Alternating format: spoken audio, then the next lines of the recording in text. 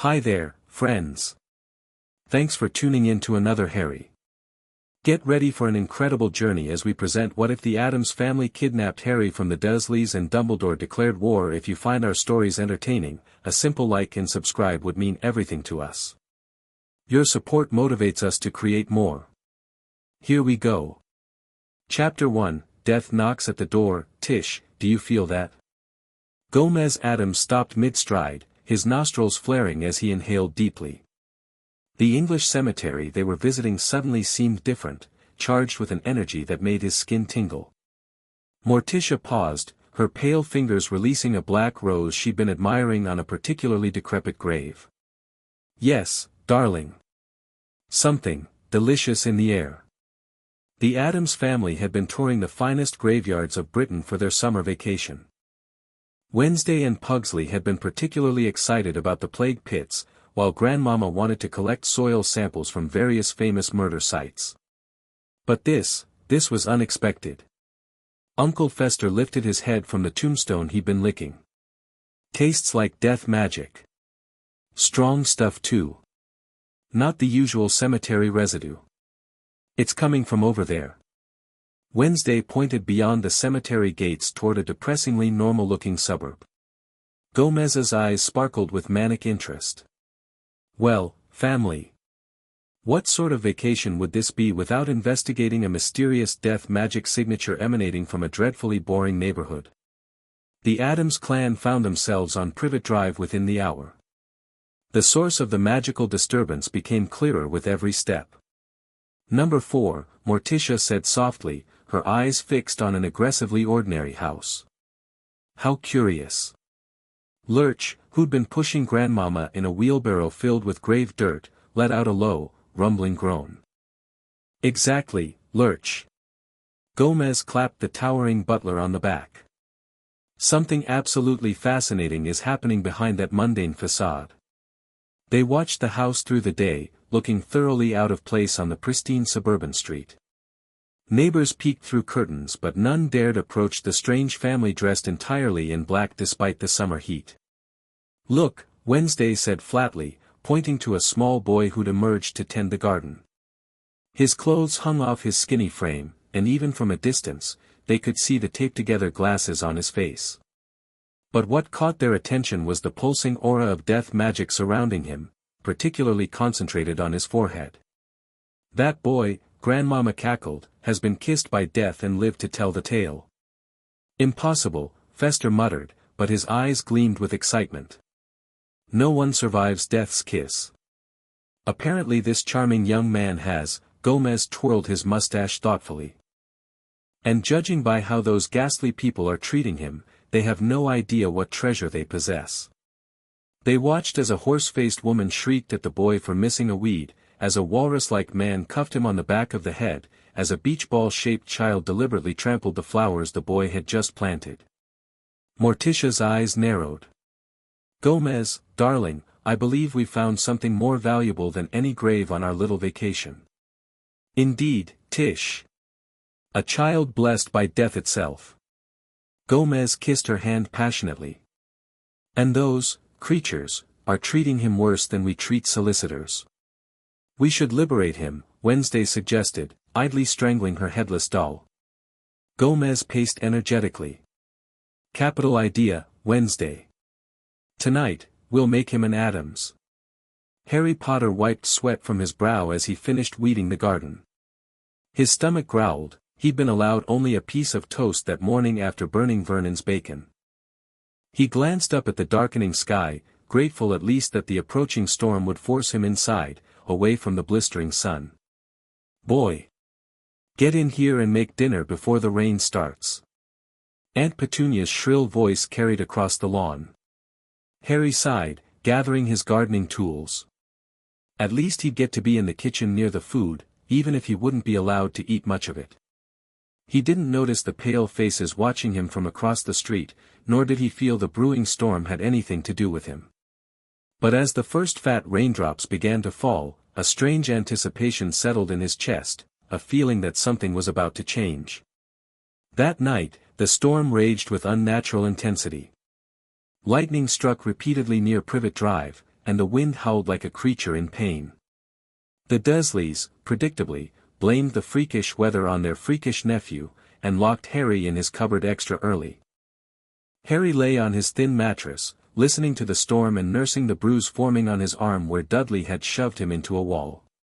He'd just begun to drift off when a particularly violent thunderclap shook the house. And then, impossibly, his cupboard door swung open. Harry blinked in confusion at the silhouette filling the doorway, tall and elegant, with eyes that seemed to glow in the darkness. "Hello, young one," said a silky female voice. "I'm Morticia Addams. We've come to rescue you." Before Harry could respond, a mustached man popped into view beside the woman. "Come along, my boy. Adventure awaits." His voice was boisterous but somehow didn't carry beyond Harry's cupboard. "Who?" Harry started, but was cut off by thunderous footsteps on the stairs. "Boy! What's all that noise?" Vernon's voice boomed. The mustached man grinned maniacally. "Allow me to introduce myself. Gomez Addams, at your service." He extended a hand to Harry. "And that sounds like our cue to make a dramatic exit." Harry hesitated only a moment before taking the stranger's hand. Something about these people felt right.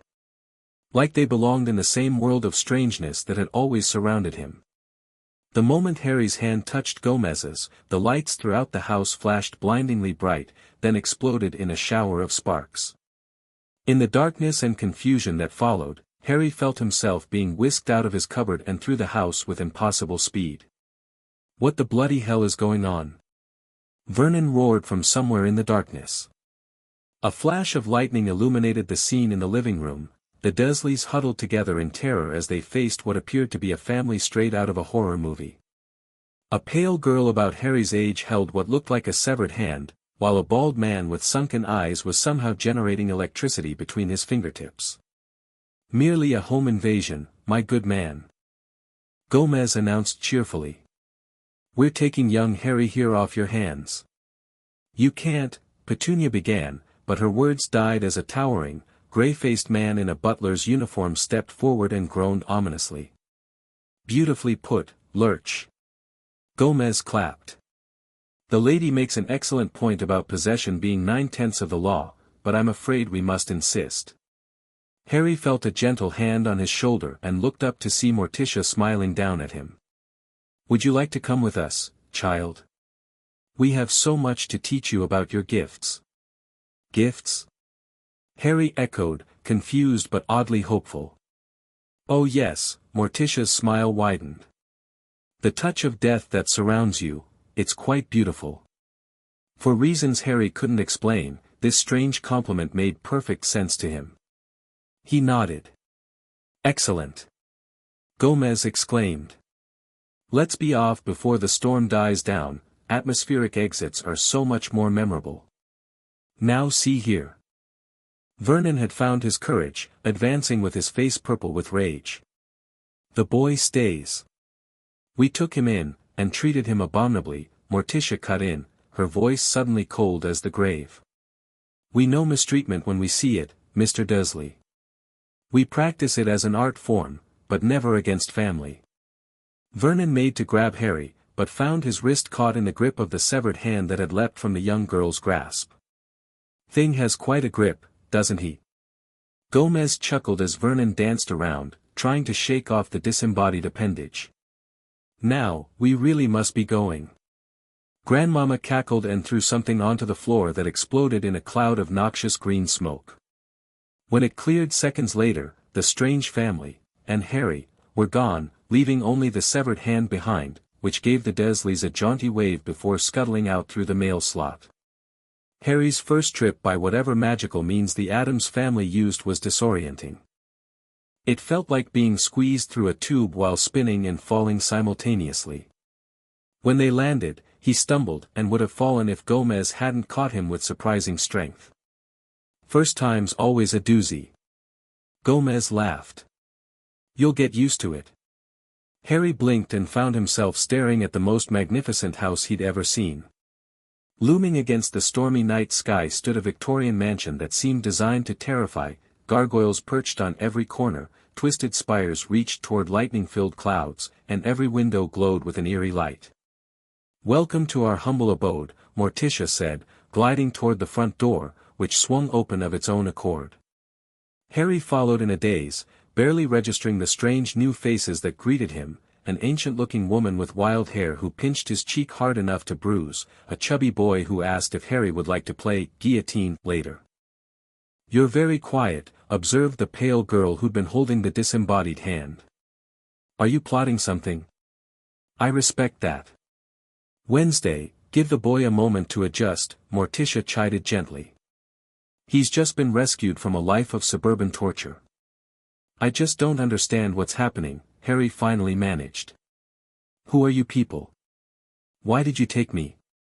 The family exchanged glances before Gomez stepped forward, kneeling to look Harry in the eye. "We're the Addams family, my boy. And we took you because you're special. You have old magic in you, death magic. The rarest kind. And those people were squashing it like a butterfly under a steam roller." His expression grew somber. "We Addamses believe in nurturing the strange and macabre, not locking it in cupboards." Harry's eyes widened. "You know about magic? But Uncle Vernon always said that it doesn't exist." Grandmama cackled. "Typical normal thinking. Deny what scares you." "Magic is our lifeblood," Morticia explained, guiding Harry further into the mansion's cavernous foyer. "And you, dear child, have survived something no one should be able to survive.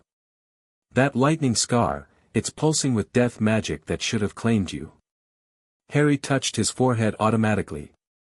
"My scar? From the car crash that killed my parents?" The room went silent. "Car crash?" Uncle Fester echoed incredulously. "Is that what those people told you?" Before Harry could answer, the mansion around them seemed to shudder. The chandeliers swayed, and dust fell from the ceiling. "The wards," Gomez muttered, suddenly alert. "Someone's breaking through." "So soon?"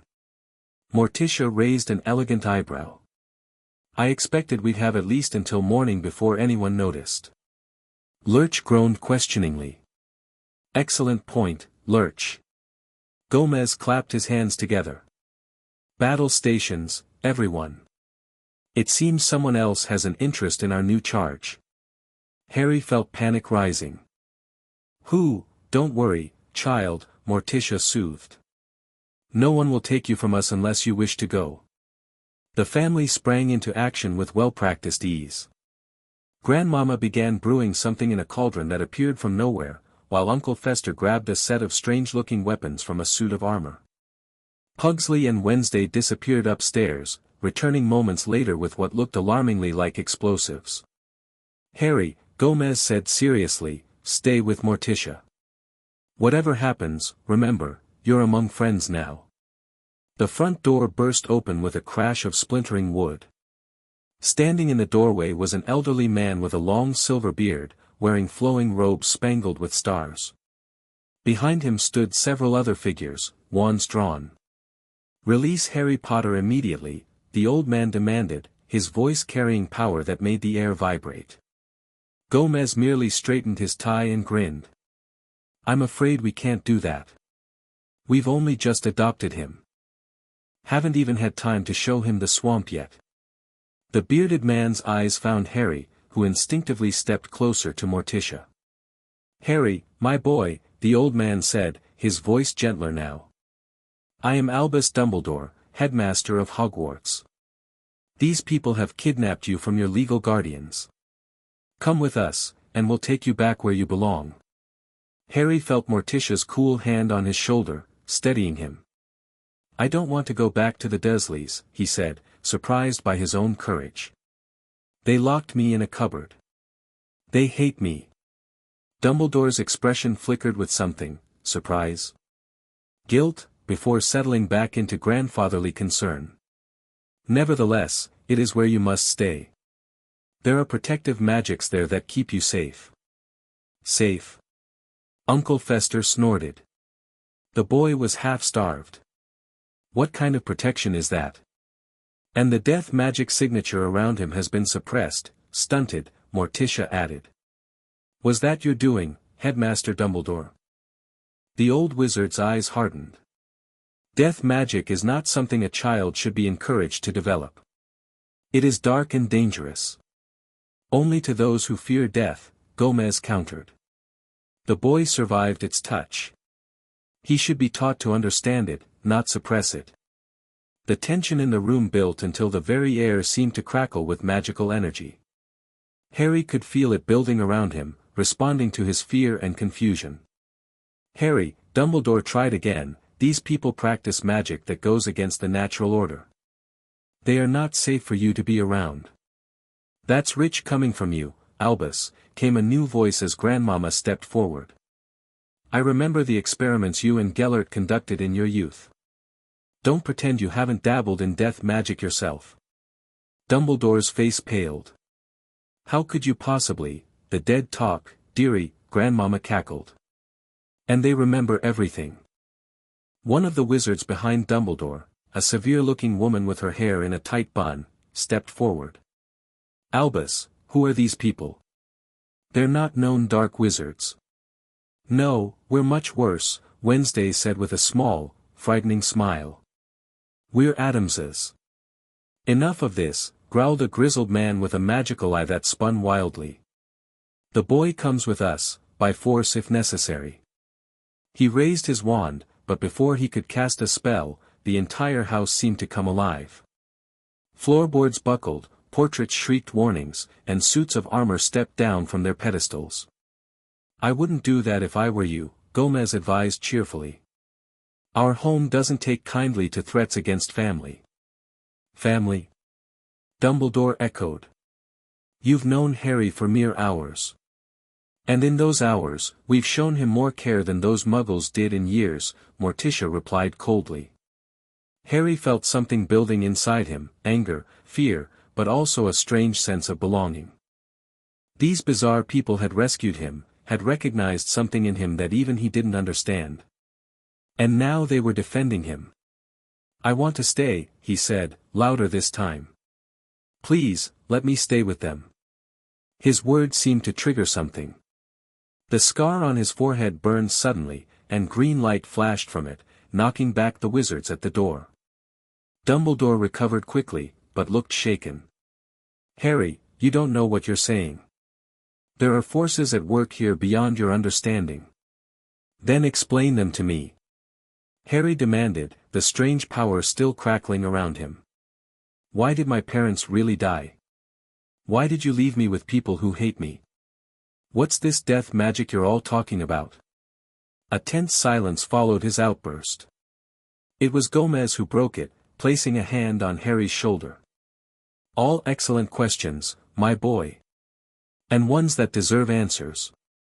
He looked to Dumbledore. Perhaps we can discuss this like civilized people. Over tea and cyanide, or just tea for our guests, if they prefer. The severe-looking witch whispered something to Dumbledore, who frowned but eventually nodded. Very well. A discussion. But Harry remains in my sight at all times. Splendid. Gomez clapped. Lurch, tea in the conservatory. And bring out the good arsenic cookies, we have company. The conservatory of the Addams mansion defied all botanical logic. Plants that shouldn't be able to survive together thrived side by side, tropical flesh-eating specimens next to Arctic lichen, desert cacti beside swamp-dwelling fungi. Most alarmingly, many of the plants seemed to be watching the assembled group with unsettling awareness. Harry sat between Morticia and Wednesday, finding comfort in their strange but steadfast presence. Across from them, Dumbledore and 3 of his companions had reluctantly taken seats, while the gruff man with the magical eye remained standing, his wand at the ready. Now then, Gomez began, accepting a cup of something steaming and green from Lurch, let's get acquainted. You know who we are, the Addamses. Been practicing our particular brand of magic for generations. Your family is not registered with any magical government, said the severe-looking witch suspiciously. Governments are such tedious things, Morticia sighed. Always wanting to regulate and classify. Magic isn't meant to be contained in neat little boxes, is it, Harry? Harry, who'd been given hot chocolate instead of whatever the adults were drinking, shook his head. I didn't even know magic was real until today. Dumbledore's eyebrows shot up. The Dursleys never told you? Not even when strange things happened around you. They called me a freak, Harry said quietly. Said my parents died in a car crash and left me with my scar. The witch gasped. Albus. You assured us he would be told of his heritage. Dumbledore at least had the decency to look uncomfortable. I believed it best for Harry to have a normal childhood, away from the fame and pressure of being the boy who lived. Boy who lived? Harry repeated. Oh yes. Uncle Fester grinned. That's what they call you. You survived the unsurvivable. A death curse. Magnificent. Harry's head spun. A curse killed my parents. A dark wizard named Voldemort, Dumbledore explained, ignoring the flinches from his companions. He tried to kill you too, but somehow, the curse rebounded. You survived with only that scar, and he was defeated. For now, Grandmama cackled, stirring something in a teacup. Death magic leaves traces. He's not gone, just disembodied. The gruff wizard's grip tightened on his wand. How could you possibly know that? We Addamses have a relationship with death, Morticia explained, stroking a vine that had begun to wrap around her arm. We recognize its signatures. The magic in Harry's scar is connected to something else, something still existing, if weakly. That is precisely why Harry must return to his relatives, Dumbledore insisted. The blood protection from his mother's sacrifice creates wards that keep him safe from Voldemort and his followers. Safe from external threats, perhaps, Gomez countered, puffing on a cigar, but what about the internal ones? The boy's own magic being suppressed. The death curse fragment in his scar slowly poisoning him. A heavy silence fell across the room. The witch turned to Dumbledore, her expression horrified. Albus, what is he talking about? Dumbledore's face had gone very still. You can sense that? Of course. Grandmama cackled. Plain as day to those who know what to look for. The boy's carrying a fragment of something nasty in that scar. Been feeding on his magic for years. Harry touched his scar, suddenly afraid. There's something inside me. Don't worry, dear, Morticia soothed. We can help you understand it, maybe even remove it eventually. This is all speculation, Dumbledore said dismissively, though Harry thought he detected uncertainty in the old man's eyes. The important thing is Harry's safety, which is guaranteed by the blood wards at his aunt's home. Safety isn't just physical, old man, Uncle Fester growled, electricity crackling between his fingers. The kid was being crushed there. Anyone with eyes could see it. And our home has protections of its own, Gomez added. Centuries of Addams magic. Darker and more ancient than anything your ministry has dreamed of. The plants around them seemed to sway in agreement, and Harry could have sworn the house itself creaked its approval. We can offer the boy a home, Morticia said softly, her hand gently resting on Harry's shoulder. A family that understands his connection to death instead of fearing it. And playmates. Pugsley added cheerfully, holding up what looked disturbingly like a stick of dynamite. We were just about to test our new catapult. The witch with the tight bun looked increasingly troubled. Albus, perhaps we should consider, no, Dumbledore cut her off firmly. The blood protection is essential. I cannot and will not risk Harry's safety on the untested protections of this family. Harry felt anger building again. Don't I get a say? All eyes turned to him, and Harry forced himself to continue despite his nervousness. The Dursleys hate me. They make me sleep in a cupboard under the stairs. They barely feed me. Dudley, my cousin, beats me up all the time. He looked directly at Dumbledore. If you make me go back there, I'll just run away again. Harry, my boy, Dumbledore began in a placating tone, I understand there have been difficulties.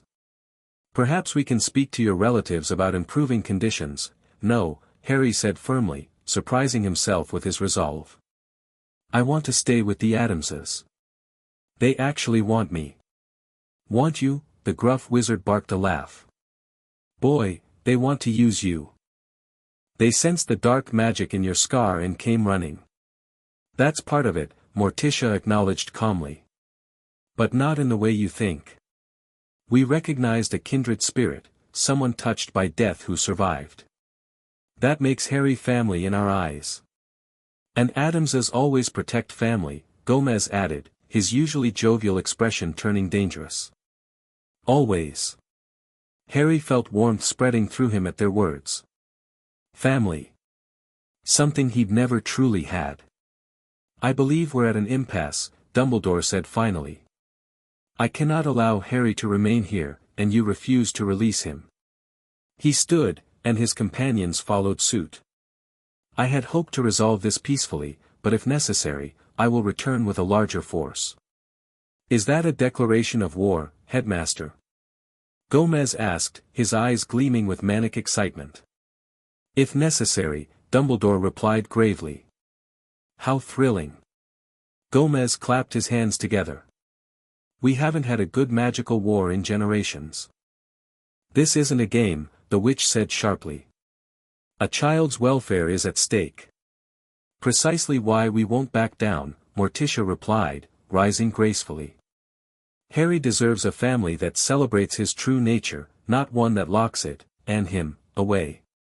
Harry looked between the two groups, fear and hope battling within him. The wizards were powerful, that much was obvious, but the Addamses seemed unconcerned. Something told him they had resources Dumbledore couldn't imagine.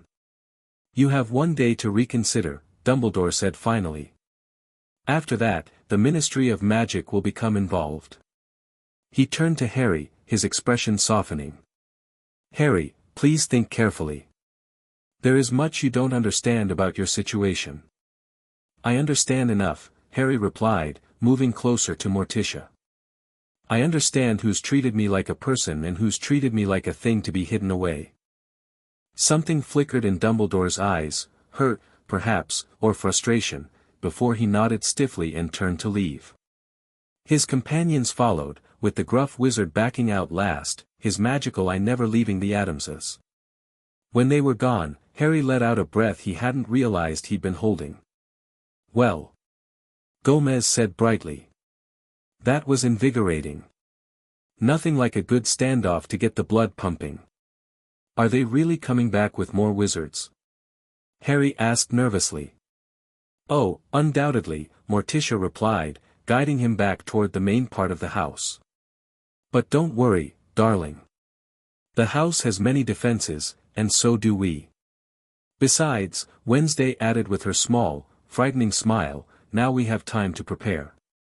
Prepare what? Harry asked, not entirely sure he wanted to know the answer. Gomez threw an arm around his shoulders.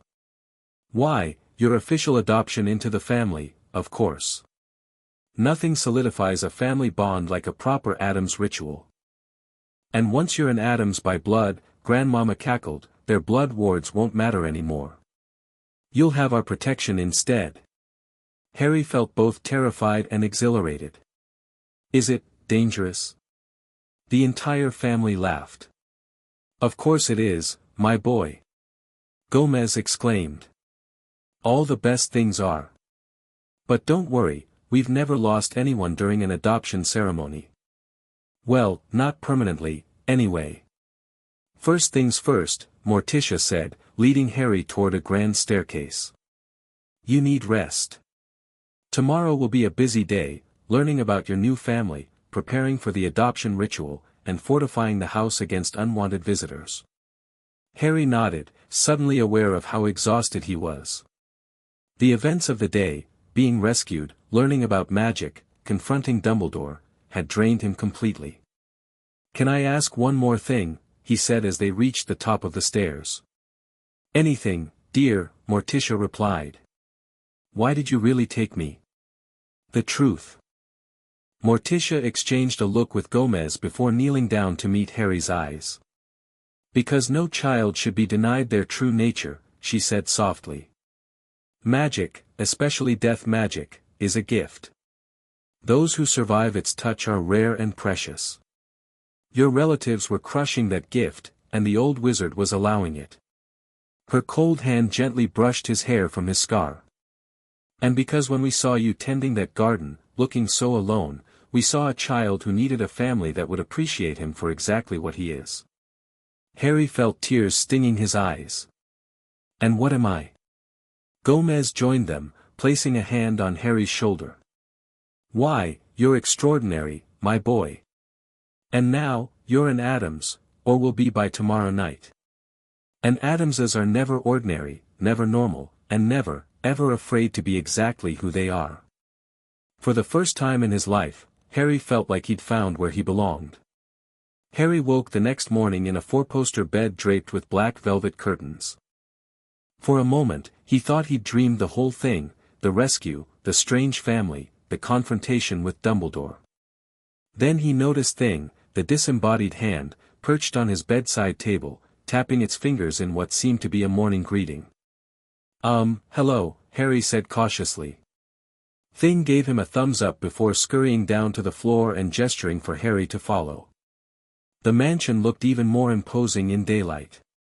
What Harry had taken for decorative gargoyles the night before turned out to be actual creatures that occasionally shifted position or blinked. Portraits on the walls followed him with their eyes, and one even called out, "Fresh blood." How delightful.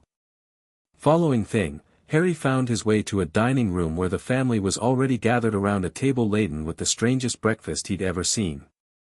Harry. Good morning. Gomez greeted him enthusiastically.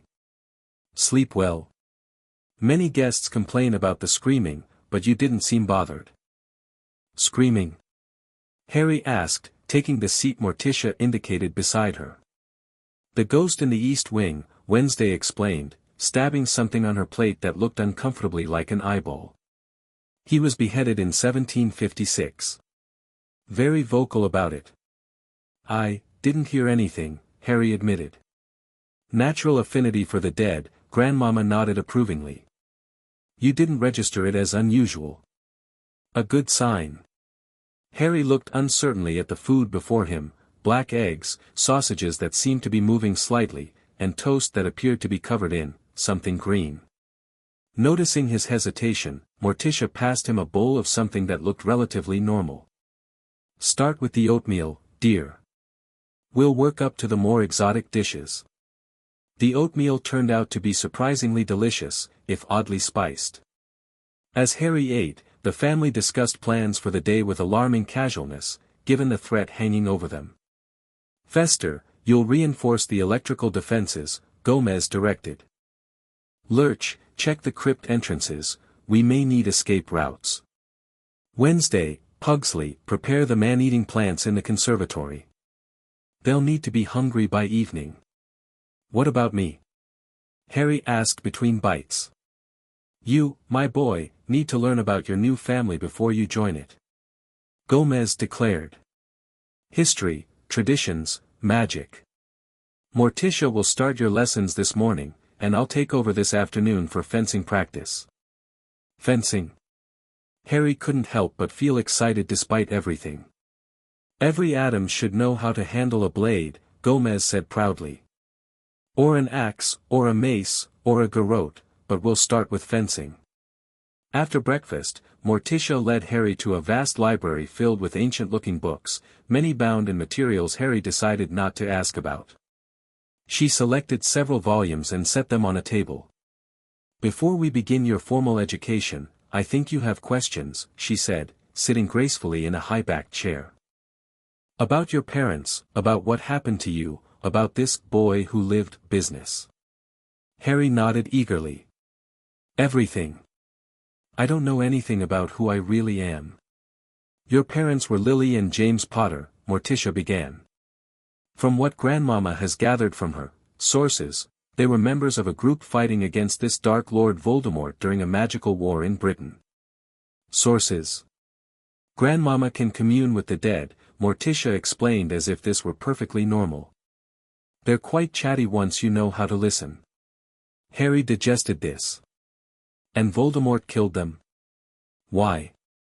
That's where things get interesting, Morticia leaned forward. There was apparently a prophecy about a child who could defeat him. From what the spirits say, it could have referred to you or one other boy, but Voldemort chose to target you. A prophecy? Harry repeated incredulously. Like, seeing the future. Some witches and wizards have the gift, Morticia confirmed. Though prophecies are notoriously tricky things, often self-fulfilling.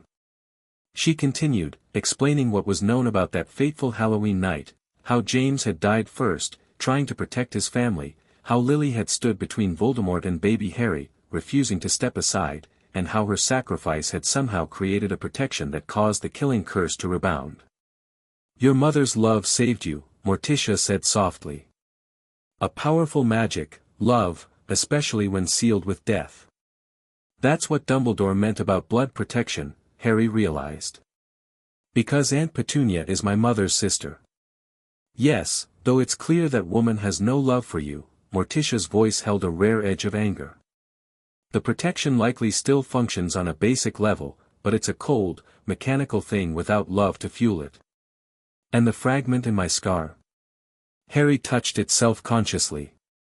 What Grandmama mentioned. Morticia's expression grew more serious. That is concerning. When a killing curse rebounds, it's unprecedented. Something of Voldemort seems to have attached itself to you. She hastened to add, seeing Harry's horrified expression, but don't worry, dear. The Addams family has dealt with soul fragments, possessions, and all manner of dark attachments for centuries. Once you're officially adopted, we'll begin working to contain and eventually remove it. The next few hours passed in a whirlwind of information. Morticia taught Harry about the Addams family history, a long line of witches, warlocks, and assorted supernatural beings dating back to ancient Rome. Unlike the wand-wielding wizards Harry had seen with Dumbledore, the Addams practiced older, more primal forms of magic. Magic is in the blood, in the breath, in the intent, Morticia explained, demonstrating by causing a black rose to bloom in her palm without a wand. Wands are useful focusing tools, but they can become crutches. True power comes from within. Around midday, they were interrupted by Lurch, who groaned something Harry couldn't understand. Excellent, Lurch, Morticia nodded. Tell Gomez we'll be right there. What did he say? Harry asked as they followed the butler through the house. The perimeter wards detected movement, Morticia replied calmly. It seems our wizard friends are back earlier than expected. Harry's stomach dropped. Are they attacking? Not yet. Merely observing, according to Lurch. But it's good you'll see how our defenses work before tonight's ritual. They joined Gomez in what appeared to be a normal sitting room, except for the wall covered in strange mechanical devices and glowing crystals. Several screens showed different views of the property surrounding the mansion. Ah, there you are. Gomez greeted them cheerfully. Just in time for the show. They've brought quite the delegation, ministry officials, aurors, even a few curse breakers. Harry peered at the screens, recognizing Dumbledore's silver beard among a group of about 20 witches and wizards gathered at the edge of the property. They can't get in yet, Gomez explained. Addams' land has repelled unwanted visitors for generations. The fence is just the first layer, it's the grounds themselves that really put up a fight.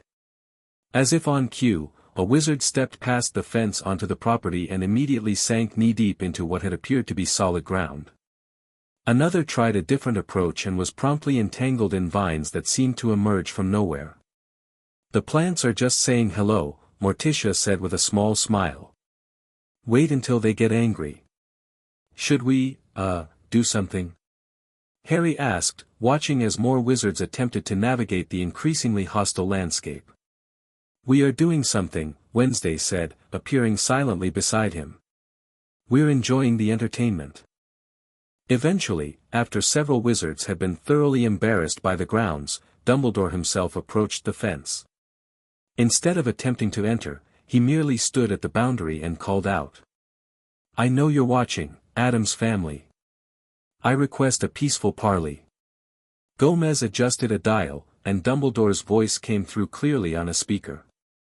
"What do you think, my dear?" he asked Morticia. "Shall we hear him out?" "It would be the polite thing to do," she agreed. "Besides, I'm curious what threats or bribes they'll offer this time." Gomez pressed a button, and his voice projected outside. "Approach the front gate, Dumbledore. Just you and 2 others. Any funny business, and the Venus mantraps get to have an early dinner." Dumbledore, accompanied by the severe-looking witch and a red-haired man Harry hadn't seen before, made their way carefully to the main gate, which remained firmly closed. "State your business," Gomez called cheerfully through the intercom. "We wish to resolve this situation peacefully," Dumbledore replied. "The Ministry of Magic has become involved now. They're prepared to recognize your family officially and grant you certain autonomies if you release Harry into our custody." "Bribes it is," Morticia murmured to Harry. "How predictable. And if we decline this generous offer?" Gomez asked, sounding more excited than concerned. The red-haired man stepped forward. "Then we'll have no choice but to classify your family as kidnappers and dark wizards, with all the consequences that entails." "And you are?" Gomez asked. "Arthur Weasley, Department of Magical Cooperation," the man replied. "I'd rather not see this turn ugly, especially with a child involved." "The child has a name," Harry said suddenly, stepping up to the microphone before anyone could stop him. "And I've already told you I don't want to go back." "Harry," Dumbledore's voice took on a grave tone. "You don't understand the protections your mother's sacrifice created. Without the blood wards at your aunt's home, you'll be vulnerable to Voldemort's followers." "We're addressing that particular issue tonight," Gomez replied, taking back the microphone. "A proper Addams adoption. Blood, magic, the works. Then he'll have our family's protection, much older and nastier than your blood wards, I assure you." The 3 wizards outside exchanged alarmed glances. "An adoption ritual," the witch spoke for the first time. "You can't seriously be planning to perform blood magic on a child." "It's perfectly safe," Morticia assured them, leaning toward the microphone. "We've been doing it for generations. The success rate is nearly 90%. "And the other 10%? Arthur Weasley asked worriedly. "Still technically alive," Gomez replied cheerfully. "Just, differently so." "This is madness," Dumbledore declared. "Harry, please reconsider. These people practice magic that has been forbidden for centuries for good reason." Harry looked at the family gathered around him, Gomez with his manic energy, Morticia with her serene confidence, Wednesday with her deadpan intensity, Pugsley with his cheerful destructiveness, Fester with his wild-eyed enthusiasm, Grandmama with her ancient wisdom, and Lurch with his steadfast loyalty. In just one day, they had shown him more acceptance and care than the Dursleys had in 10 years. "I want the adoption," he said firmly into the microphone. "I want to be an Addams." "Then you leave us no choice," Dumbledore said gravely. "By sunset tomorrow, the full might of the Ministry will descend on this house. I had hoped to avoid this, Harry, but you must be protected, even from yourself." "A declaration of war!" Gomez exclaimed, clapping his hands in delight. "How exciting! We accept." "This isn't a game," the witch snapped. "Lives are at stake." "Life without risk isn't living, madam," Morticia replied smoothly. "Now, if you'll excuse us, we have an adoption to prepare for and a mansion to fortify. We'll see you tomorrow at sunset for your, what did you call it, Gomez?" "Glorious defeat," Gomez supplied happily. With that, he switched off the microphone, leaving the 3 wizards staring at the mansion in frustration. "Well, that's settled." Gomez turned to Harry with a broad grin. "Now we can focus on the important things. Making you a true Addams before our guests return with reinforcements." Harry should have been terrified. He was, after all, about to undergo a potentially dangerous magical ritual and then face a small army of wizards. Instead, he felt strangely calm, even excited. For the first time in his life, someone was fighting to keep him, not to be rid of him. "What do we need to do?" he asked. "First, fencing lessons," Gomez declared, pulling 2 rapiers seemingly out of nowhere. "Every Addams should know how to duel properly." By evening, Harry was exhausted but exhilarated. After fencing lessons with Gomez, during which he'd only been stabbed twice, which Gomez assured him was excellent progress, he'd had explosives training with Pugsley, mostly learning which colored wires not to connect, potion basics with Grandmama, whose concoctions seemed to defy the laws of both physics and common sense, and a crash course in Addams family history from Wednesday, who had a disturbing talent for describing centuries-old beheadings in vivid detail. Now, as the sun set, the family gathered in what they called the Great Hall, a cavernous room deep within the mansion, lit by hundreds of black candles. In the center stood a stone altar carved with symbols Harry couldn't read, surrounded by a circle of what looked uncomfortably like dried blood. "Don't worry," Wednesday said, noticing his expression. "It's not all human." Somehow, this wasn't as reassuring as she probably intended. "The adoption ritual is simple in concept," Morticia explained, guiding Harry to stand beside the altar. "Blood of the family, freely given, mixed with blood of the adoptee, freely given, bound by magic older than names." "Will it hurt?" Harry asked, trying to keep his voice steady. "Oh, definitely," Grandmama cackled. "But that's how you know it's working." Gomez clapped Harry on the shoulder. "Pain is just the body's way of saying, 'Welcome to the family.'" One by one, each Addams stepped forward, making a small cut on their palm and allowing a few drops of blood to fall into a silver chalice on the altar. Even Thing participated, somehow producing a drop of something red from its wrist. Last came Harry, who winced as Morticia gently drew a silver dagger across his palm, adding his blood to the mix. "Blood of our blood," the family chanted together, "bone of our bone, flesh of our flesh, spirit of our spirit." What was separate, now joined. What was lost, now found. Grandmama stirred the mixture in the chalice with a gnarled finger, muttering incantations that made the air grow heavy and the candles flicker. The blood began to glow with an eerie light. "Drink, child," Morticia instructed, holding the chalice to Harry's lips. "And become an Addams in truth." Harry hesitated only a moment before taking the chalice and drinking. The taste was metallic but somehow not unpleasant, like liquid copper mixed with exotic spices. For a second, nothing happened. Then pain exploded through his body. Harry gasped, dropping to his knees as it felt like every cell in his body was being torn apart and reassembled. His scar burned white-hot, and he could have sworn he heard a distant scream that wasn't his own.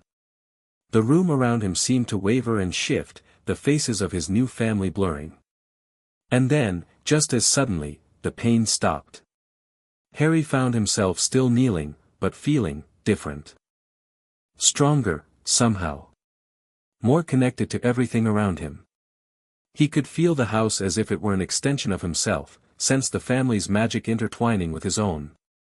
Most noticeably, he could feel the fragment in his scar, more distinctly than before, but now it seemed contained, imprisoned behind walls of unfamiliar magic. "The house recognizes you," Morticia said softly, helping him to his feet. "And so does our magic." "How do you feel, old boy?"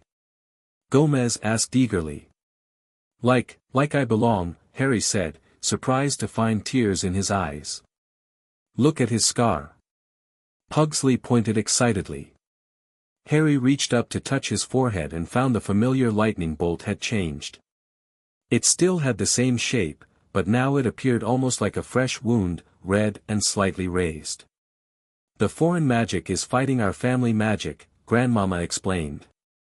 "Don't worry, ours is winning. See how the darkness is being pushed out."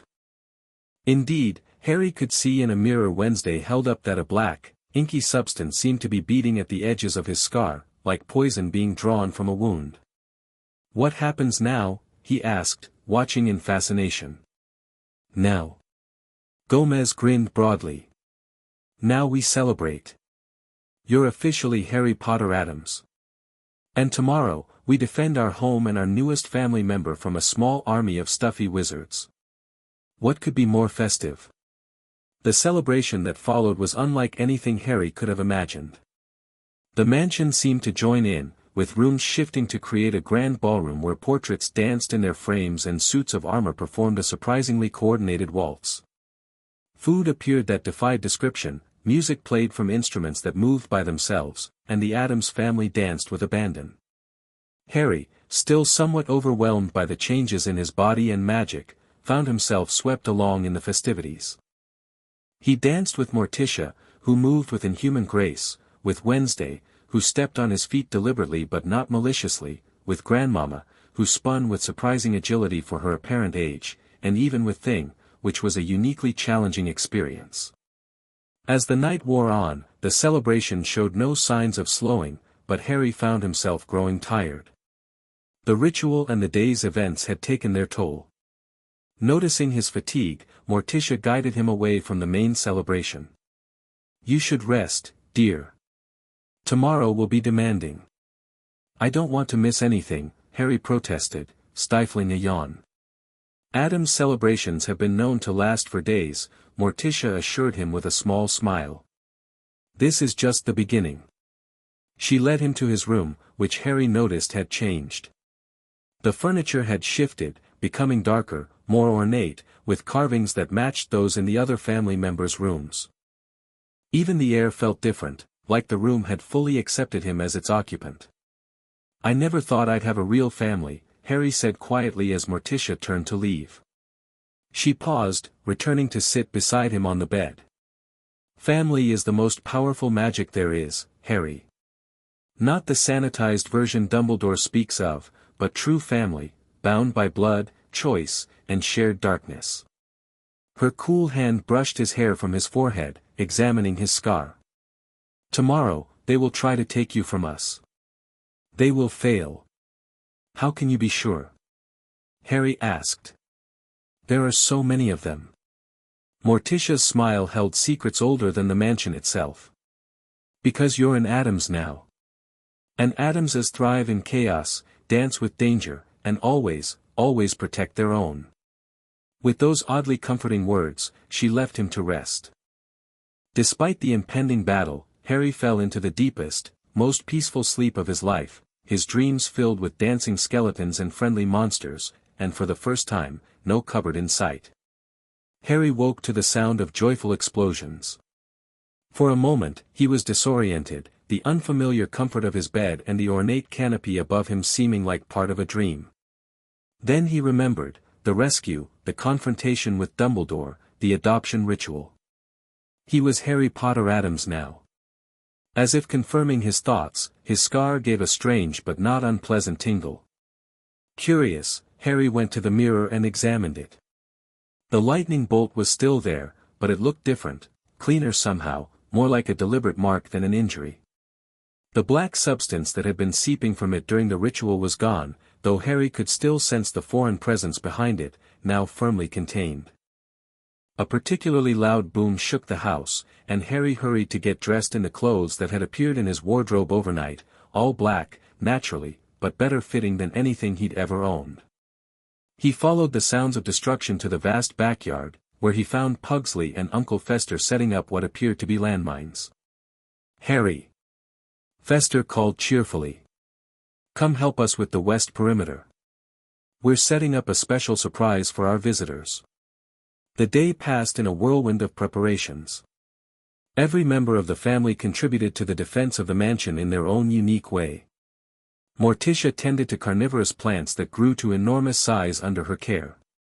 Wednesday stationed crossbows at strategic windows, the bolts tipped with something green and bubbling. Grandmama brewed cauldrons of potions that emitted noxious fumes. Gomez bounced from project to project, adding his manic energy to each. Even the house itself seemed to be preparing, corridors shifting and reshaping, hidden passages appearing and disappearing, suits of armor moving to guard vulnerable points. Harry, still adjusting to his new connection to the mansion, could almost feel it thinking, planning. The house has been in the family for generations, Morticia explained when she caught Harry staring in wonder as a wall absorbed a painting, only to have it reappear elsewhere. It's not just a building, it's almost alive. And now it recognizes you as family too. Around midday, Lurch groaned urgently from his observation post. They're here early. Gomez looked delighted rather than concerned. Splendid. Nothing like a surprise attack to get the blood pumping. The family gathered in the control room, watching the screens as dozens of wizards and witches appeared at the edge of the property. They were more organized this time, with teams clearly assigned to different approaches. Ministry Aurors, Gomez identified, pointing to a group in distinctive robes. And those must be the Cursebreakers, see the equipment they're carrying. Oh, and look. They've brought Dementors. How thoughtful. Dementors? Harry asked, noticing dark, floating figures at the edges of the group. Soul-sucking fiends, Wednesday explained with something like admiration. They feed on happy thoughts and can extract your soul through your mouth. They're used as prison guards, usually, Morticia added with a disapproving frown. Bringing them against a child is excessive. Not to worry. Gomez declared confidently. Addamses have been repelling soul-suckers for centuries. Our happy thoughts are most people's nightmares. On the screens, Dumbledore stepped forward, raising his wand. A glowing silver phoenix erupted from it, soaring toward the mansion and passing through the outer wards as if they weren't there. It materialized in the control room, speaking with Dumbledore's voice. This is your final opportunity to surrender Harry Potter peacefully. We have no wish to harm your family, but we will do what is necessary to protect the boy. Gomez looked at Harry. What do you think, my boy? Shall we surrender you? Harry felt a surge of gratitude at being asked his opinion, something the Dursleys had never done, and apparently neither had Dumbledore when placing him with them. No, he said firmly. I want to stay with you. Splendid answer. Gomez clapped his hands together, then addressed the glowing phoenix. Sorry, Dumbledore. The newest Addams has spoken. We'll be keeping him. The phoenix dissolved, and outside, Dumbledore lowered his wand, his expression grave even from a distance. He gave a signal, and the assembled witches and wizards began their advance. Places, everyone. Gomez called excitedly. Remember the plan.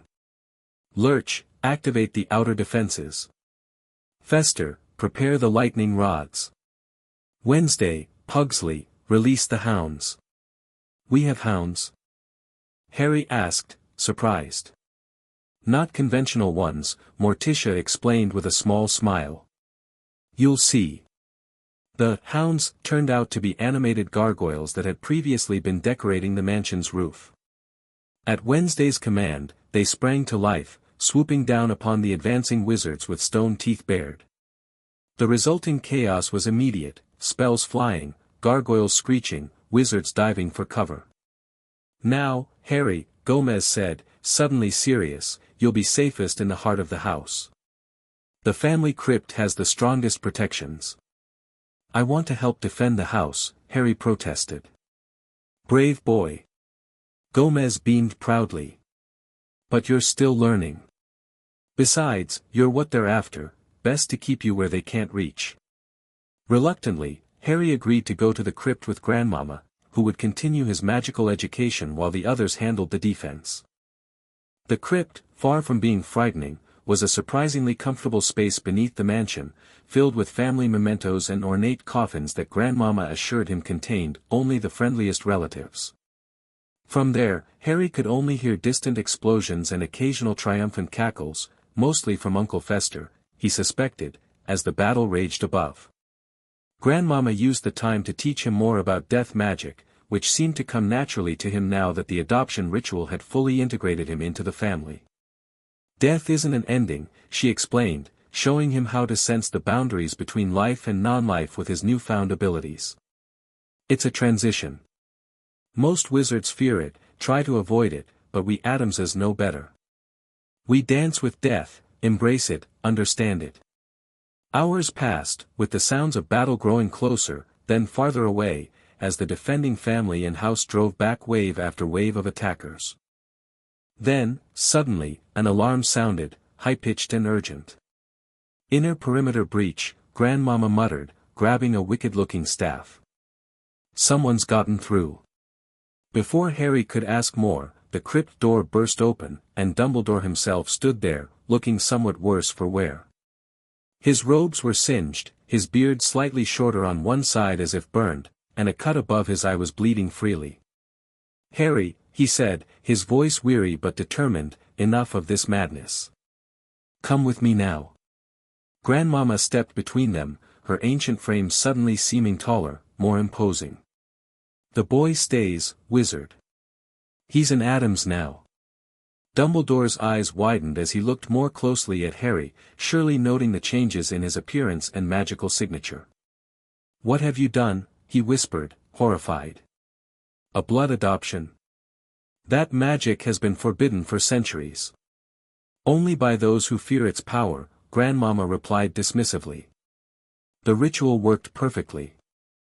Harry's one of us now, in blood and magic."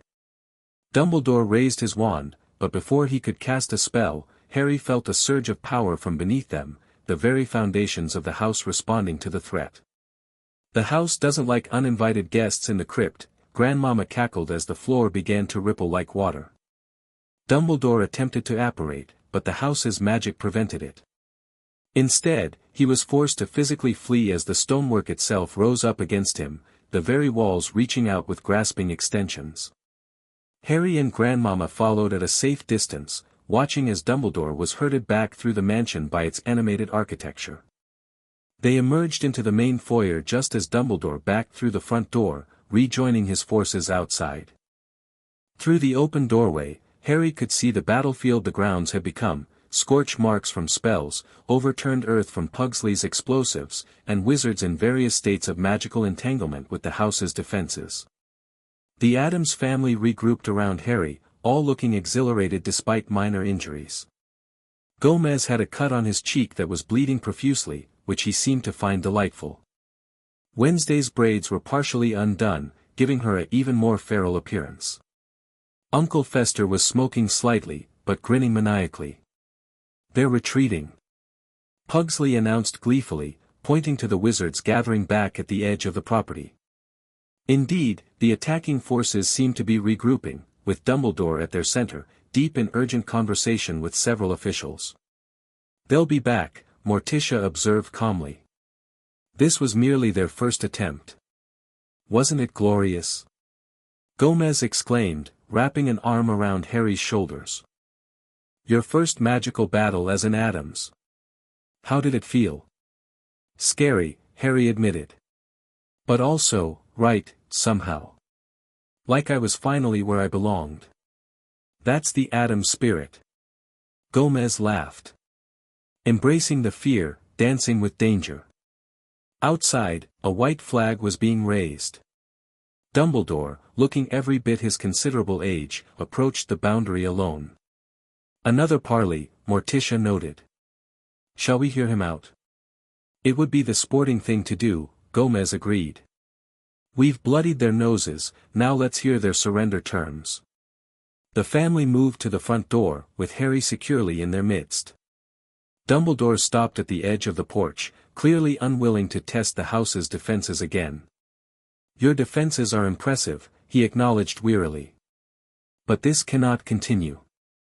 Harry must return to the protection of his mother's blood." "I have new blood now," Harry spoke up, feeling a courage he'd never known before. "Addams' blood." "So we've seen," Dumbledore's gaze lingered on Harry's transformed scar. "But there are things you don't understand, Harry. Prophecies that must be fulfilled, protections that must be maintained." "We know about the soul fragment in his scar," Morticia said quietly. "We've contained it for now, but we intend to remove it permanently." Dumbledore looked genuinely shocked. "How could you possibly? Death has many secrets," Grandmama interrupted. "And we've been its confidants for generations."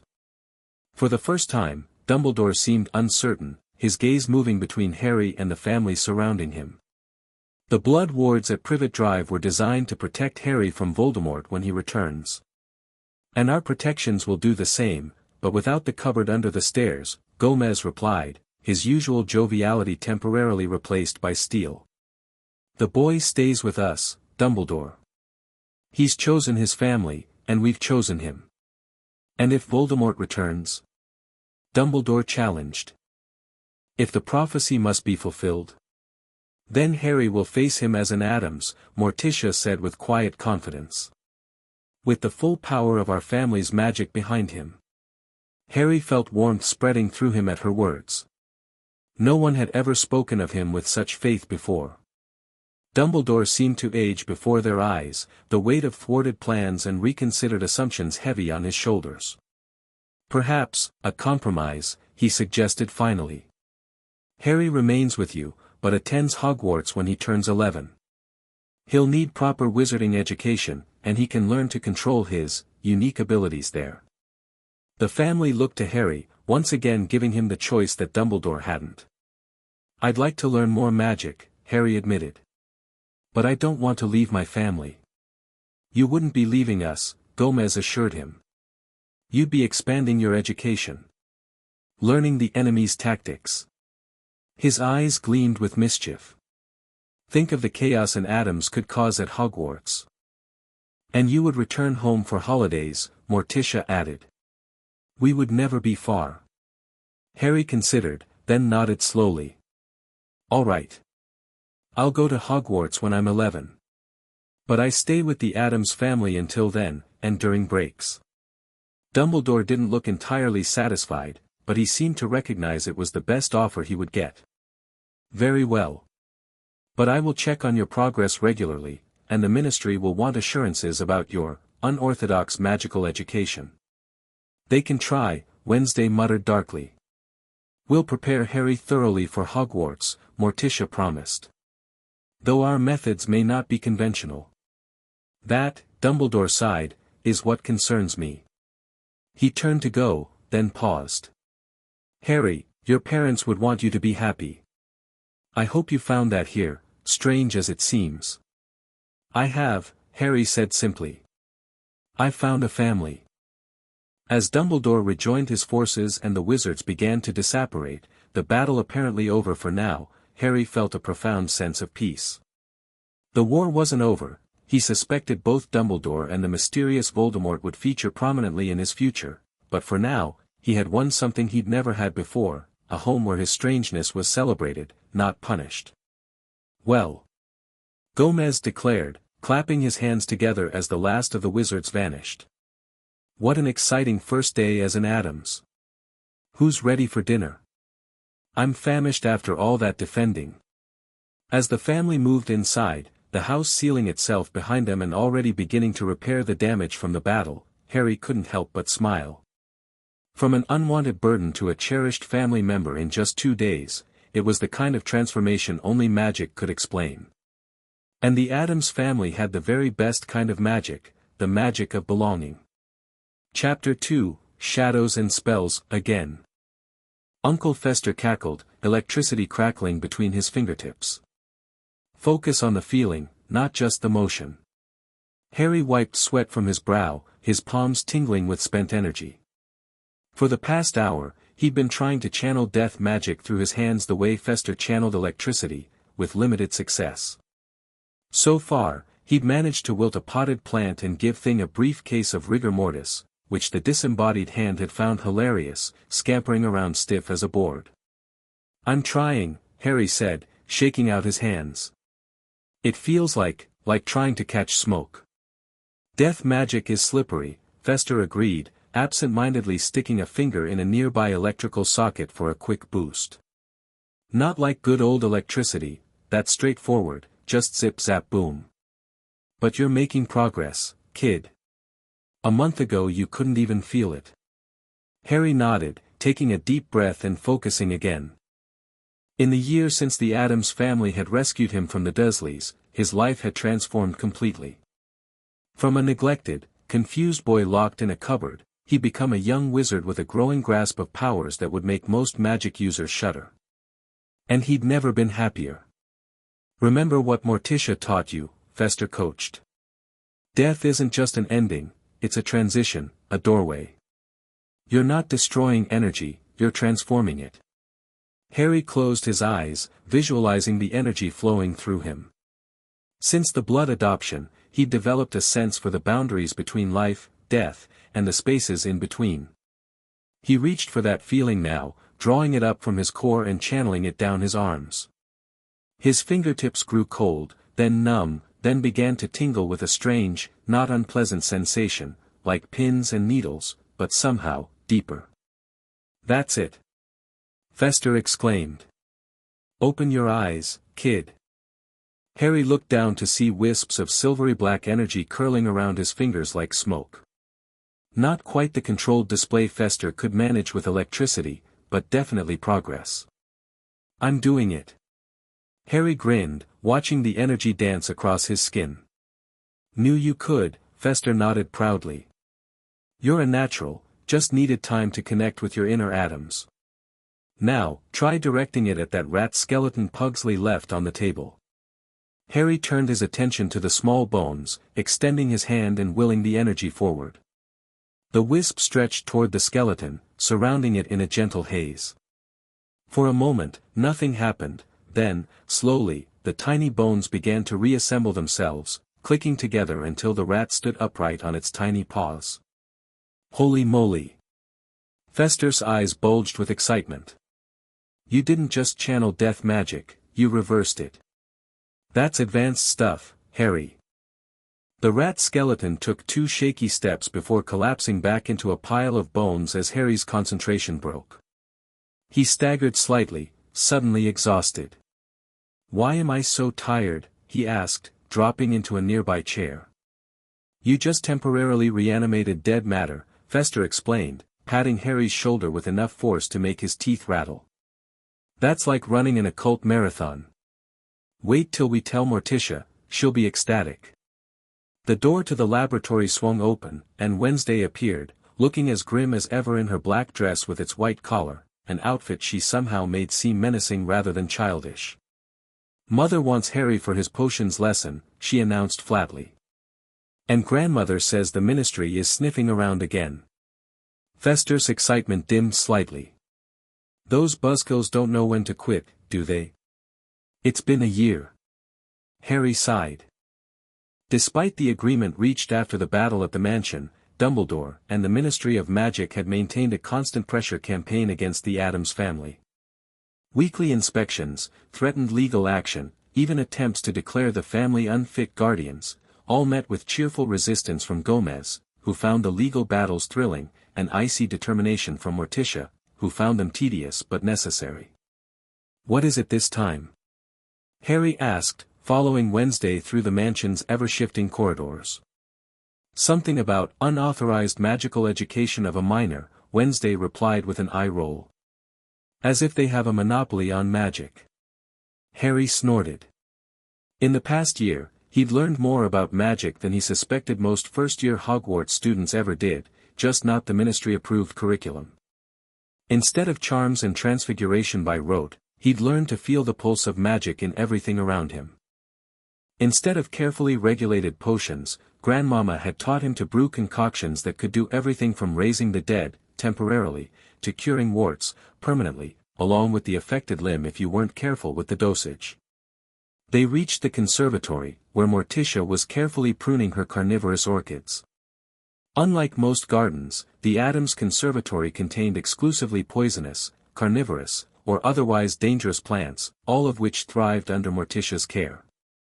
"Ah, Harry, darling," she greeted him with her subtle smile. "Wednesday said you were having a productive session with Fester. Something about reanimation?" "Just a rat skeleton," Harry said modestly. "And only for a few seconds." Even so, Morticia glided over to him, examining his face with motherly pride. "That's remarkable progress. Most young wizards your age are still trying to levitate feathers." Harry beamed at the praise. Morticia never exaggerated compliments, if she said his progress was remarkable, it truly was. "What are we working on today?" he asked, peering at the bubbling cauldron set up on a workbench beneath a particularly vicious-looking vine.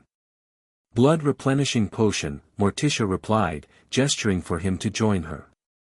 Given our tense relationship with the magical authorities, it seems prudent to maintain a good supply.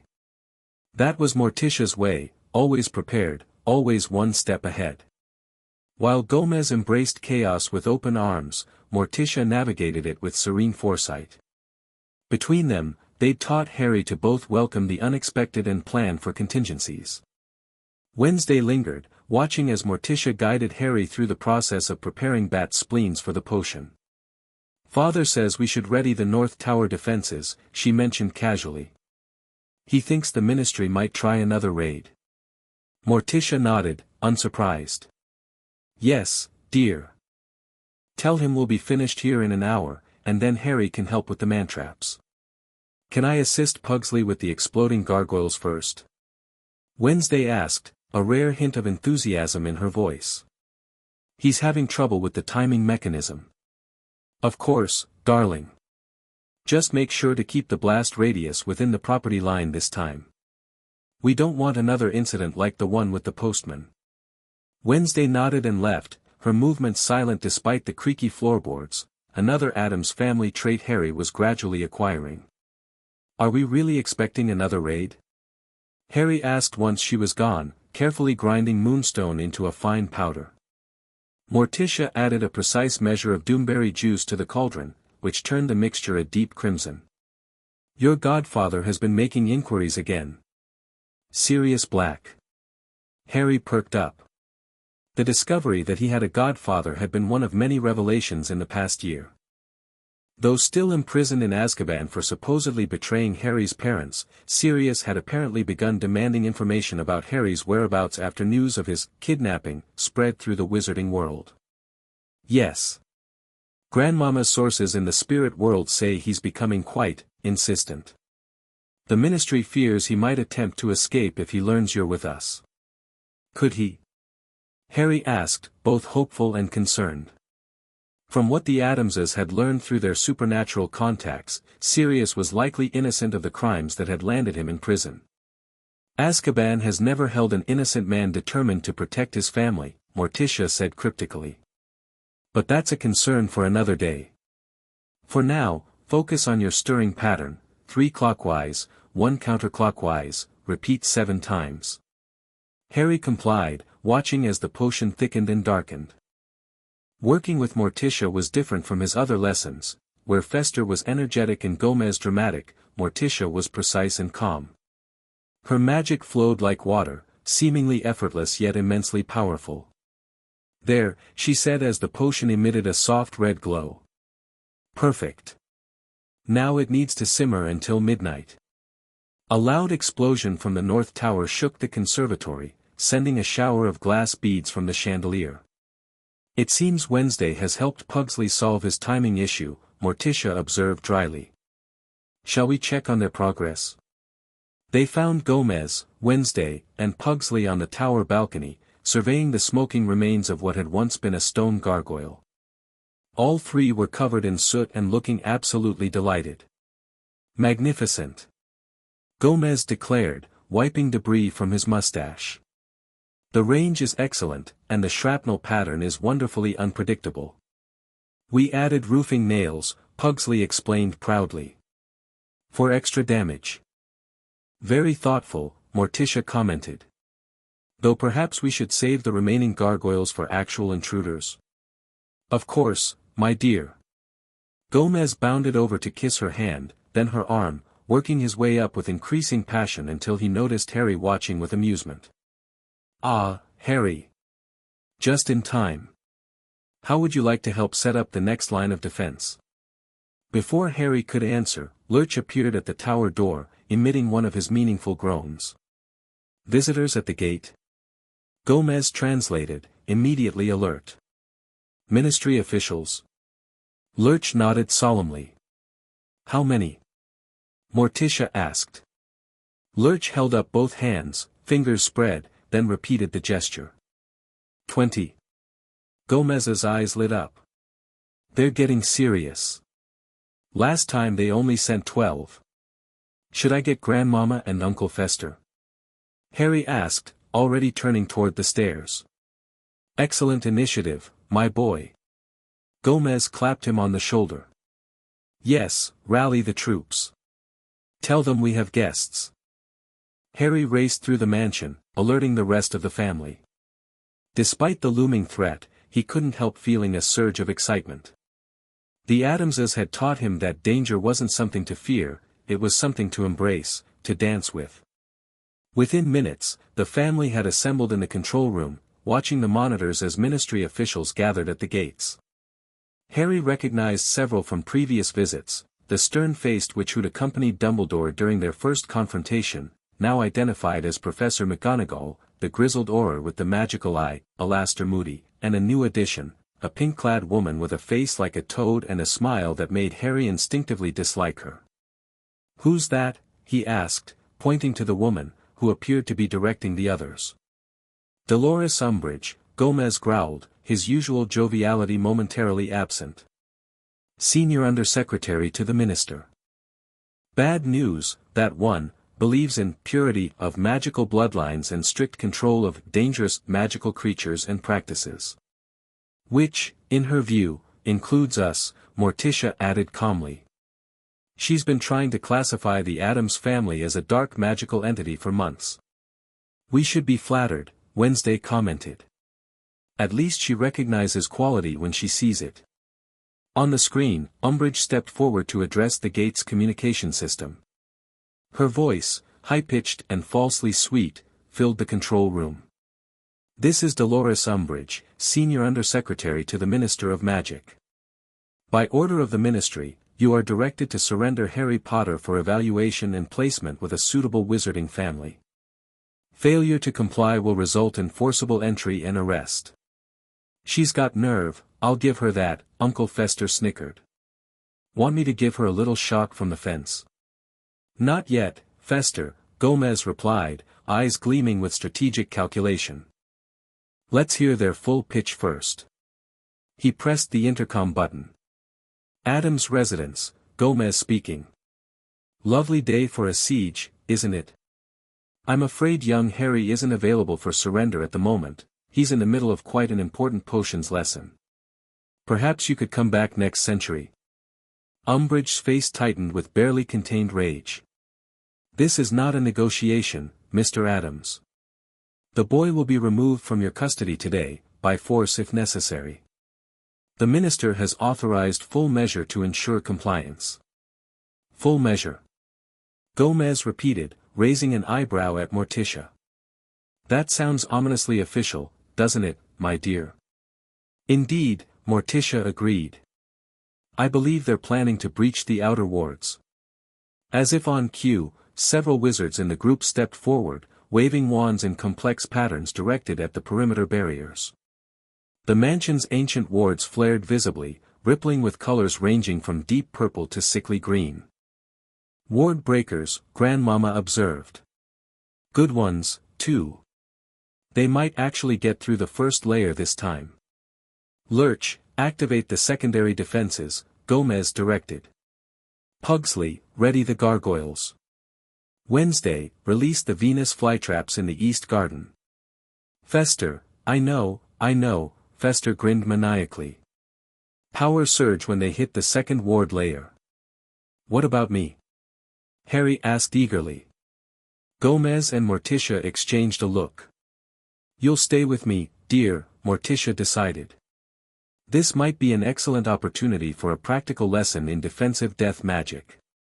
Outside, the first ward layer shimmered and fell, allowing the ministry forces to advance onto the property.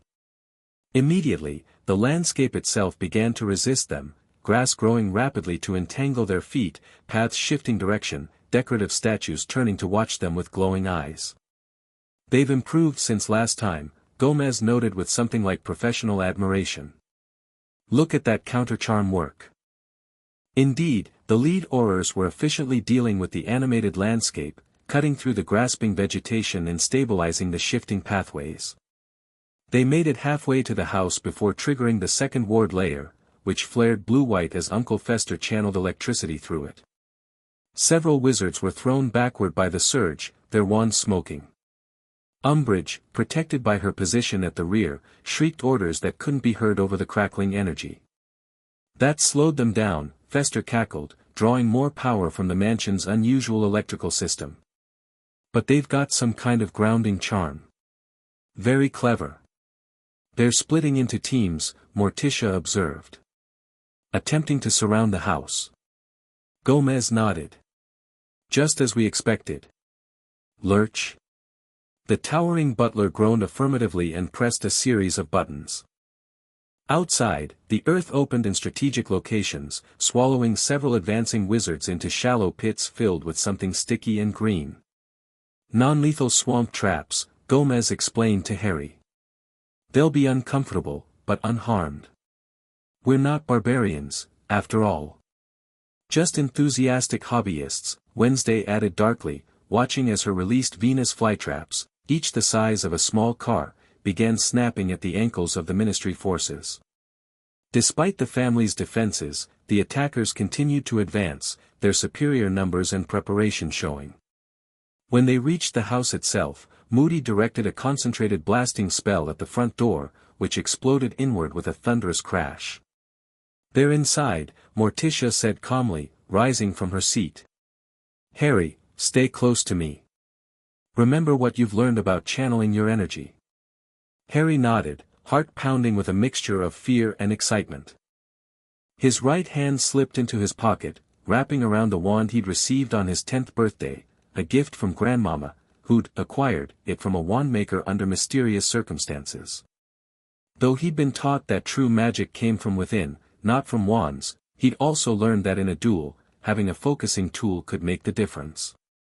They moved swiftly through the mansion, headed for the main foyer where sounds of battle could already be heard, Gomez's laughter mixing with spell incantations and the distinctive zapping of Uncle Fester's electrical attacks. Remember, Morticia said as they approached, control is key. Death magic responds to emotion, but it must be directed with purpose. When they reached the grand staircase overlooking the foyer, Harry gasped at the scene below. The usually gloomy entrance hall was illuminated by spellfire, with Ministry wizards dueling Addams family members in a chaotic display of contrasting magical styles. Gomez was in his element, fencing with two aurors simultaneously, using his rapier to parry spells with impossible speed and precision. Marvelous technique, he complimented one who nearly hit him with a stunner. Have you studied with the Italian masters? Wednesday and Pugsley had taken a more guerrilla approach, dropping various unpleasant surprises from the balconies, everything from enchanted tarantulas to what appeared to be small explosive devices disguised as inkwells. Uncle Fester faced Moody directly, the aura's magical eye spinning wildly as he tried to track Fester's unpredictable movements and electrical discharges. Stand still, you lunatic. Moody growled as another lightning bolt narrowly missed him, singing his coat. Where's the fun in that? Fester cackled, dancing just out of range. Grandmama had transformed the east sitting room into a foggy swamp, from which various Ministry officials emerged looking distinctly traumatized, their robes smoking and their faces green. Through it all, things scurried across floors and walls, causing maximum chaos by untying shoelaces, snatching wands, and occasionally giving someone a good slap when they least expected it. They're not trying to seriously harm anyone, Harry realized, watching as Gomez disarmed rather than injured his opponents. They're just playing with them. Of course, darling, Morticia replied. This is sport, not war, at least for now. Besides, serious injuries would only strengthen their case against us. From below, Umbridge's voice rang out, shrill with fury. Find the boy. This distraction is meaningless without Potter. 3 wizards broke away from the main group, heading for the stairs where Harry and Morticia stood watching. Morticia stepped forward, placing herself between Harry and the advancing wizards. Gentlemen, she greeted them with chilly politeness. I'm afraid this area is off-limits to uninvited guests. Stand aside, Mrs. Addams, the lead wizard ordered, raising his wand. We're here for the boy, not you. A pity, Morticia sighed. With a subtle gesture, the shadows around her deepened and began to move independently of their casters. I do so dislike rudeness. The advancing wizards hesitated as the shadows stretched toward them, taking vaguely humanoid shapes. One fired a spell, a bright lumos that should have banished darkness, but the shadows merely absorbed the light and grew more substantial. What kind of magic is this? One wizard demanded, backing up a step. Family magic, Morticia replied simply. Older than your ministry, older than Hogwarts. Perhaps even older than wands themselves. The shadows lunged, wrapping around the wizard's legs and climbing their bodies like sentient vines.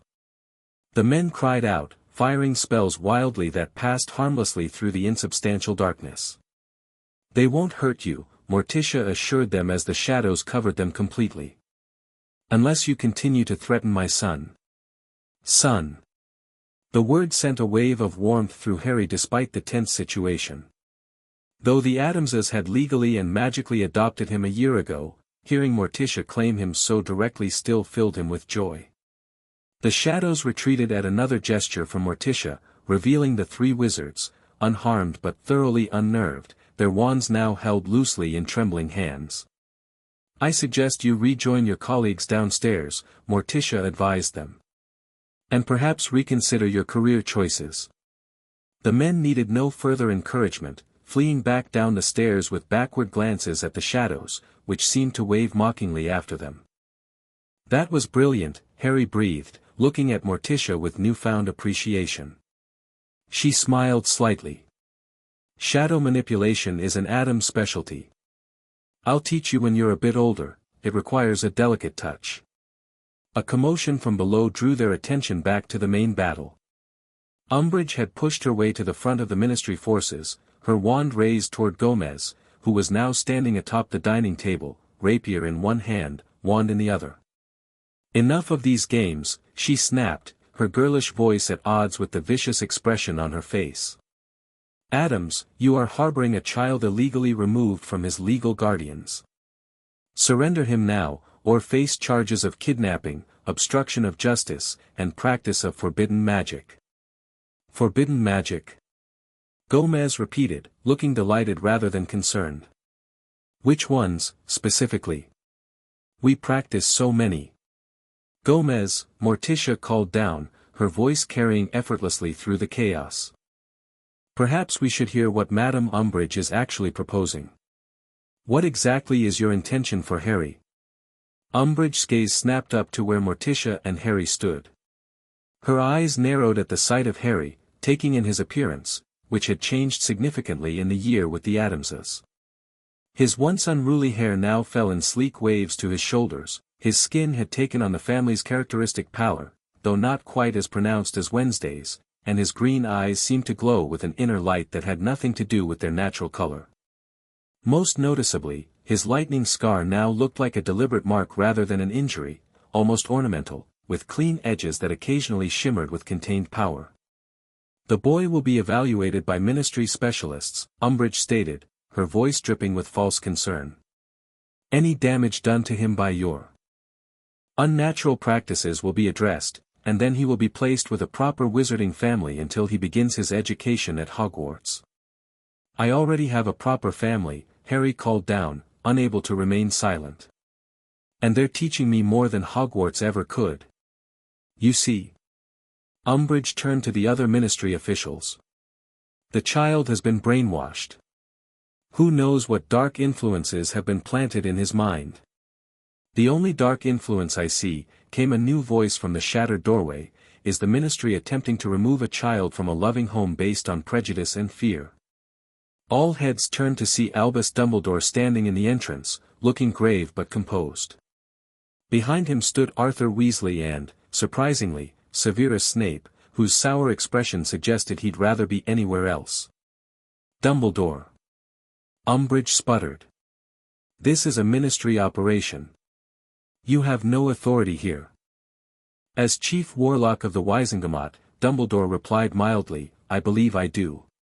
Particularly when the ministry is acting without proper authorization. I see no writ of removal, no evidence of endangerment, and no legal justification for this invasion. The boy was kidnapped. Umbridge insisted. Actually, Arthur Weasley stepped forward, producing a scroll. According to Ministry records updated last month, Harry Potter was legally adopted by the Addams family through both magical and Muggle means. All paperwork is in order. Harry looked at Gomez in surprise. The family head winked up at him. Never underestimate the power of an enthusiastic legal department, my boy, he called. Or the effectiveness of a well-placed bribe. This is outrageous. Umbridge turned an alarming shade of purple. Minister Fudge himself authorized. Minister Fudge, Dumbledore interrupted gently, was not fully informed of the circumstances, I suspect. And he certainly did not authorize an armed assault on a private residence. The standoff stretched into uncomfortable silence. The Ministry forces, seeing their legal footing crumbling, began to look uncertain. Several lowered their wands slightly. Moody, ever practical, growled, perhaps we should postpone this operation pending proper documentation. Umbridge looked ready to explode but, seeing her support waning, managed a tight smile. Very well. But this isn't over, Addams. The Ministry will be watching you closely. We're counting on it. Gomez replied cheerfully. Nothing like an audience to improve one's performance. As the Ministry forces began a somewhat chaotic retreat, Umbridge pointed her wand directly at Harry. You can't hide behind these freaks forever, Potter. Sooner or later, you'll have to rejoin proper wizarding society. Something in her tone, the naked hostility, the threat aimed directly at the family who had saved him from neglect and shown him true belonging, triggered something in Harry. He felt a cold surge of power, different from anything he'd channeled before. Without conscious decision, he extended his hand toward Umbridge. The death magic responded instantly, flowing from his core down his arm and shooting toward the woman in a visible stream of silvery black energy. Umbridge froze mid-step, her eyes widening in shock and then fear as the magic wrapped around her chest. She gasped, clutching at her throat, her wand falling from suddenly nerveless fingers. Harry. Morticia's voice cut through his focus. Control it. But Harry couldn't seem to stop the flow of power. He watched, horrified and fascinated, as Umbridge's face began to pale, her lips turning blue. He could feel her life force responding to his magic, feel her heart struggling against his unintentional command. Harry. Morticia's cool hand closed around his wrist, not forcing it down but stabilizing it. Feel the boundary. Find the threshold between effect and harm. Her calm instruction penetrated his panic. Harry took a shuddering breath, focusing on the sensation of Umbridge's faltering heartbeat.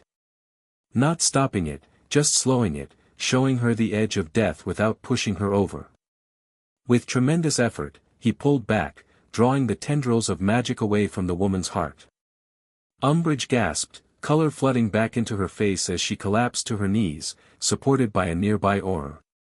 The entire room had gone silent, all eyes fixed on Harry with expressions ranging from fear to awe. Even Dumbledore looked shaken. He stopped her heart, someone whispered. Did you see that? Without a wand, without a word. Not completely, Morticia corrected, still holding Harry's wrist. He merely showed it the possibility of stopping. An important distinction, both magically and legally. Harry felt drained, his legs suddenly wobbly. The magnitude of what he'd almost done hit him like a physical blow. I didn't mean to, he began, but Morticia hushed him gently. Later, darling. For now, breathe. Umbridge, recovered enough to stand, stared at Harry with undisguised terror. You see, she gasped to the room at large. Dark magic. Uncontrolled. The boy is dangerous. No more dangerous than any wizard with power they're still learning to control, Dumbledore replied, though his gaze on Harry was assessing. Which is precisely why he needs proper guidance. Which he has, Morticia stated firmly. Dumbledore inclined his head slightly. Indeed. However, this incident does highlight the need for expanded education. He addressed the Addams family at large. Perhaps it's time we discussed Harry's future more concretely. Gomez, who had bounded up the stairs to join Morticia and Harry, nodded thoughtfully. Capital idea. A summit meeting. Neutral ground, diplomatic protocols, the works. I was thinking something simpler, Dumbledore suggested. Perhaps tea at Hogwarts. Just the relevant parties. The boy is not leaving this house, Umbridge interjected, having regained some of her composure along with her color. Nor would we suggest it at this juncture, Dumbledore assured her. But perhaps a later date, with proper arrangements. We accept. Gomez declared before Umbridge could object further.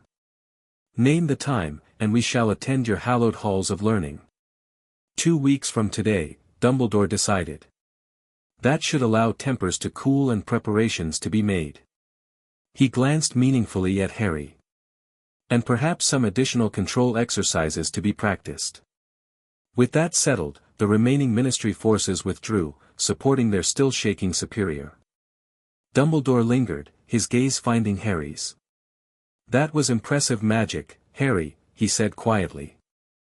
But remember, power without control is like a wand without a wizard. Directionless and dangerous. We are teaching him control, Morticia assured the old wizard. Today was simply an emotional response to a threat. Indeed. And speaking of threats, Dumbledore lowered his voice further. There have been stirrings. Old supporters of Voldemort becoming more active. It might be prudent to increase whatever protections you have around young Harry. Gomez stroked his mustache thoughtfully. We've noticed some odd magical signatures at the boundaries lately. Nothing that breached the wards, but persistent. Keep watch, Dumbledore advised. And perhaps consider accelerating certain aspects of Harry's education. Defensive magic, in particular. With a final nod to the family, he departed, leaving the Addamses to survey the considerable damage to their foyer. Well. Gomez clapped his hands together. That was invigorating. Nothing like a good home invasion to get the blood pumping. I nearly killed her, Harry whispered, the reality of what had happened still sinking in. I felt her heart, slowing. But you didn't kill her, Morticia pointed out, guiding him to a seat on the stairs. You found control at the critical moment. That's a significant achievement, Harry. Is it normal, he asked. To be able to do that? The family exchanged glances. Normal? No, Uncle Fester admitted, joining them. But then, normal is so overrated. What you did was pure Addams magic, primal, powerful, and just the right amount of terrifying. The important thing, Gomez added more seriously, kneeling to meet Harry's eyes, is that you pulled back. Power without restraint isn't strength, it's just chaos. And while we Addamses love a good bit of chaos, we always maintain control of our magic. Your mother's right, he continued. This was a breakthrough, not a failure. Now we know what you're capable of, we can help you harness it properly. Harry nodded, still shaken but beginning to understand. The Addamses didn't fear his power or condemn it, they respected it and wanted to help him master it. Can we start now? He asked. I don't want to accidentally hurt anyone again. That's the spirit. Gomez beamed. But first, lunch.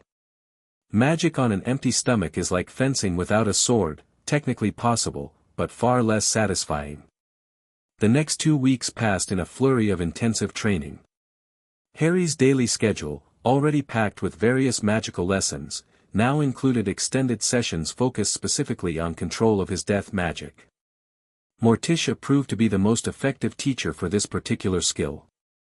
Unlike Fester's enthusiastic but somewhat chaotic approach, she emphasized precision and restraint, the ability to effect exactly what was intended, nothing more and nothing less. Death magic isn't about destruction, she explained during one particularly challenging session. It's about transformation. understanding the boundaries between states of being and learning to influence those transitions. They practiced with plants first, wilting and reviving flowers with increasing precision until Harry could affect a single petal without disturbing the rest. Then they moved to insects, then small rodents, always temporarily, with Morticia ensuring no permanent harm came to the creatures. The key is intention, Morticia emphasized repeatedly. Your magic follows your will. Vague intentions lead to unpredictable results. By the time the day arrived for their meeting at Hogwarts, Harry had gained significant confidence in his abilities. He could now channel death magic with deliberate focus, directing it to achieve specific effects rather than allowing it to respond to his emotions. You look quite dashing, Morticia observed as Harry dressed for the occasion in robes that Grandmama had specially made, black, naturally, but with subtle silver embroidery that seemed to shift and move in the light. Do you think they'll try to keep me there? Harry asked, voicing a fear that had lingered since Dumbledore's visit. Morticia smiled her subtle smile. They can certainly try, darling. But you're an Addams now, and Addamses have a way of returning home, regardless of obstacles. The family traveled to Hogwarts via a combination of magical means, first by the Addams' peculiar form of apparition, which always left Harry feeling like he'd been briefly disassembled and put back together slightly wrong, then by Thestral-drawn carriage that Dumbledore had sent to meet them at the edge of the school grounds. Harry's first glimpse of Hogwarts left him momentarily speechless. The castle rose majestically against the afternoon sky, its towers and turrets seeming to defy ordinary architecture. Magnificent! Gomez declared, leaning dangerously far out the carriage window. Gothic elements, Norman influences, with just a hint of the supernatural about the foundations. They don't build them like this anymore. It's acceptable, Wednesday judged critically. Though it could use more gargoyles. As they approached the gates, Harry noticed several figures waiting for them. Dumbledore stood at the center, resplendent in robes of deep purple scattered with silver stars. Beside him were Professor McGonagall, Severus Snape, and several other adults Harry didn't recognize. Welcome to Hogwarts, Dumbledore greeted them as the carriage stopped. I trust your journey was pleasant. Delightful. Gomez bounded out, shaking Dumbledore's hand with excessive enthusiasm. Though the Thestrals seemed a bit underfed. We have some excellent rotting meat recipes we'd be happy to share. McGonagall's lips thinned to a nearly invisible line, but Dumbledore merely chuckled. I'm sure Hagrid would appreciate the suggestions. Now, shall we proceed to my office? I believe we have much to discuss. The walk through Hogwarts was a surreal experience for Harry. Though classes weren't in session due to it being summer, the castle was far from empty. Portraits whispered as they passed, ghosts drifted through walls to get a better look at the strange procession, and even the stone gargoyles seemed to turn their heads to watch. The castle is curious about you, Dumbledore explained, noticing Harry's awareness of the attention. Hogwarts has a consciousness of sorts, not unlike your family mansion, I suspect. They should arrange a playdate, Uncle Fester suggested with his characteristic cackle. Imagine the architectural chaos. Eventually, they reached a stone gargoyle guarding what appeared to be a dead end. Acid pops, Dumbledore said, and the gargoyle leapt aside, revealing a spiral staircase that moved upward like an escalator. Self-moving stairs. Pugsley looked impressed. We have those too, but ours try to throw you off halfway up. How dull these are by comparison, Wednesday agreed. Dumbledore's office proved to be a circular room filled with silver instruments, whirring and emitting occasional puffs of smoke. Bookshelves lined the walls, and behind his desk perched a magnificent red and gold bird that Harry immediately recognized from his magical creature studies. A phoenix, he exclaimed, momentarily forgetting his nervousness. Is it really immortal? Indeed, Dumbledore smiled, clearly pleased by Harry's interest. This is Fawkes. He has been my companion for many years. Fascinating, Morticia glided closer to examine the bird. The ultimate expression of death and rebirth magic in a single being. We tried to breed them once, but the climate in our conservatory wasn't quite fiery enough. Chairs appeared for everyone, and tea was served by house elves that popped in and out with nervous glances at the Addams family. Uncle Fester managed to terrify one by asking for a drop of arsenic in his tea, which the poor creature took literally until Dumbledore intervened with an amused explanation. Once everyone was settled, Dumbledore addressed the purpose of their meeting.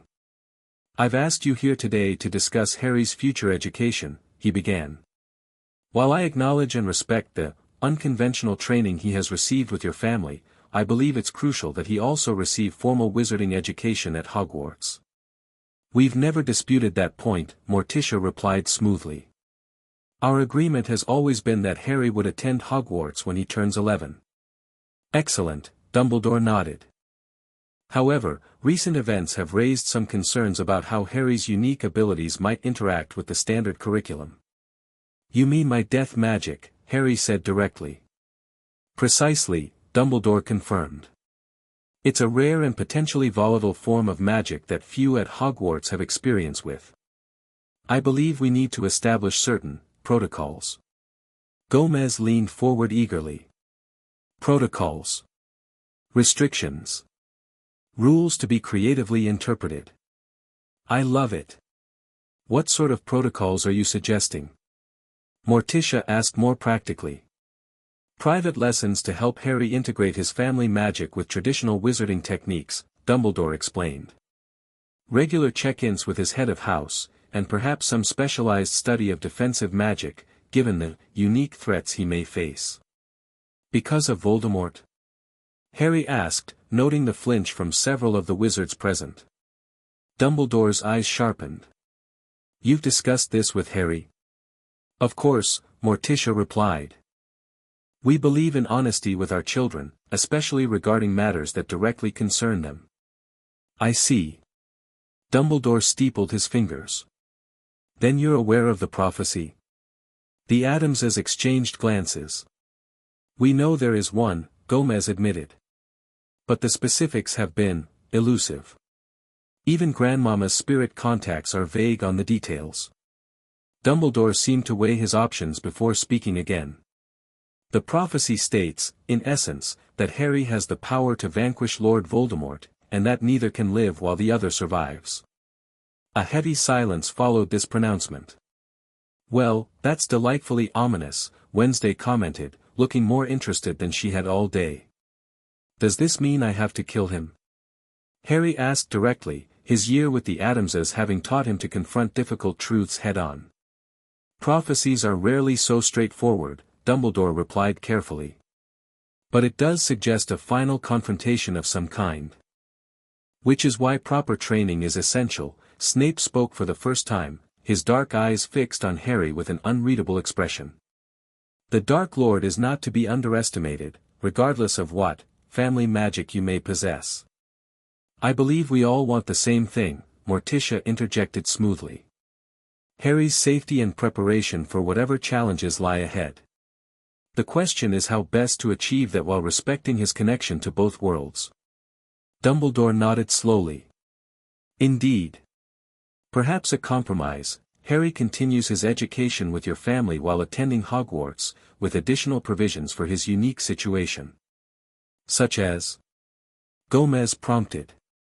"Permission to return home regularly, not just during standard holidays," Dumbledore suggested. "Access to specialized materials relevant to his family magic. And perhaps most importantly, a clear understanding with all staff that Harry's abilities are not to be feared or suppressed, merely channeled appropriately." Harry felt a surge of relief. This was better than he'd dared hope for, acknowledgement of his Addams heritage while still allowing him to experience the wizarding world his parents had belonged to. "That seems reasonable," Morticia agreed, looking to Harry for confirmation. He nodded. "I'd like that. I want to learn everything, Hogwarts magic and Addams magic." "Excellent." Dumbledore clapped his hands together. "Now, there is one other matter we should discuss while we're here, the fragment of Voldemort's soul residing in Harry's scar." The temperature in the room seemed to drop several degrees. Snape's already pale face whitened further, and McGonagall gasped audibly. "Albus! You can't possibly mean, a Horcrux, Grandmama interrupted, speaking for the first time since they'd arrived. That's what you believe it is, isn't it? Dumbledore's gaze fixed on the elderly witch with newfound respect. You're familiar with the term? Familiar? Grandmama cackled. I wrote my thesis on soul fragments back in 1837. Crude things, Horcruxes, all that messy murder and object attachment when there are far more elegant ways to achieve immortality. Then you understand the gravity of the situation, Dumbledore pressed. Harry carries a piece of Voldemort's soul. Carried, Morticia corrected. The Addams adoption ritual significantly contained and weakened it. We've been working on extraction methods. You've contained it? Snape looked skeptical. How? Family magic, Uncle Fester grinned.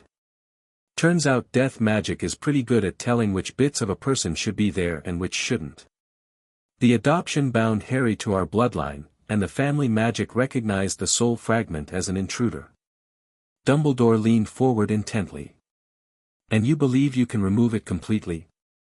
With time and the right circumstances, yes, Morticia confirmed. We've been researching ancient cleansing rituals that might serve as a foundation. This is.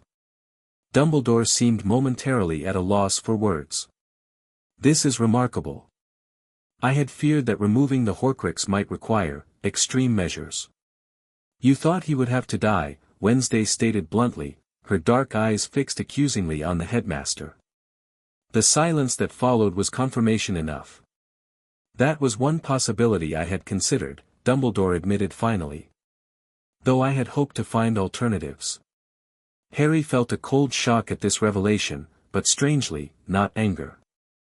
The Addamses had taught him that death was nothing to fear, merely another state of being.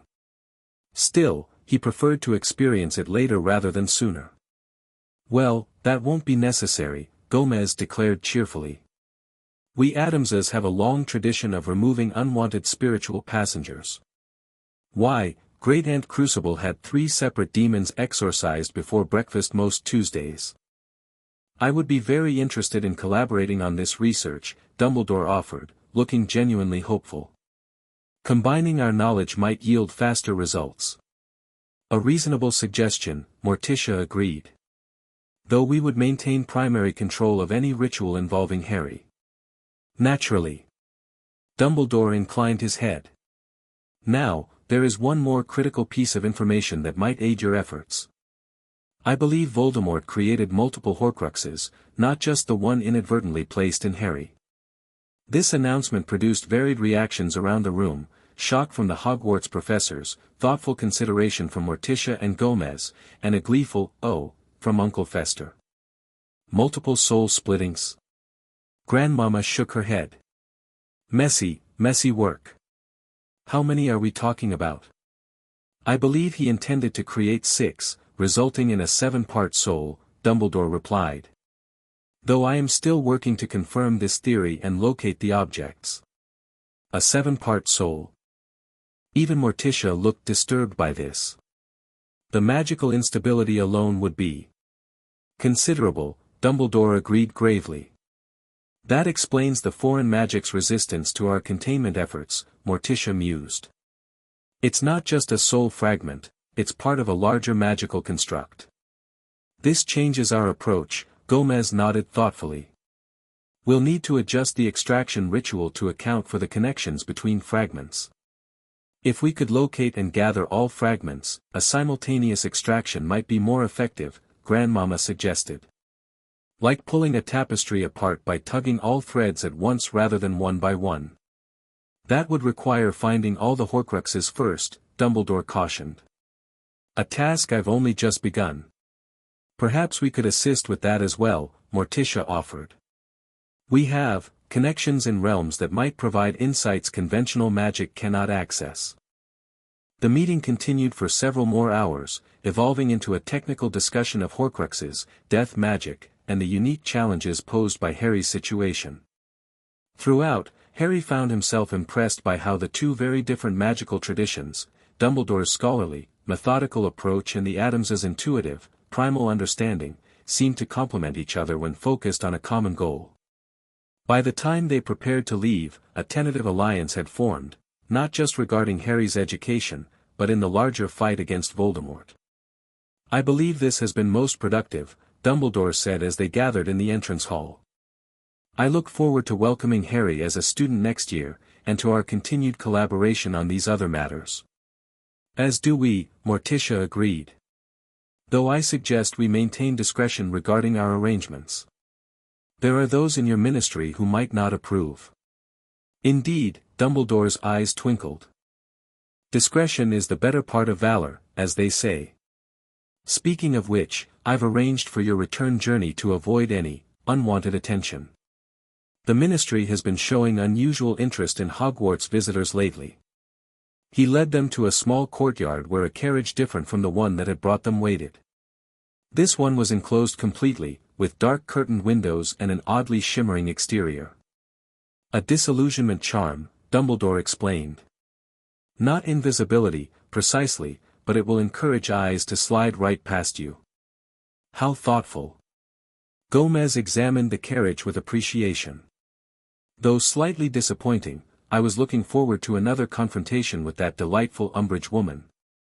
"I think it best if Madame Umbridge has time to recover from your last encounter," Dumbledore replied diplomatically.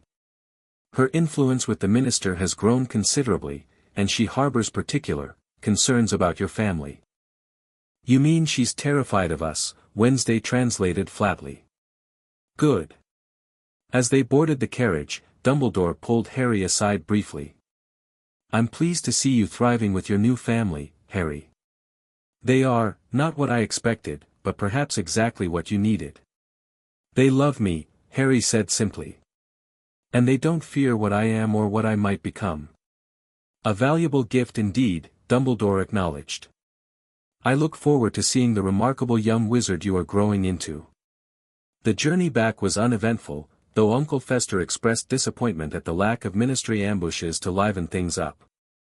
As they approached the Addams mansion, Harry felt the now familiar sensation of the wards recognizing and welcoming him, like invisible hands reaching out to draw him home. "I think that went rather well," Gomez declared as they entered the foyer, greeted by Lurch's solemn groaning and Thing's enthusiastic skittering across the floor. "Alliances forged, Horcruxes discussed, and not a single arrest. A successful diplomatic mission by any standard." "Indeed," Morticia agreed. "Though Dumbledore's revelations about the multiple Horcruxes will require us to adjust our research considerably." "I can help with that," Grandmama offered. "I'll contact some old friends on the other side. Soul fragments leave distinctive ripples in the spirit realm. Might give us a hint where to start looking. And I'll check my library for references to magical objects associated with the Founders," Morticia added. Dumbledore's theory about Voldemort's fascination with Hogwarts history seems plausible. Harry marveled at how quickly the family shifted into problem-solving mode. Where others might have been daunted by the revelation of multiple soul fragments and a prophecy hanging over Harry's head, the Addamses saw it merely as an interesting challenge. "What about me?" he asked. "How can I help?" Gomez clapped him on the shoulder. "Your job, my boy, is to continue your training. If you're going to face this Voldemort character eventually, you'll need every advantage. And speaking of advantages, how about a fencing lesson? Nothing clears the mind like a good duel." Life at the Addams mansion settled into a new routine following their meeting at Hogwarts. Harry's magical education intensified, now incorporating elements of traditional wizarding curriculum alongside the family's unique teachings. Mornings were typically devoted to wand magic, charms, transfiguration, and defensive spells drawn from first-year Hogwarts textbooks that Dumbledore had provided. Afternoons focused on Addams' specialties: death magic with Morticia, explosive potions with Grandmama, electrical manipulation with Uncle Fester, and combat skills with Gomez. Harry thrived under the varied instruction, his magical abilities growing in both traditions. Most satisfying was discovering how the two could be combined, adding Addams' flair to conventional spells or using his wand to focus and direct family magic that would otherwise be harder to control. "Excellent. Morticia praised as Harry successfully used his wand to channel death magic, precisely wilting a single bloom in a bouquet of roses. Using the wand as a focusing tool rather than a source gives you the best of both approaches. It's easier to direct this way, Harry agreed, studying the results. Though it doesn't feel quite as connected. That's the trade-off, Morticia explained. Wands provide precision at the cost of some raw power. For delicate work, that's often preferable. The family also continued their research into Horcruxes, with Grandmama disappearing for days at a time into the family crypt to commune with spirits who might have knowledge of soul magic. Morticia spent hours in her library, poring over ancient tomes on magical artifacts, while Gomez utilized his extensive network of unconventional contacts to gather intelligence on Voldemort's past movements. One evening, about a month after their visit to Hogwarts, the family gathered in the library to share their findings. Maps and documents covered the usually immaculate tables, and even the portraits seemed to lean forward in their frames to listen. According to my sources in the Goblin Underground, Gomez began, pointing to several marked locations on a map of Britain, unusual magical disturbances were reported at these sites during the height of Voldemort's power. Places where the boundary between life and death seemed temporarily permeable. Consistent with Horcrux creation, Grandmama nodded. The spirits speak of tears in the natural order at similar locations. And I've identified several objects that might have significance to Voldemort, Morticia added, indicating a list she'd compiled. Items associated with the Hogwarts founders, as Dumbledore suggested, plus a few others with connections to powerful dark wizards. So we're looking for historically significant magical objects hidden at locations with death boundary disturbances? Harry summarized, examining the overlapping data. That narrows it down, at least. Indeed, Morticia agreed. Though finding them is only the first challenge. Containing and eventually destroying them will require significant magical power. Good thing we've got the boy with the lightning scar, then. Uncle Fester cackled, ruffling Harry's hair. Death magic versus soul fragments, should be quite the showdown. We should coordinate with Dumbledore, Gomez suggested. Compare our intelligence with his research. I've already arranged a secure communication method, Morticia revealed, producing an ornate mirror. A modified version of the two-way mirrors wizard law enforcement uses, but enhanced with family magic to prevent eavesdropping. Harry was impressed, as always, by his adoptive family's efficiency and resourcefulness. Where the wizarding world seemed bogged down in bureaucracy and tradition, the Addamses simply identified problems and solved them, unburdened by conventional limitations. Their planning session was interrupted by a distinctive groaning from the doorway. Lurch stood there, his expression even more somber than usual. "What is it, Lurch?" Gomez asked, immediately alert. The butler groaned again, gesturing toward the mansion's entrance. "Intruders at the gate?"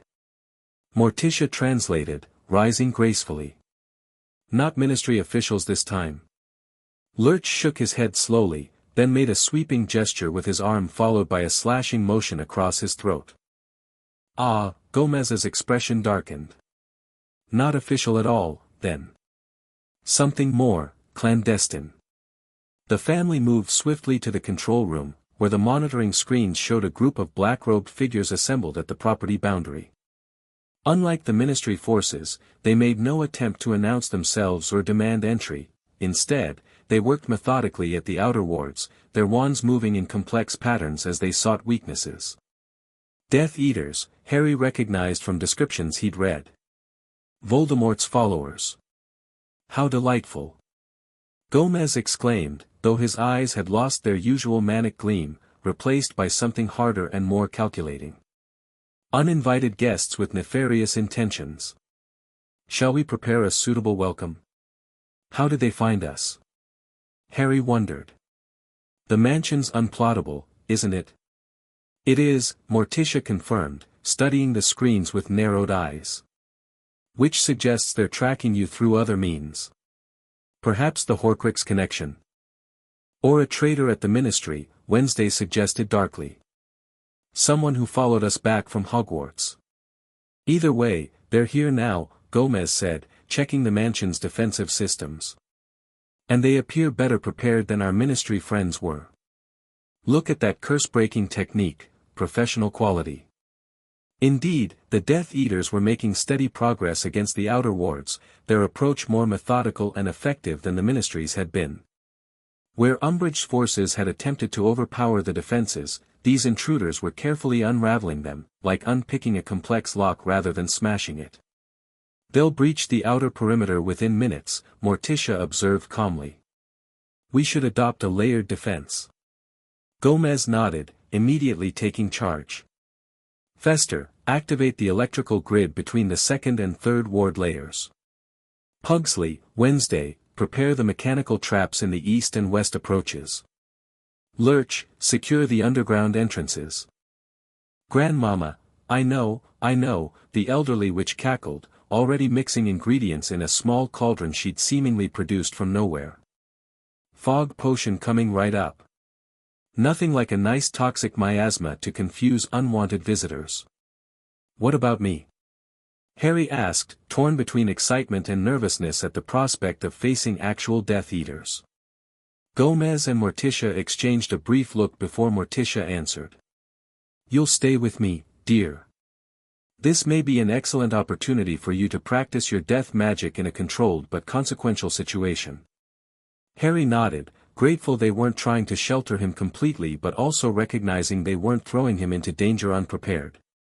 Should we contact Dumbledore? He suggested. Let him know Death Eaters are here. Already done, Morticia held up the communication mirror, which showed only swirling mist. Though it appears he's not immediately available. We'll need to handle this ourselves for now. On the screens, the outer ward finally collapsed with a visible flash. The Death Eaters advanced onto the property, moving in a disciplined formation that spoke of military-like training. Impressive, Gomez admitted. They're not the usual magical rabble. Someone's been drilling them properly. Spread out to defensive positions, Morticia directed the family. Remember, these aren't ministry officials with restraint protocols. They likely intend lethal force. Finally. Wednesday's eyes gleamed. A chance to use the crossbow traps without holding back. As the family dispersed, Harry followed Morticia to a balcony overlooking the front approach. From this vantage point, they could see the Death Eaters advancing through Grandmama's rapidly spreading fog, an unnatural green mist that clung to the ground and twisted in ways that defied normal air currents. The fog isn't just for visibility reduction, Morticia explained as they watched several Death Eaters begin coughing violently. It contains a complex hallucinogen derived from certain fungi that grow only in the family crypt. Non-lethal in small doses, but quite disorienting. Indeed, some of the black-robed figures were now firing spells at things only they could see, while others moved in erratic patterns, clearly confused about their surroundings. The disciplined approach had dissolved into chaos, exactly as intended. From the east side of the property came the distinctive twang of Wednesday's crossbow traps deploying, followed by shouts of alarm and pain. Not killing blows, Morticia noted with approval. Wednesday has learned restraint. I'm so proud. A series of explosions from the west announced Pugsley's contribution to the defense, not the deadly blasts he was capable of creating, but precisely calibrated concussive charges designed to stun and disorient.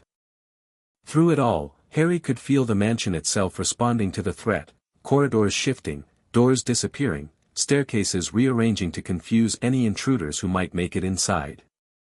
The house recognized the family's enemies instinctively, its ancient magic reinforcing the more conventional defenses. Now, Harry, Morticia turned to him as several Death Eaters emerged from the fog below their balcony. Show me what you've learned about precision. Harry nodded, drawing his wand but also reaching for the death magic that now came so naturally to him. He focused on one Death Eater who was raising his wand toward the house, clearly preparing a powerful blasting curse.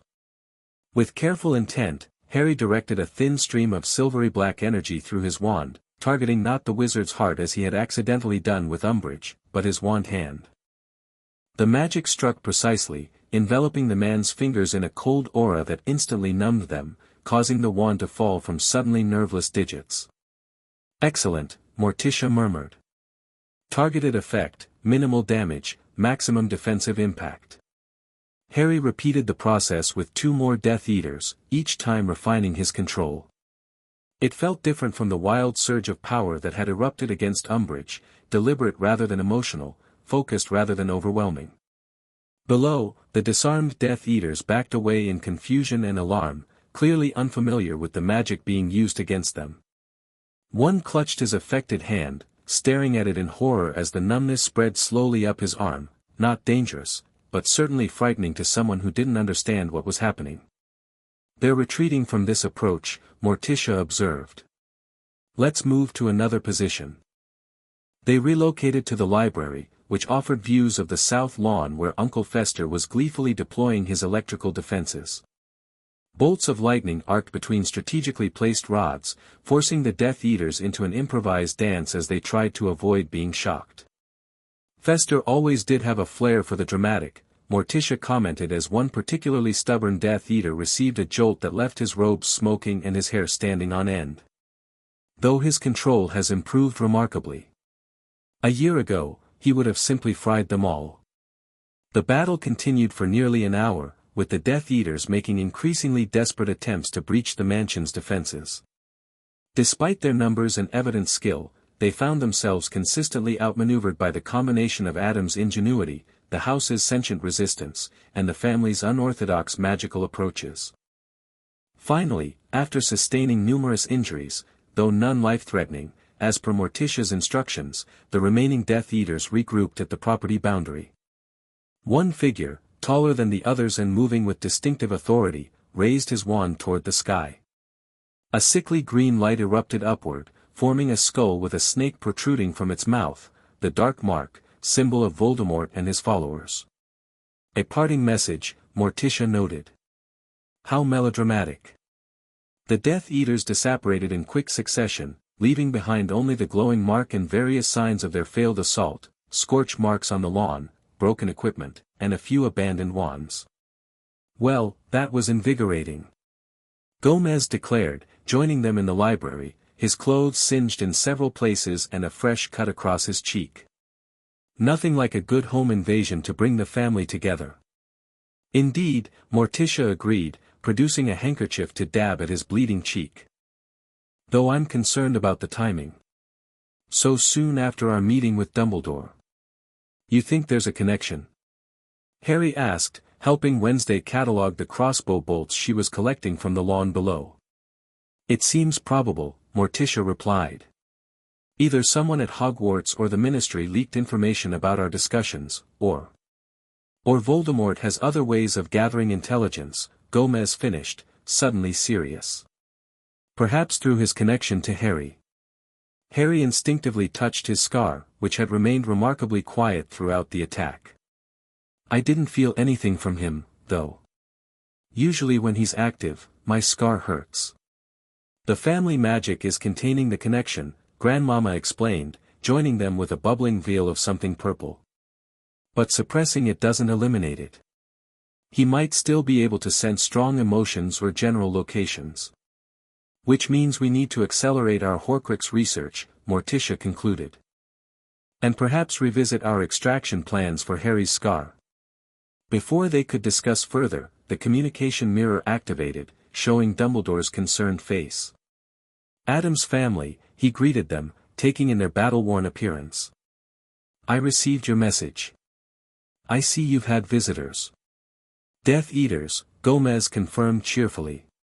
"About 20 of them. Quite determined, but ultimately unsuccessful." "Is Harry safe?" Dumbledore asked immediately. "Perfectly," Morticia assured him, guiding Harry into view of the mirror. "In fact, he contributed admirably to our defense." Dumbledore's expression showed both relief and concern. "I'm glad to hear it, though troubled by this development. It confirms my fears that Voldemort's forces are becoming more active." "The timing seems suspicious," Gomez noted. "So soon after our meeting." "Indeed," Dumbledore agreed gravely. "I've been conducting my own investigation into a possible leak at the Ministry. Several officials have shown unusual interest in Harry's case recently. Including our friend Umbridge? Morticia asked. Among others, Dumbledore confirmed. Though I'm not yet prepared to accuse anyone of deliberately collaborating with Death Eaters. We should proceed with the assumption that our plans are compromised, Gomez suggested. Perhaps move up the timetable on certain projects. Agreed, Dumbledore nodded. I've made progress locating one potential Horcrux, a ring once belonging to Voldemort's maternal family. If your offer of assistance still stands, I would welcome your expertise when I attempt to recover it. Of course, Morticia replied. The family would be delighted to help. They arranged a meeting for the following week to coordinate their Horcrux hunt, and Dumbledore promised to strengthen the monitoring charms around the Addams property, though as he noted with a small smile, their defenses seemed quite adequate on their own.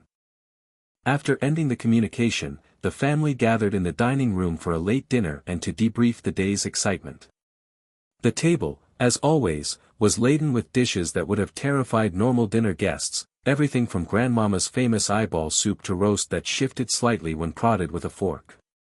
I must say, Harry, Gomez raised his glass in toast, your performance today was exemplary. Perfect control, excellent targeting, you're becoming a true Addams. Harry beamed at the praise. I couldn't have done it without all the training. Nonsense. Uncle Fester disagreed through a mouthful of something still wriggling. Talent like yours is born, not made. We just helped polish it a bit. Either way, Morticia interjected, today demonstrated that our approach is working. Harry is developing both the power and control he'll need to face whatever challenges lie ahead. Including Hogwarts, Wednesday added with her small, frightening smile. The other students won't know what hit them. Harry laughed at the thought. After a year with the Addamses, the prospect of attending a conventional wizarding school seemed almost quaint. Still, he looked forward to it, another adventure, another world to explore. I just wish we knew more about what Voldemort is planning, he said, sobering slightly. Today felt like, I don't know, a test. Like they were probing our defenses. An astute observation, Morticia agreed. They didn't commit fully to the attack. No killing curses were cast, despite Death Eater's usual preference for them. They wanted information, not a confrontation, Gomez nodded thoughtfully. Assessing our capabilities before the real attempt. Which means they'll be back, Grandmama predicted. Better prepared next time. And we'll be ready for them, Harry said with determination, feeling the now familiar surge of protective magic from both the house and his adopted family. We'll be ready for whatever comes. The following week passed in a flurry of activity. The family reinforced the mansion's defenses, incorporating lessons learned from the Death Eater attack. Harry continued his magical training with renewed focus, now that the threat had become tangible rather than theoretical. And preparations were made for the joint expedition with Dumbledore to recover what might be the first of Voldemort's Horcruxes. On the appointed day, Dumbledore arrived at the mansion alone, having taken precautions to ensure he wasn't followed. I believe I've located the Gaunt family ring, he explained as they gathered in the library. It's hidden in the ruins of the Gaunt family home, likely protected by powerful dark magic. What makes you think it's a Horcrux specifically? Grandmama asked, sorting through various mystical tools and potions she'd assembled for the expedition. Several factors, Dumbledore replied. Its connection to Voldemort's ancestry, the powerful concealment charms surrounding the location, and... He hesitated briefly, certain magical resonances that matched the fragment in Harry's scar. You can sense that? Harry asked, surprised. Not precisely, Dumbledore admitted. But I've developed instruments that can detect similar magical signatures. They're not entirely reliable, which is another reason I welcome your family's expertise.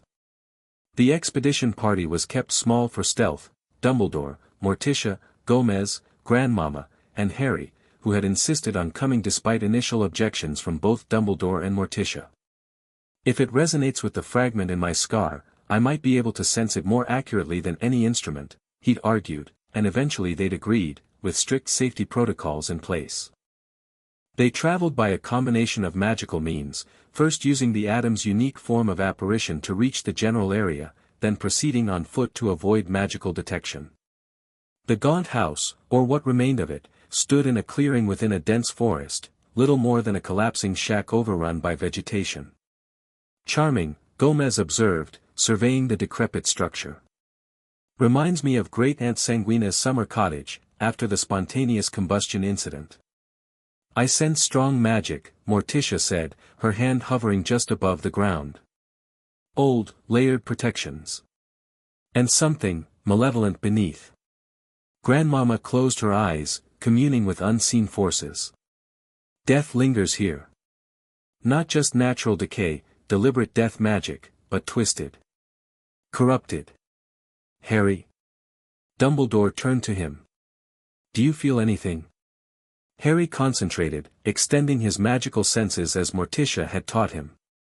At first, there was nothing unusual, just the ambient magic of an old wizarding dwelling. Then, as he focused more deeply, he felt it, a faint but distinctive pull, like a hook behind his navel drawing him toward the shack. His scar tingled in response. "There's something inside," he confirmed. It's calling to the fragment in my scar. Like it recognizes it." "As we suspected," Dumbledore nodded grimly. "We must proceed with extreme caution. Voldemort would not leave a piece of his soul unprotected." They approached methodically, with Dumbledore and Morticia working in tandem to identify and disarm the outer protective enchantments. Their contrasting magical styles complemented each other surprisingly well, Dumbledore's precise, technically brilliant spellwork paired with Morticia's intuitive understanding of dark magical flows. Grandmama contributed by communing with the residual spirits of the area, gathering intelligence about the layout and additional traps from entities long dead but still lingering. "The floor inside is cursed," she reported after one such communion. "Steps on the wrong boards, and you'll trigger a flesh-rotting hex. Nasty business. And the door handle is poison-impregnated," Gomez discovered, examining it with a specialized monocle. "Absorbs through the skin, targets the nervous system. Elegant work." Layer by layer, they dismantled the protections, careful not to trigger any of the nested traps Voldemort had left behind. Harry assisted where he could, his sensitivity to the Horcrux proving valuable in locating several hidden enchantments that might have otherwise been missed. Finally, they reached what appeared to be the final barrier, a concealment charm hiding a small box beneath the rotting floorboards. "This is it," Harry said with certainty, his scar now persistently tingling. "The Horcrux is in there." "Allow me," Morticia stepped forward, her hands weaving an intricate pattern in the air. Shadows responded to her movements, solidifying and then reaching into the gap between the floorboards to retrieve the box without anyone having to touch it directly. The box itself was simple but elegant, made of dark wood with silver fittings. Even sitting innocuously on the floor before them, it radiated malevolence. "I sense multiple curses," Dumbledore warned, his wand moving in diagnostic patterns above it. "A withering curse at minimum, possibly others layered beneath." "Directional, too," Grandmama added. "Targeted at whoever opens it. Vicious, but effective." Gomez rubbed his hands together eagerly. "A proper challenge. How shall we proceed? Controlled explosion? Acid bath? Shadow manipulation?" "I think a combined approach," Morticia suggested. "Dumbledore's containment spells to prevent magical backlash, your mechanical expertise to trigger the opening from a distance, and my shadows to extract the ring itself." The plan was executed with precision. Dumbledore created a shimmering dome of protective magic around the box. Gomez assembled a complex contraption from items in his pockets that would flip the latch from a safe distance. Morticia prepared her shadow tendrils to dart in the moment the box opened. "Everyone ready?" Dumbledore asked, receiving nods all around. "On 3, then. 1, 2, 3. Gomez activated his device. The box latch clicked and the lid began to rise. Immediately, a sickly yellow-green light erupted from within, the withering curse, seeking a victim. But Morticia's shadows were faster, darting into the box and wrapping around something within, pulling it out and depositing it on the ground several feet away. There it lay, an ugly gold ring with a large black stone. Even from a distance, Harry could feel its pull, stronger now that it was exposed. "Don't touch it," Dumbledore warned, though the caution was unnecessary. No one in the Addams family would handle an unknown magical artifact without proper precautions. "It's definitely a Horcrux," Harry confirmed, his scar now actively painful in the ring's presence. "I can feel it, responding to me." "The stone is interesting," Morticia observed, examining it from a safe distance. "That symbol engraved on it, it's very old." "Indeed," Dumbledore agreed, a strange intensity in his gaze as he studied the ring. "The stone itself may have significance beyond its use as a Horcrux. But our primary concern must be containing and eventually destroying it." Grandmama produced a lead box lined with protective runes. "This should dampen its effects for transport. Once we get it home, we can place it in the isolation chamber in the crypt." Using Morticia's shadows to avoid direct contact, they transferred the ring to the containment box. The moment the lid closed, Harry felt the pressure on his scar ease significantly. "One down," Gomez said cheerfully. "How many more to go?" "5, I believe," Dumbledore replied. "Assuming my theory about the 7-part soul is correct. And assuming he hasn't made more since his resurrection attempts began," Morticia added soberly. They left the gaunt shack as they'd found it, with additional wards placed by Dumbledore to alert them if anyone else visited the site. The journey back to the Addams mansion was tense but triumphant. They had successfully retrieved one of Voldemort's Horcruxes with no casualties or complications. Upon their return, the ring was placed in a specially prepared chamber deep within the family crypt, surrounded by containment spells from both wizarding and Addams traditions. The family, along with Dumbledore, gathered in the library to discuss next steps. The retrieval was successful, Dumbledore acknowledged, but destruction presents its own challenges. Horcruxes resist most forms of magical damage. According to my research, Morticia added, only a few substances can destroy them beyond magical repair: basilisk venom, fiend fire, and a few other highly dangerous materials. The school's Chamber of Secrets contains the remains of a basilisk, Dumbledore revealed. I could potentially obtain venom from its fangs. Or, Grandmama interjected with a gleeful cackle, we could try something a bit more. Addams. Death magic directly targeting the soul fragment. Is that possible? Dumbledore looked skeptical. Theoretically, Morticia explained. Death magic interacts with the boundary between life and non-life. A Horcrux exists in a strange state between the two, neither fully alive nor truly inanimate. It might be susceptible to properly applied death magic. And I could help, Harry suggested eagerly. If my connection to the Horcruxes helps us find them, maybe it could help destroy them too. The adults exchanged concerned glances. It's a possibility, Morticia acknowledged carefully. But not without risk. The backlash could affect you through your own connection. We'd need to strengthen the containment on your scar first, Grandmama added. Make sure the fragment in you is fully isolated before attacking another piece of the same soul. For now, Dumbledore suggested, let us focus on locating the remaining Horcruxes. The more complete our collection, the more options we'll have for simultaneous destruction, which might reduce individual backlash. Their planning session was interrupted by a commotion from the entrance hall, raised voices and the sound of something heavy falling. More visitors. Gomez wondered, rising to investigate. Rather popular today, aren't we? They found Lurch restraining a disheveled man with long, matted black hair and wild eyes. Despite the butler's enormous strength, the stranger was putting up a remarkable fight, snarling and twisting in Lurch's grip. Where is he? The man demanded hoarsely. Where's Harry? What have you done with my godson? Harry froze, recognition dawning. Sirius? The man stopped struggling instantly, his gaunt face turning toward Harry with desperate hope. "Harry? Is that you?" "Release him, Lurch," Morticia directed. "I believe this is Mr. Black, Harry's godfather." Lurch complied with a skeptical groan, though he remained poised to intervene if necessary. Sirius Black straightened his tattered robes, his eyes never leaving Harry's face. "My God, you look different. But those eyes, Lily's eyes." Sirius Black, Dumbledore stepped forward, his expression a mixture of shock and concern.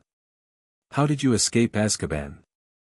And more importantly, how did you find this place?" "Magic leaves traces," Sirius replied cryptically, still staring at Harry. "Especially family magic. I've been trying to locate Harry for months, ever since I heard he disappeared from those horrible muggles." His gaze hardened as he turned to Dumbledore. "Those muggles you insisted on leaving him with, against my explicit wishes." "A decision made in haste and with incomplete information," Dumbledore acknowledged. "One I have come to reconsider." "Wait," Harry interrupted, stepping closer to his godfather. "Everyone says you betrayed my parents. That you worked for Voldemort." Sirius's face contorted with anguish. "Never. James was my brother in all but blood. I would have died before betraying him." "Then who did?" Gomez asked, studying the escapee with professional interest. "Someone clearly revealed their location." "Peter Pettigrew," Sirius spat the name.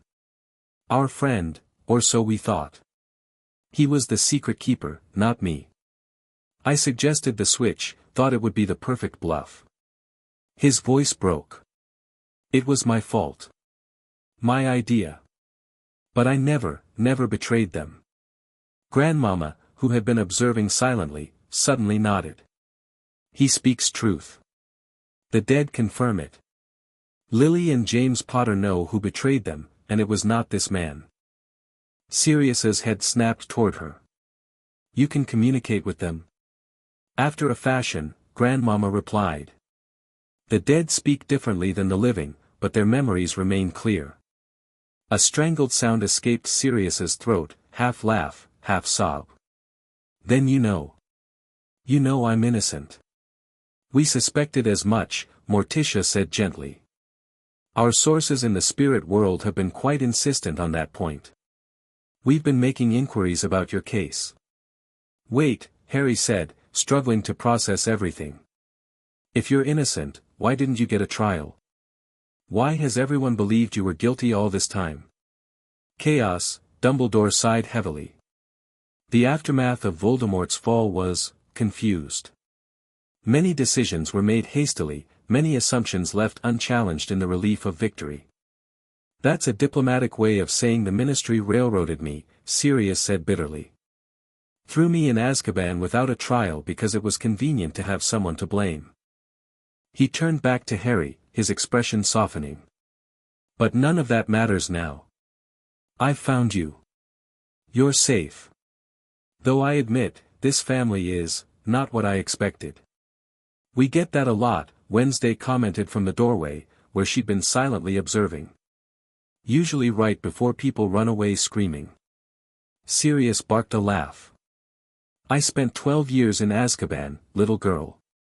It takes more than an eccentric family to frighten me." He looked around at the macabre decor, the sentient house, and the unmistakably magical aura of the Addamses. "Though I'll admit, you've got style." "We like him," Pugsley decided, joining his sister. "Indeed," Gomez agreed heartily. "Any man who can escape the inescapable prison and track down an unplottable house is welcome in our home. Stay for dinner, Mr. Black. We're having roast chimera, very rare." Sirius looked momentarily overwhelmed by Gomez's enthusiasm but managed a nod. Thank you. But what happens now? I'm still a wanted man." "Now," Morticia said smoothly, "we add exonerating Harry's godfather to our growing list of projects. After all, what's one more impossible task among friends?"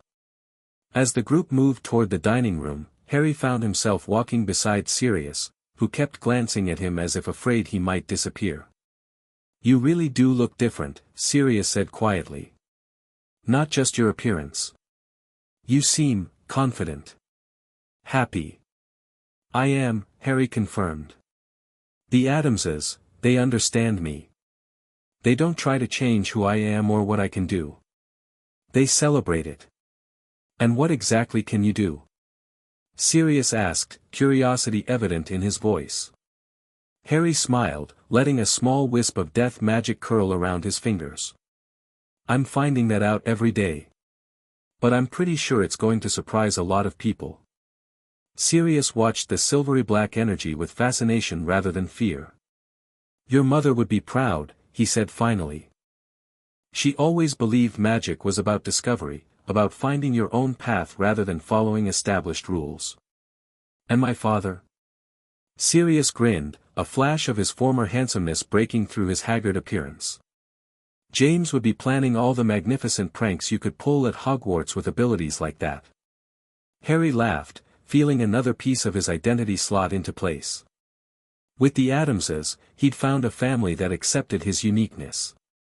With Sirius, he was beginning to connect with the family he'd lost, not as an abstract concept, but as real people who would have loved the person he was becoming.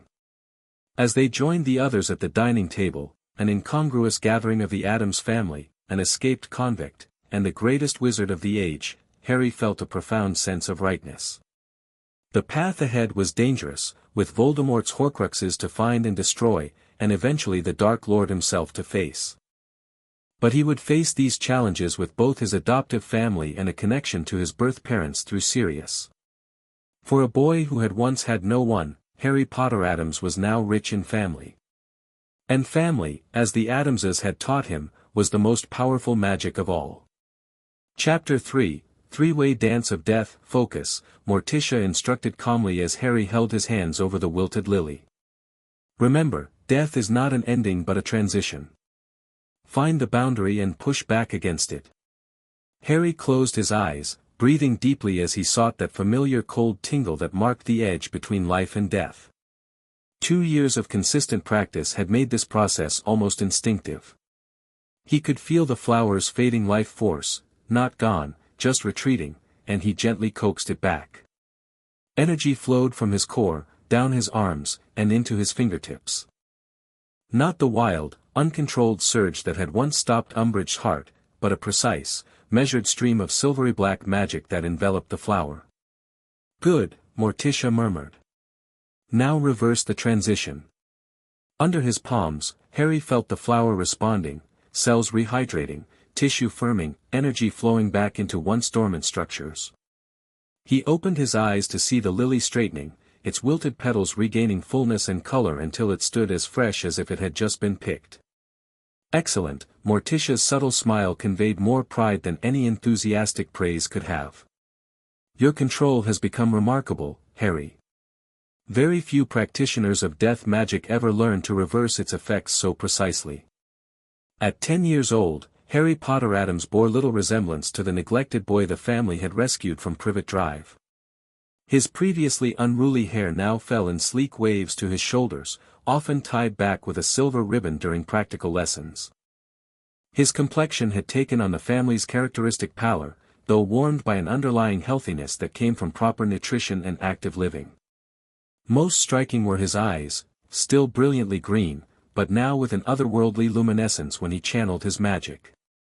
His lightning scar, once red and angry, had evolved into something more like a deliberate marking, clean-edged and occasionally shimmering with contained power when he worked particularly complex magic. Could I try something bigger? Harry asked, feeling confident after the successful demonstration. Maybe one of the corpse flowers in the conservatory? Morticia considered this. Perhaps. Though remember, size isn't the only measure of complexity. The more recently something has died, the easier it is to revive.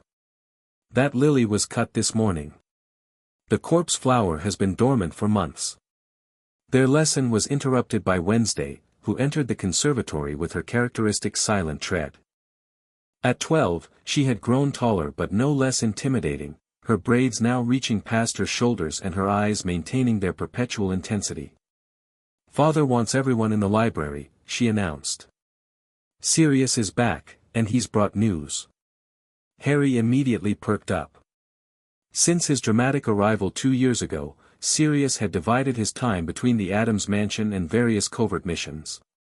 With his name still not officially cleared despite Dumbledore's efforts, he operated in the shadows, gathering intelligence on Voldemort's movements that more official channels couldn't access.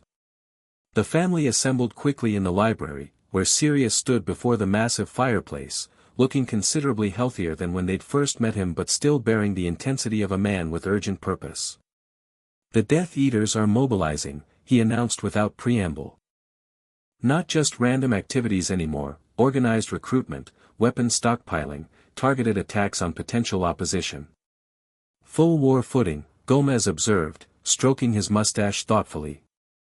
"They've been building toward this for months." "Yes, but there's something different now," Sirius continued, pacing energetically. "They're more focused, more disciplined. My sources say he's back, not just influencing things from whatever half-life he's been existing in, but actively leading again." "Voldemort?" Harry asked, his scar tingling at just the mention. "Not fully corporeal yet," Sirius clarified. "But much stronger than before. The working theory is that he's found some sort of temporary body, good enough to direct operations while he works on a permanent solution. Which would likely involve Harry," Morticia noted, her hand resting protectively on Harry's shoulder. "Almost certainly," Sirius agreed grimly. "Blood of the enemy, forcibly taken, it's a common ingredient in dark resurrection rituals." Uncle Fester, who had been uncharacteristically quiet, suddenly perked up. "Blood of the enemy. That's it. That's what's been missing from my lightning conductor experiment." "Not now, Fester," Grandmama chided, though there was fondness in her voice. "We're discussing Harry's mortal enemy, not your hobby projects." "But they could be related," Fester protested. "If Voldy wants Harry's blood, maybe we could rig some kind of trap. We're not using Harry as bait," Morticia cut in firmly. "Of course not," Gomez agreed, though Harry noticed the brief flash of consideration in his eyes before he continued. "But we should prepare for increased attention. If Voldemort is gathering strength, another attempt to breach our defenses is inevitable." The family had repelled 3 more Death Eater attacks in the past 2 years, each more sophisticated than the last. The mansion's defenses had been continually upgraded in response, incorporating both traditional wizarding protections and the Addams' more creative security measures. "There's more," Sirius said, his expression darkening further. "They're not just targeting Harry anymore. They're systematically eliminating anyone who might oppose Voldemort's return to power. 3 families with connections to Dumbledore's old Order of the Phoenix have disappeared in the last month." "And the Ministry?" Morticia asked, though her tone suggested she already knew the answer. Sirius snorted. "Still burying their heads in the sand. Fudge refuses to acknowledge any pattern to the disappearances. Calls them unfortunate coincidences or blames them on me." "How flattering," Wednesday commented. "Being blamed for someone else's murders." "The strategic situation is deteriorating rapidly," Gomez summarized, suddenly shifting from his usual exuberant demeanor to the sharp tactical mind that had preserved the Addams family through centuries of persecution. "If the Death Eaters are eliminating opposition while the Ministry remains willfully blind, we're looking at a situation where Voldemort could return to full power with minimal resistance. Which means we need allies," Morticia concluded. "Beyond Dumbledore himself." "The Order of the Phoenix is reforming," Sirius confirmed. "Quietly, without Ministry approval. But they're hamstrung by needing to operate legitimately enough that members can keep their jobs and positions of influence." "Unlike us," Gomez grinned, his tactical seriousness giving way to excitement at the prospect of necessary rule-breaking. "We've never been constrained by legitimacy." Harry, who had been listening carefully, felt a familiar pressure building behind his scar, not pain exactly, but a distinct awareness that had been increasing in recent months. "He's planning something specific," he said suddenly, drawing everyone's attention. "Something soon. I can feel it." The room fell silent. Harry's connection to Voldemort, while contained by the Addams adoption magic, had evolved in unexpected ways. Rather than receiving direct thoughts or emotions, he occasionally experienced what Grandmama called prophetic resonance, impressions of Voldemort's stronger intentions and plans. "Can you be more specific, dear?" Morticia asked gently. Harry closed his eyes, focusing on the sensation. "It's not clear. Just a feeling of anticipation. Preparation. Like something big is coming together." He opened his eyes, frustrated by the vagueness. "I'm sorry, that's not very helpful." "On the contrary," Sirius said seriously. "Any insight into his thinking gives us an advantage. We just need to combine it with other intelligence." "I've been working on something that might help with that," Grandmama announced, producing a small crystal ball from her voluminous sleeves. Unlike typical seer's orbs, this one swirled with silvery black mist that occasionally formed skull-like patterns before dissolving again. A death echo chamber, Morticia identified it with appreciation. "Very advanced work, Mother." "Been tinkering with it for months," Grandmama cackled proudly. "It amplifies impressions from the recently deceased. If Voldemort is killing people, they might have seen or heard something useful before they died." "That's brilliant," Sirius breathed, leaning closer to examine the artifact. "Dark as hell, but brilliant." "Why, thank you," Grandmama preened. "The trick is calibrating it to recent deaths connected to Voldemort specifically. Otherwise, you get all sorts of irrelevant chatter from random deceased." "We should call a family council," Gomez decided. "Full war footing of our own. Lurch, send messages to all the extended family members. It's time to activate the Addams network." The butler groaned acknowledgement and departed to execute the order. "What about Dumbledore?" Harry asked. "Shouldn't we coordinate with him?" The adults exchanged glances, a silent communication passing between them. It was Morticia who finally answered. "Our relationship with Dumbledore remains complex. While we share the common goal of opposing Voldemort and protecting you, our methods differ significantly. He still disapproves of some of our practices," Gomez added more bluntly. "Particularly our approach to Horcrux handling." The family had recovered 2 more of Voldemort's Horcruxes over the past years, Hufflepuff's cup from a Gringotts vault, a heist that Gomez still described as the most invigorating banking experience of my life, and Slytherin's locket from a grim old house in London that had turned out to belong to Sirius's family. Rather than destroying them immediately as Dumbledore had advocated, the Addamses had kept them contained but intact, studying them to better understand the nature of soul magic. Their destruction should be coordinated, Morticia had insisted when Dumbledore protested. "Each fragment is connected to the others. Destroying them haphazardly risks unpredictable consequences for Harry." The Horcruxes now resided in specially designed containment chambers deep within the Addams family crypt, surrounded by layers of protective magic that kept them dormant but preserved. "I still think we should work together more directly," Harry persisted. "Dumbledore has resources we don't, and we have capabilities he doesn't. Divided, we're weaker." "Wise words from one so young," Gomez noted with approval. "And strategically sound. Though I doubt Dumbledore would be comfortable with some of our more creative defensive measures." "I'm not suggesting we have to agree on everything," Harry clarified. "Just that we coordinate better. Share information. Maybe even train together." Sirius barked a laugh. "I would pay good money to see Minerva McGonagall's face during an Addams family training session." "It's worth considering," Morticia acknowledged thoughtfully. "A limited alliance with clear boundaries might serve both our interests." "We could propose it as a trial," Gomez suggested, warming to the idea. "Perhaps a joint operation focused on intelligence gathering rather than direct confrontation, to start." "I could act as liaison," Sirius offered. "I already move between both worlds." "Then it's settled," Gomez declared. "We'll extend an invitation to Dumbledore for a strategic summit." "Sirius, Would you be willing to deliver the message? Coming from you might soften the initial reaction. Gladly, Sirius agreed. Though I suggest we include some specific intelligence as a good faith offering. Something concrete that demonstrates the value of collaboration. The Malfoys are hosting a gathering next week, Wednesday offered unexpectedly. Everyone turned to stare at her, and she shrugged. I have my sources. What kind of gathering? Sirius asked suspiciously.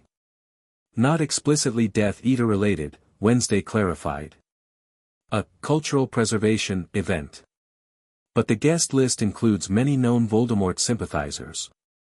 That's exactly the kind of intelligence Dumbledore would find valuable, Sirius nodded approvingly. Good work, Wednesday. She accepted the praise with her characteristic deadpan expression, but Harry noticed the slight upward tilt at the corner of her mouth, Wednesday's equivalent of a pleased smile. I'll depart immediately, Sirius decided, already moving toward the door. The sooner we establish this alliance, the better. Take the emergency port key, Morticia advised, retrieving a small silver box from a drawer and handing it to him. It will return you directly to the mansion if you encounter trouble. As Sirius prepared to leave, Harry approached him with a question that had been bothering him since the discussion began. Do you think Dumbledore will agree? To working with us more closely, I mean. Sirius considered this, then rested a hand on Harry's shoulder. Dumbledore is many things, but above all, he's practical. If he sees a path to defeating Voldemort, he'll take it, even if it means compromising some of his principles. He grinned suddenly. Besides, he's grown rather fond of you, oddly enough. Says you ask better questions than most of his 7th years. This reassured Harry somewhat. Despite their differences, he respected Dumbledore and recognized the older wizard's vast knowledge would be valuable in the coming conflict. After Sirius departed, the family dispersed to begin preparations for both the extended family gathering and the potential alliance with Dumbledore's order. Harry found himself in the library with Morticia, helping to research protective enchantments that might be compatible with standard wizarding defenses. Mother, he said after some time working in comfortable silence, may I ask you something? Of course, darling, she replied, setting aside an ancient tome bound in something that looked suspiciously like human skin. If Voldemort is getting stronger, if he does find a way to come back fully, will I have to face him directly? Morticia studied him for a long moment, her expression serious but not pitying. The Addamses never sheltered their children from difficult truths. The prophecy suggests a confrontation is inevitable, she said finally. But prophecies are tricky things, often self-fulfilling and always subject to interpretation. What matters is that you'll never face him alone, Harry. You are an Addams now, and we face our enemies as a family. Harry nodded, taking comfort in her words. I've been having dreams, he admitted. Not just impressions while I'm awake, but actual dreams. I see through his eyes sometimes, or at least, whatever eyes he's using now. Morticia's expression sharpened with interest. What do you see? Mostly meetings with his followers. Planning sessions. Harry hesitated, trying to find the right words. He's not what I expected. He's brilliant, actually. Terrifying, but brilliant. The way he manipulates people, the way he thinks several steps ahead. The most dangerous enemies often are, Morticia acknowledged. Recognizing his intelligence is not the same as admiring it, Harry. It's simply practical to understand your opponent's capabilities. Sometimes I worry, Harry confessed, voicing a fear he'd kept hidden, that because part of his soul is in me, I might become like him. Morticia moved to sit beside him, taking his hands in her cool ones. Harry, look at me. When he met her eyes, she continued, a person is not defined by the magic within them, but by the choices they make with that magic. You have a connection to Voldemort, yes, but you also have the blood of the Addams family, the love of your parents, both sets of them, and your own inherent nature, which has always been to protect rather than harm. But the death magic is neither good nor evil, she interrupted gently. It simply is. Like all power, its nature depends on how it's wielded. You've used yours to revive flowers, to disable rather than kill enemies, to protect your family. That is what defines you, not an unwanted soul fragment. Her words eased something in Harry's chest that had been tight with worry. The Addamses had always accepted him completely, dark magic and all, but sometimes he needed the explicit reassurance that his path was his own to choose. "Thank you," he said simply. Morticia smiled her subtle smile. "Now, I believe it's time for your fencing lesson with your father. He's been working on a new technique involving chandelier swinging that he's quite excited to show you." 3 days later, Harry was awakened in the middle of the night by a cold, bony hand tapping his shoulder. He opened his eyes to find Thing perched on his pillow, gesturing urgently toward the door. "What is it?" Harry asked, instantly alert. Years with the Addamses had taught him that middle-of-the-night summonses were rarely for trivial matters. Thing made a series of gestures that Harry had learned to interpret as visitors, followed by a motion that generally meant important.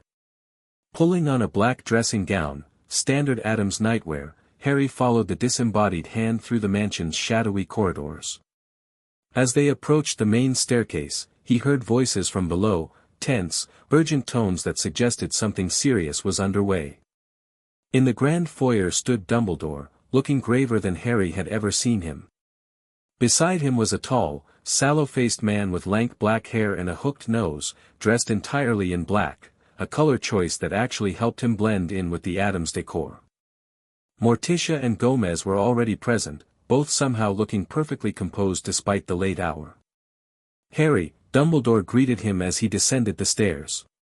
"I apologize for the disturbance, but time is of the essence." "What's happened?" Harry asked, immediately noting the tension in the room.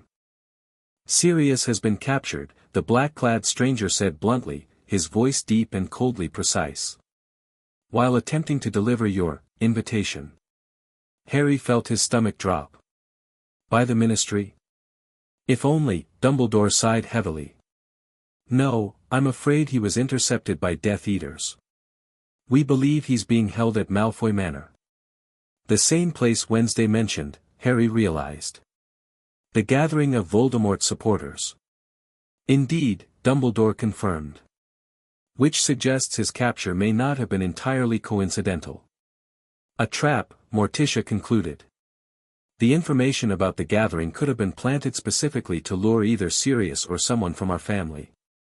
Which means they're watching us more closely than we realized," Gomez added, looking more serious than usual. "Our intelligence networks may be compromised." "We need to rescue him," Harry said firmly. "That is our intention," Dumbledore agreed. "However, Malfoy Manor is heavily warded and likely well defended, especially now. A direct assault would be problematic." "Which is why we're here," the stranger interjected. "I am Severus Snape, potions master at Hogwarts and, reluctantly, the Order's connection to certain Death Eater circles." "He's our spy," Dumbledore clarified simply. "And potentially our best hope for extracting Sirius before he can be used against us." "Used how?" Harry asked, though he suspected he knew the answer. "Voldemort requires your blood for his resurrection ritual," Snape explained with clinical detachment. "Black's capture provides leverage. They will likely attempt to arrange an exchange, his life for your surrender." "Which we would never agree to," Morticia stated firmly. "Of course not," Dumbledore nodded. "But it provides an opportunity. They will expect negotiation attempts, which could serve as cover for a rescue operation." By now, the commotion had drawn other family members. Grandmama arrived in a nightgown that appeared to be made from cobwebs, while Uncle Fester, for reasons known only to himself, was fully dressed and carrying what looked like an electrical generator. "Did someone say rescue operation?" he asked eagerly. "Can I bring old Sparky?" He patted the generator lovingly. "What exactly are you proposing?" Morticia asked Dumbledore, ignoring Fester's interruption. "A joint mission," Dumbledore replied. "Combining our respective expertise." Professor Snape has access to Malfoy Manor through his Death Eater connections. With the right support, he could potentially locate and extract Sirius during the gathering Wednesday mentioned. And you're willing to risk your cover for this? Gomez asked Snape directly, assessing the man with uncharacteristic shrewdness. Snape's lip curled slightly. Let's say I have a historical obligation to prevent Black's untimely demise, however personally satisfying I might find it. There seemed to be a story there, but Harry focused on the more immediate issue. So what's the plan? Snape can't just walk in and walk out with Sirius without raising suspicions. Indeed not, Dumbledore agreed. Which is why we need a distraction, something significant enough to draw attention without immediately suggesting a rescue attempt. A distraction is our specialty, Gomez declared, his eyes lighting up. We could arrange anything from a minor explosion to a full-scale plague of animated gargoyles. I was thinking of something more targeted, Dumbledore suggested diplomatically. Perhaps a negotiation attempt that appears legitimate but is actually designed to occupy attention while the extraction occurs. A false parley, Morticia nodded approvingly. Elegant. But who would be the negotiator? It would need to be someone the Death Eaters would take seriously. All eyes turned to Harry. No, Morticia said immediately, stepping protectively closer to him. Absolutely not. Not physically present, Dumbledore clarified quickly. A projection, magical communication that would appear to be Harry considering their terms, while remaining safely distant. A two-way mirror enchantment, Snape elaborated. Modified to project an image rather than requiring the actual mirror to be present. The Dark Lord's followers would see and hear Potter apparently negotiating for Black's release, while the boy remained securely here. It could work, Gomez mused, stroking his mustache thoughtfully. The Death Eaters would be focused on what they believe is a potential path to Harry, while the actual rescue happens elsewhere in the manor. I'll do it, Harry said firmly. When Morticia began to object, he continued, I won't be in any actual danger. And Sirius risked his freedom, his life, for me. I can't do less for him. Grandmama, who had been silently assessing Snape since her arrival, suddenly spoke up. The potion's master has an idea he's not sharing, she announced, her ancient eyes fixed on Snape with unsettling intensity. Something about blood magic. Snape's eyebrows rose fractionally, the only indication of his surprise at being so accurately read. I was considering the possibility, he admitted reluctantly. The Malfoy wards recognize blood relations. As Black is related to Narcissa Malfoy by blood, a properly prepared potion using a sample of Potter's blood, who is Black's godson and thus magically recognized as family, might create a temporary pathway through the defenses. Blood magic, Dumbledore sighed, looking troubled. Severus, we've discussed the ethical implications, ethics won't free Black from the Malfoy dungeons, Snape cut in sharply. And compared to what the Dark Lord intends with Potter's blood, this is positively benign. I'm willing, Harry stated before Dumbledore could object further. If my blood can help save Sirius, you can have it. A small sample would suffice, Snape clarified. 3 drops, freely given, combined with certain rare ingredients I've brought. Grandmama stepped closer, eyeing Snape's potions case with professional interest. What are you using as a catalyst? Dragon's breath? Ashwinder eggs and powdered moonstone, Snape replied. Combined with essence of belladonna for its property of opening pathways.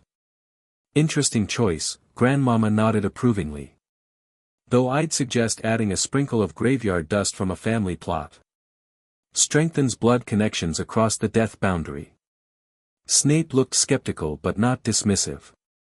I'm unfamiliar with that particular addition. The interaction with the Ashwinder eggs could be volatile. Only if you add it before the 3rd stir, Grandmama countered. After, it stabilizes the entire mixture and extends its effective duration by approximately 17 minutes. Snape's expression shifted from skepticism to reluctant interest. You're certain of this? Created my first blood bond pathway potion in 1906, young man, Grandmama cackled. Still remember old Rasputin's face when he realized he could access the Tsar's private chambers. Though that didn't end well for anyone involved. A strange moment passed where Snape seemed to reassess the elderly witch entirely. Perhaps, he said slowly, you would be willing to assist in the preparation. The timing will be critical. Thought you'd never ask. Grandmama rubbed her gnarled hands together gleefully. My crypt laboratory has everything we need. Follow me, Professor Darface. As Grandmama led an apparently resigned Snape toward the family crypt, Dumbledore turned back to the remaining Addamses. While they work on the extraction method, we should finalize the distraction strategy. The gathering is in 3 days, which gives us limited preparation time. 3 days is an eternity for Addams planning, Gomez declared confidently. We once arranged a full-scale invasion of a neighboring dimension with just an afternoon's notice. Didn't go well, admittedly, dimensional customs are so particular about prohibited imports, but the planning was impeccable. The next few hours were devoted to developing a detailed strategy that combined Dumbledore's knowledge of Death Eater protocols with the Addamses' flair for creative chaos. By dawn, they had settled on a plan that balanced the necessary misdirection with minimal risk to Snape's cover and, most importantly to Harry, the highest probability of retrieving Sirius alive. As the others dispersed to begin preparations, Harry found himself alone with Dumbledore for a moment. The old wizard studied him with a mixture of concern and something that might have been pride. You've grown considerably since I last saw you, Dumbledore observed. And I don't simply mean physically. Harry nodded. The Addamses have taught me a lot. Not just about magic, but about family, about standing your ground, about embracing who you are even when others fear it. Valuable lessons, Dumbledore acknowledged. Though I admit, I had my doubts about their unconventional approach to your education. You still do, Harry pointed out, not accusingly but matter-of-factly. Dumbledore smiled faintly. Perhaps. Old wizards cling to their certainties, Harry. It's both our strength and our greatest weakness. He sighed, suddenly looking every year of his considerable age. But I cannot deny the results. You are becoming a remarkable young wizard, with capabilities I never anticipated. Because of the death magic? Because of your integration of seemingly contradictory magical traditions, Dumbledore clarified. You move between conventional wizardry and the Addams family magic with a fluidity that suggests you understand the underlying principles of both, rather than simply mimicking the forms. Harry hadn't thought of it in those terms, but realized Dumbledore was right. Where once he had seen Hogwarts magic and Addams magic as separate disciplines, he now perceived the connections between them, the fundamental energies that both traditions tapped in different ways. It's all just magic in the end, he said simply. Different approaches to the same forces. Indeed, Dumbledore's eyes twinkled briefly. A perspective that many adult wizards never achieve. The twinkle faded as he continued, which makes you uniquely valuable in the coming conflict, and uniquely vulnerable. Voldemort will not rest until he has either claimed or eliminated you. I know, Harry said quietly. I feel him sometimes, through the connection. His determination. His certainty. And yet you seem remarkably unafraid. Harry considered this. The Addamses taught me that fear is a tool, not a master.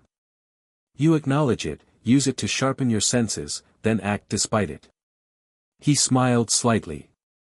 Besides, it's hard to be terrified of death when you live with people who have tea parties with ghosts and vacation in haunted cemeteries. Dumbledore chuckled. A fair point. Though I hope your healthy perspective doesn't lead to unnecessary risk-taking in the days ahead. Sirius would never forgive us if you came to harm attempting to rescue him. I could say the same to you, Harry replied. This plan puts Professor Snape at considerable risk. Severus has lived with risk for many years, Dumbledore said, his expression sobering. It is a burden he has chosen to bear for reasons of his own. Harry wanted to ask more about the Dour Potions Master, but sensed Dumbledore would not elaborate. Instead, he focused on the immediate concern. Do you think the plan will work? It has merit, Dumbledore acknowledged cautiously. Though as with all plans involving both the Malfoys and your adopted family, I anticipate certain, improvisational elements will become necessary. Harry couldn't help but grin at that understatement. The Addamses viewed plans as interesting starting points rather than strict blueprints, a perspective that had led to some of their most spectacular successes and most memorable disasters. Well, he said, as Uncle Fester always says, it's not a proper mission without at least one unexpected explosion. The next 3 days passed in a whirlwind of preparation. Grandmama and Snape emerged from the crypt laboratory only for brief meals, engaged in an intense collaborative process that involved equal parts magical innovation and professional one-upmanship. Despite their apparent personality differences, they developed a grudging respect for each other's expertise, with Snape occasionally looking almost impressed by Grandmama's unorthodox but effective techniques. Meanwhile, Gomez coordinated with the Order of the Phoenix through Dumbledore, establishing communication protocols and contingency plans. Morticia and Wednesday worked on the mirror enchantment that would project Harry's image, enhancing the standard spell with Addams' shadow magic to make it more difficult to trace. Harry himself spent hours practicing with the modified mirror, working with Morticia on striking the right balance between appearing cooperative enough to maintain the Death Eater's interest while stalling long enough for the rescue to be completed. Remember, Morticia advised during one session, your goal is not to convince them you'll actually surrender, but to make them believe you're seriously considering it.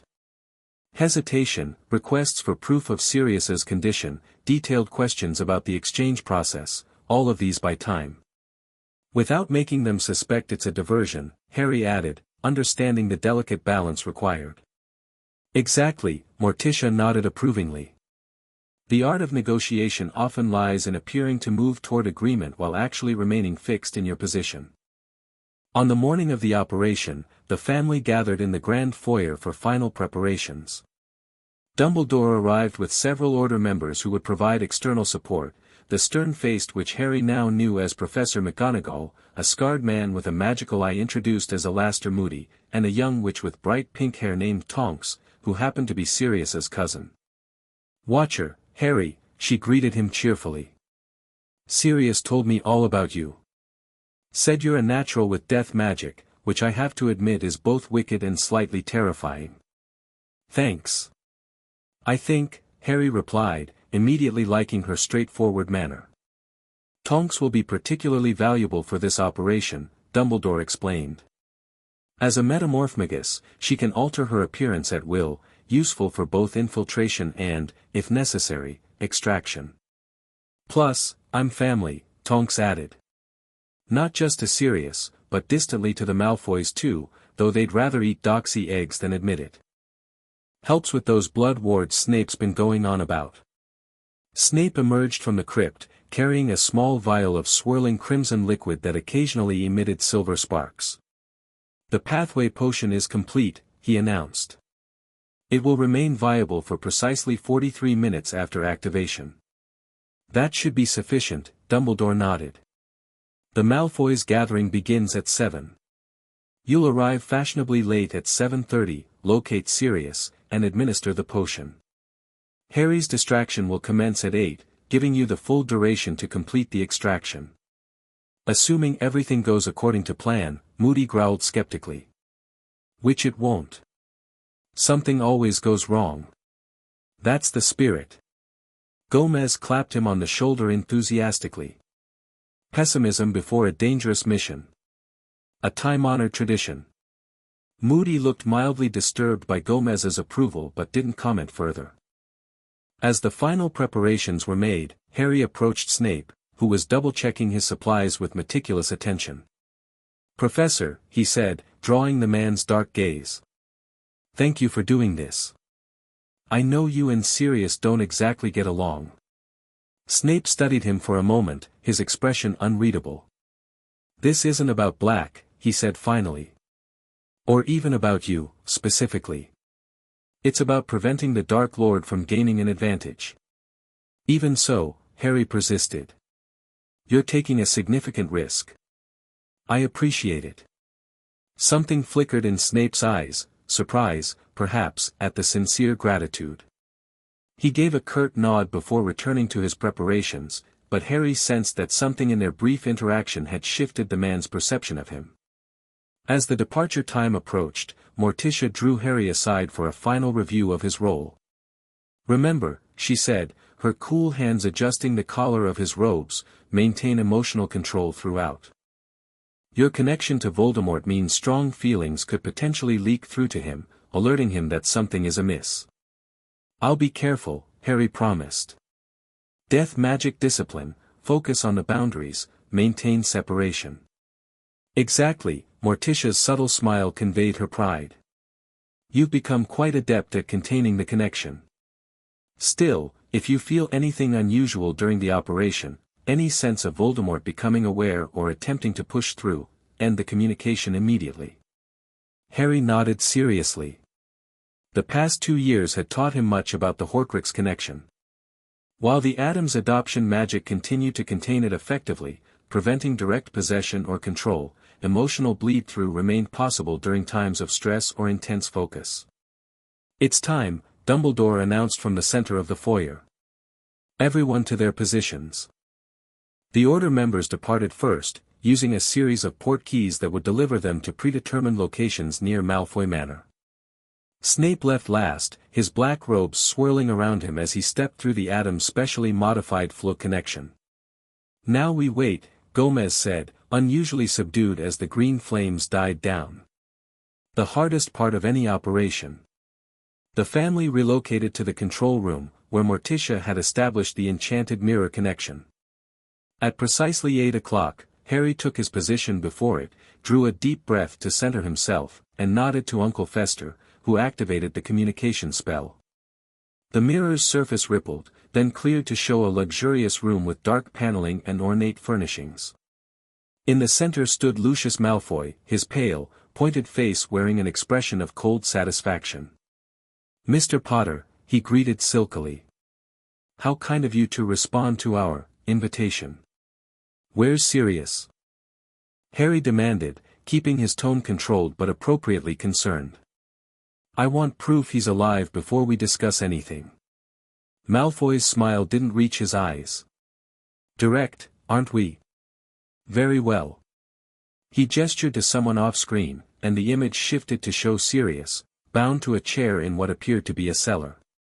He looked battered but conscious, his defiant expression suggesting his spirit remained unbroken. "Harry?" Sirius croaked, squinting at whatever was showing him Harry's image. "Don't you dare make any deals for me. It's a trap." "How touching," Malfoy drawled as the image returned to him. "But ultimately futile. The terms are simple, Mr. Potter. You, in exchange for your godfather. A fair trade, wouldn't you say? And I'm supposed to trust that you'll honor this agreement?" Harry replied skeptically, falling easily into the stalling tactics they'd practiced. "The same people who imprisoned an innocent man without trial?" "Your concern is noted," Malfoy said smoothly. "Perhaps a good faith gesture would reassure you. What if we release Black first, once you arrive at an agreed-upon location?" "That seems suspiciously generous," Harry observed, watching the timer Morticia had set. Only 5 minutes had passed, they needed to keep Malfoy engaged for at least 20 more to give Snape sufficient time. "Let's discuss logistics," he continued. "How would this exchange work? I assume you have a location in mind." As Harry kept Malfoy occupied with increasingly detailed questions about the proposed exchange, the rest of the family monitored other magical detectors that tracked movement within and around Malfoy Manor. A small indicator representing Snape's magical signature showed him moving methodically through the building's lower levels. "He's reached the dungeons," Pugsley reported, watching a complicated map that resembled the Marauder's map Sirius had told Harry about, but much more detailed and covering the Malfoy estate specifically. "2 guards at the entrance, but they're moving away, someone must have called them elsewhere." "The secondary distraction," Morticia nodded. "Right on schedule." Dumbledore had arranged for a minor but attention-grabbing incident near the manor's front gates, nothing that would trigger full security measures, but enough to draw some guards from less critical posts. On the communication mirror, Malfoy was becoming visibly impatient with Harry's continued questions. Enough of these details, Potter. The principle is simple, you surrender yourself, Black goes free. Yes or no? I need assurances, Harry insisted. Magical ones. An unbreakable vow that Sirius will be released unharmed once I'm in your custody. Malfoy's eyes narrowed. You seem remarkably well informed about magical contracts for a boy raised by muggles. Harry allowed himself a small, cold smile, one he'd practiced with Wednesday, who was a master of unsettling expressions. I wasn't raised by muggles, Mr. Malfoy. Not for the past 2 years. The Addams family has been quite educational. A flicker of uncertainty crossed Malfoy's face at the mention of the Addams name. Good, the family's reputation was serving its purpose, creating doubt and hesitation. Those people are an abomination, Malfoy recovered, his voice hardening. Practitioners of magic so dark they were banned even before the ministry existed. Is that what you've become, Potter? A disciple of forgotten abominations? I've become someone who understands power, Harry replied, channeling a bit of Morticia's serene confidence. Including the power of binding magical agreements. So, about that unbreakable vow. On the tracking map, Snape's indicator had reached Sirius's cell and remained stationary, presumably administering the pathway potion and preparing for extraction. 10 more minutes, Gomez murmured, watching the timer. Keep him talking, my boy. Harry shifted tactics slightly, moving from procedural questions to more philosophical ones, a technique Morticia had suggested would appeal to Malfoy's sense of superiority. I'm curious, Mr. Malfoy, he said. Why exactly does Voldemort want me specifically? Surely there are other, less troublesome ways to restore himself. Malfoy flinched at Voldemort's name, his composure cracking slightly. Do not speak his name so casually, boy. And the Dark Lord's reasons are not for you to question. But they're for you to understand, I assume. Harry pressed. Or are you just following orders blindly, without knowing the larger purpose? It was a calculated provocation, designed to touch on Malfoy's pride. The man's face tightened with barely controlled anger. The Dark Lord shares his wisdom with those who prove their loyalty, he said coldly. Something you could learn from, Potter, rather than aligning yourself with blood traitors and magical aberrations. Interesting perspective from someone hosting a cultural preservation event, Harry countered. Which culture exactly are you preserving? Because from what I've studied, magical history is far more diverse than the pure-blood narrative suggests. On the map, Snape and Sirius's indicators were moving now, taking a route through what appeared to be service corridors rather than main hallways. Smart, less likely to encounter guests or security. 3 minutes to exit window, Wednesday reported, monitoring a different sensor array. The wards will be minimally permeable at the northeast boundary for approximately 20 seconds. Harry needed to keep Malfoy distracted just a little longer. He decided to take a risk. Tell me, Mr. Malfoy, he said, allowing a hint of death magic to manifest visibly around him, just enough to create an unsettling aura that would be visible through the magical connection. What does Voldemort know about Horcruxes? Malfoy's face went deathly pale, his eyes widening in shock before he could control his reaction. What did you say? He whispered. Horcruxes, Harry repeated calmly. We've found several already. Curious objects with interesting histories. A ring, a locket, a cup. You're bluffing, Malfoy hissed, though his expression betrayed his uncertainty. No child could possibly, I'm not working alone, Harry reminded him. And the Addams family has certain sensitivities to soul magic.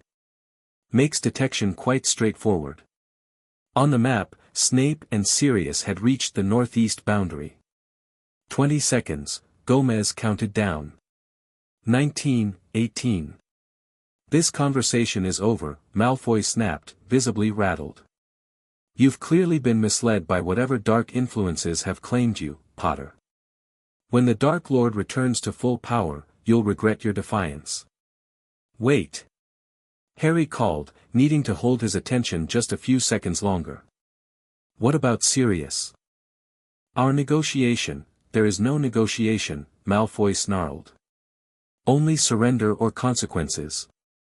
You have until midnight to reconsider your position. After that, Black's usefulness expires. 3, 2, 1, they're through. Gomez announced triumphantly just as Malfoy terminated the connection. The mirror's surface returned to normal, reflecting Harry's relieved expression. He slumped slightly, the tension of maintaining the deception finally releasing. Well done, darling, Morticia praised, placing a cool hand on his shoulder. That was masterfully handled. The Horcrux revelation was inspired. Uncle Fester cackled. Did you see his face? Like he'd swallowed a live toad. A calculated risk, Morticia acknowledged, but effective. It created precisely the right level of distraction at the critical moment. But did they make it out completely? Harry asked anxiously, looking at the map where Snape and Sirius's indicators had disappeared after crossing the ward boundary. The extraction point is now beyond our monitoring range, Wednesday explained. But if they successfully crossed the boundary during the permeable window, they should have reached the Order's reception team. The answer came minutes later when the communication mirror activated again, this time showing Dumbledore's face. The package has been delivered, he announced, a smile crinkling his eyes behind the half-moon spectacles. A bit battered but intact. Operation successful. The relief that flooded through Harry was so intense that it took him a moment to notice the strange prickling sensation in his scar, different from the usual twinges, sharper somehow and more focused. Harry? Morticia noticed his expression change. What is it? My scar, he said, pressing his hand to his forehead. It's different. Like something's trying to push through. Morticia's eyes narrowed in concern. The confrontation with Malfoy may have created an opening. Emotional intensity can sometimes weaken the containment. Or, Grandmama suggested, studying Harry intently, your revelation about the Horcruxes created a reaction in the main soul piece. If Voldemort didn't know we were aware of his Horcruxes before, he certainly suspects it now. The prickling intensified suddenly, becoming a searing pain that drove Harry to his knees. Distantly, he heard the family reacting, felt Morticia's cool hands on his face, but the sensation overwhelmed his senses. Then, abruptly, he wasn't in the control room anymore. He was in a dimly lit chamber, looking at Lucius Malfoy's prostrate form trembling before him. Forgive me, my lord, Malfoy was saying, his voice shaking with fear. The boy knew about the objects. He claimed they'd found several. Impossible, Harry heard himself say, except it wasn't his voice, it was high, cold, furious. No one knows. No one could know. He mentioned the Addams family, my lord, Malfoy continued desperately. He said they have sensitivities to soul magic. The Addamses, the cold voice hissed. Ancient blood. Practitioners of death magic. A surge of rage so powerful it felt like physical heat washed through Harry. And Dumbledore works with them now. Clever, clever old man. Harry felt himself raise a wand, not his own, something different, something that felt both foreign and strangely familiar in his grip. You have failed me, Lucius. First the diary, now this, negotiation. Perhaps you need a reminder of the cost of failure. Crucio. Malfoy's screams pierced through the vision, and Harry found himself back in the control room, his own scream echoing his victim's. Morticia was holding him tightly, her magic flowing around him in protective waves of shadow. Harry! Harry, come back to us, she was saying, her usually calm voice tight with concern. Focus on my voice, on our family magic. Push him out. Harry struggled to regain control, using the techniques Morticia had taught him to reinforce the boundaries around his mind. Slowly, painfully, he felt Voldemort's presence recede, the foreign rage and hatred withdrawing like a tide. He knows, Harry gasped when he could speak again. He knows we're hunting Horcruxes. And he's furious. What else? Gomez asked, kneeling beside him. What did you see? Harry described the vision briefly: the chamber, Malfoy's punishment, Voldemort's rage at the mention of the Addams family working with Dumbledore. This changes our timeline, Morticia concluded grimly. If Voldemort knows his Horcruxes are being targeted, he'll accelerate his plans for resurrection and possibly move the remaining Horcruxes to more secure locations.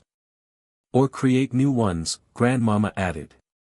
Though his soul is already dangerously fragmented. Further splitting could destabilize him completely. We need to contact Dumbledore immediately, Gomez decided. This information is critical. Before they could reactivate the communication mirror, however, it lit up of its own accord, showing not Dumbledore's face but Sirius's, looking urgent despite his evident injuries. Harry. Are you all right?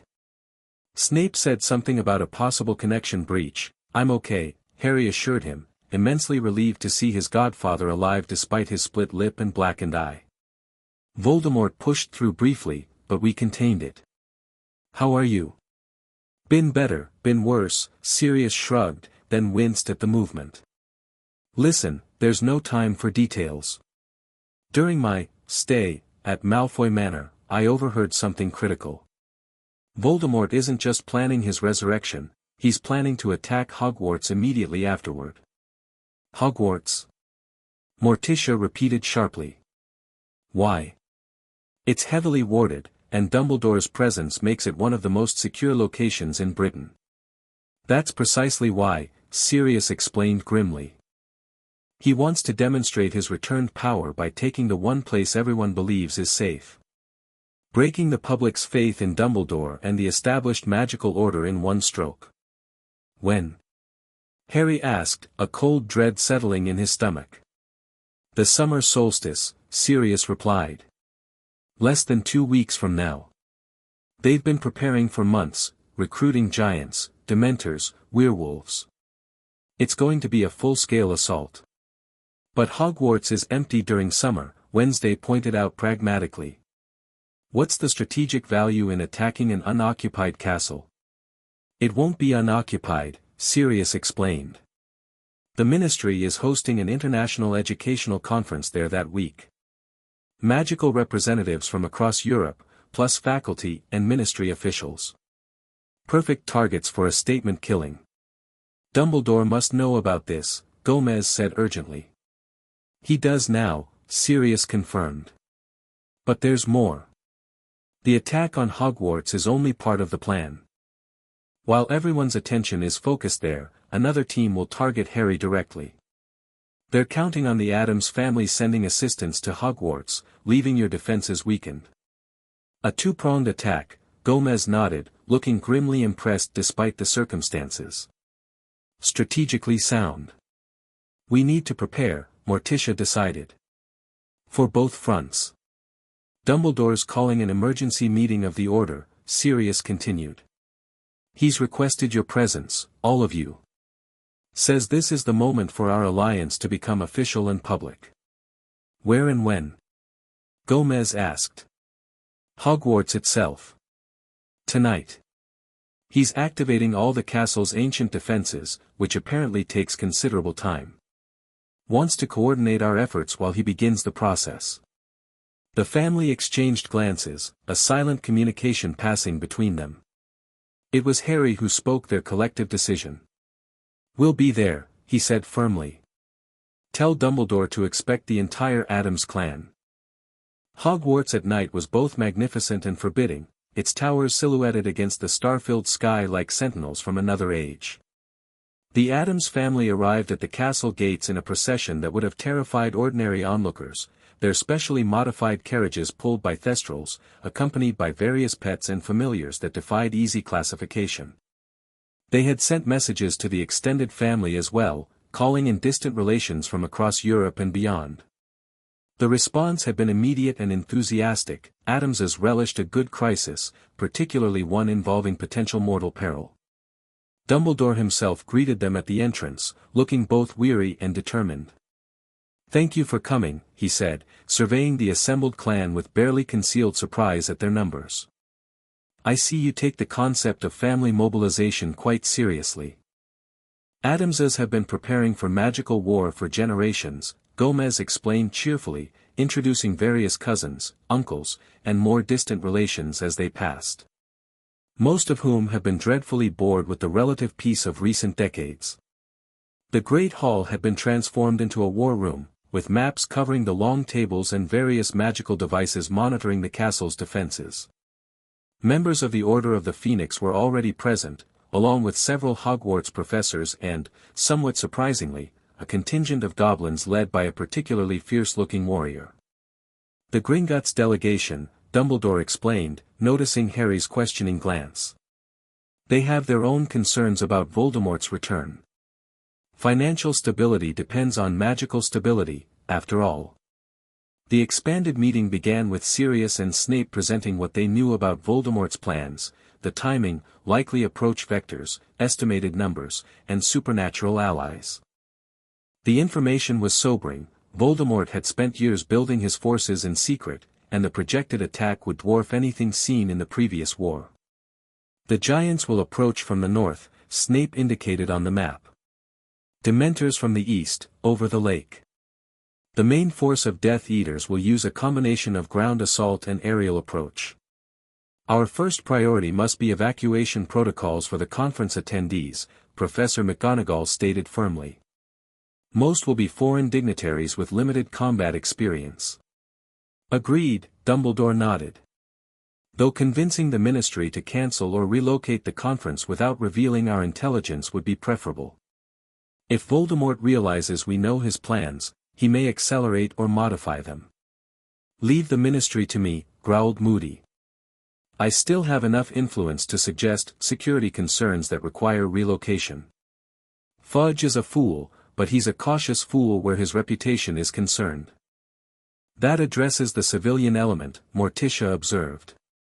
"But not the fundamental threat.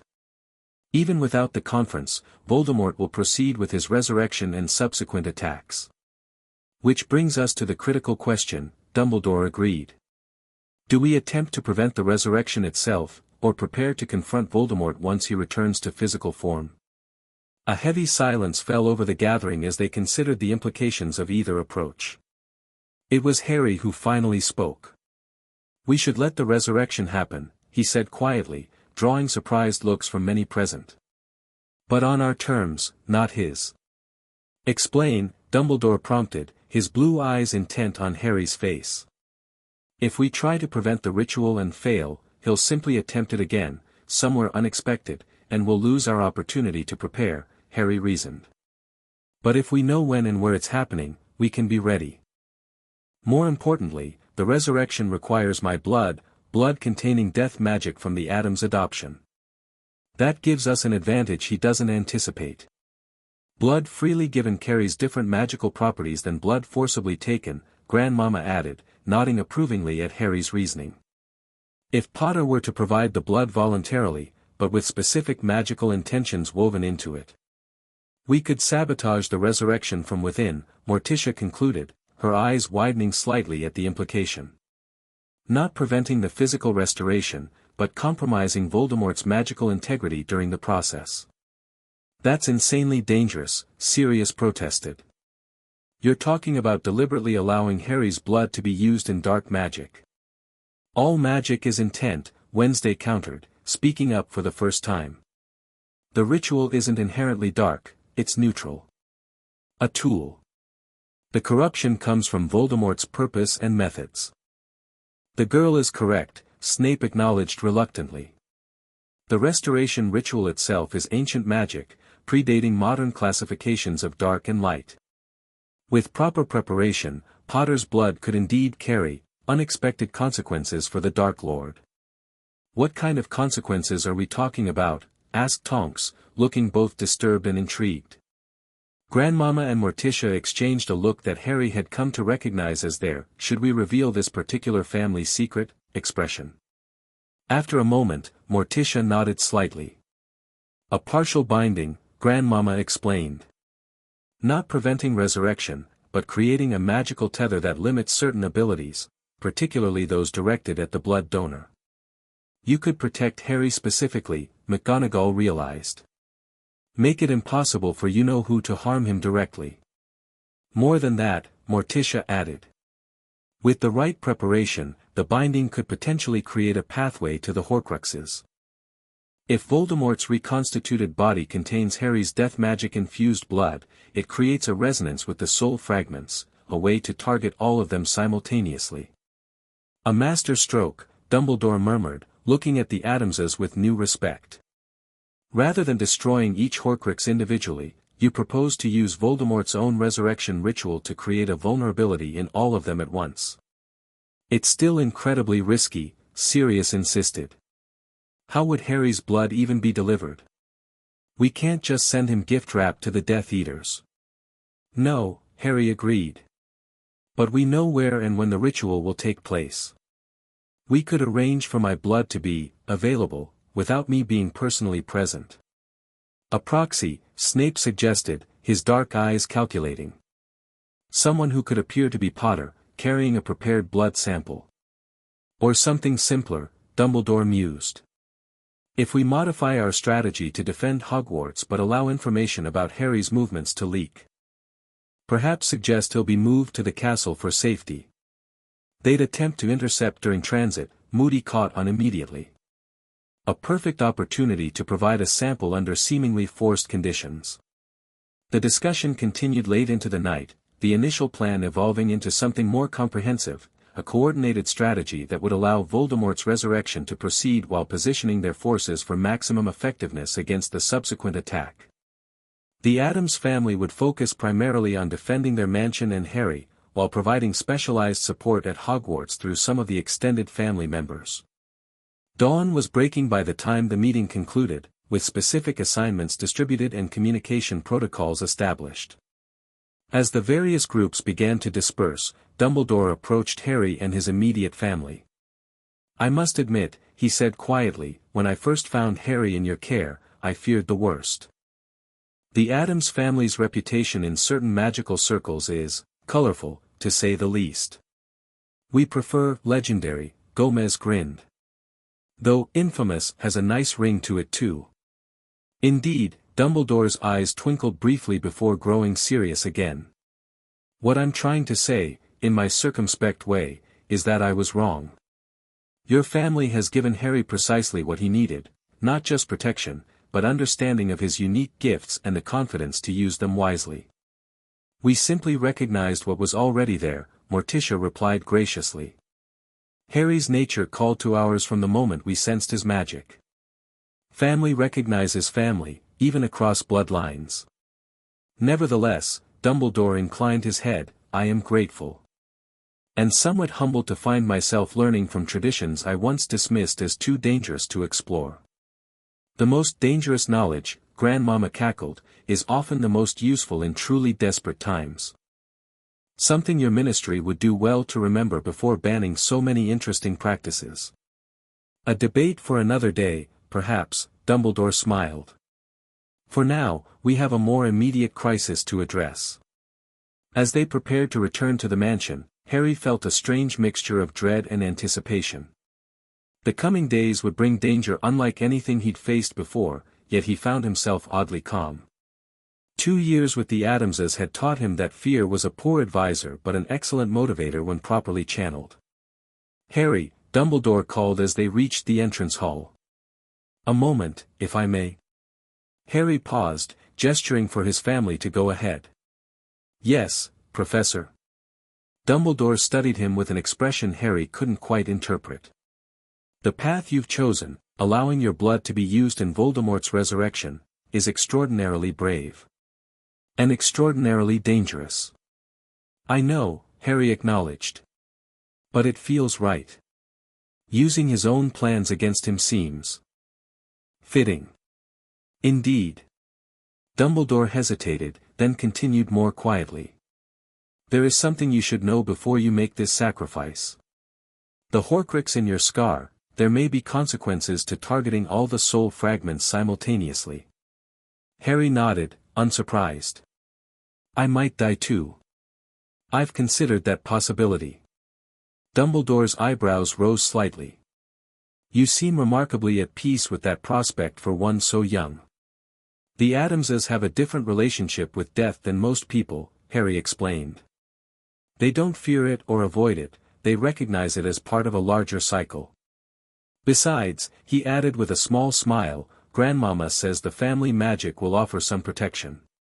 And if it doesn't, well, death is just another great adventure, isn't it? Dumbledore looked startled, then thoughtful. Your mother once said something very similar, he observed. Though in a different context. The comparison to his birth mother warmed Harry unexpectedly. I think she would have liked the Addamses, he said. Sirius says she always questioned magical traditions that didn't make sense to her. She did indeed, Dumbledore agreed, a fond smile briefly crossing his face. Lily Evans never accepted, because that's how it's done, as a sufficient explanation for anything. He seemed to shake himself from the memory and continued more briskly, we will, of course, do everything possible to ensure your survival.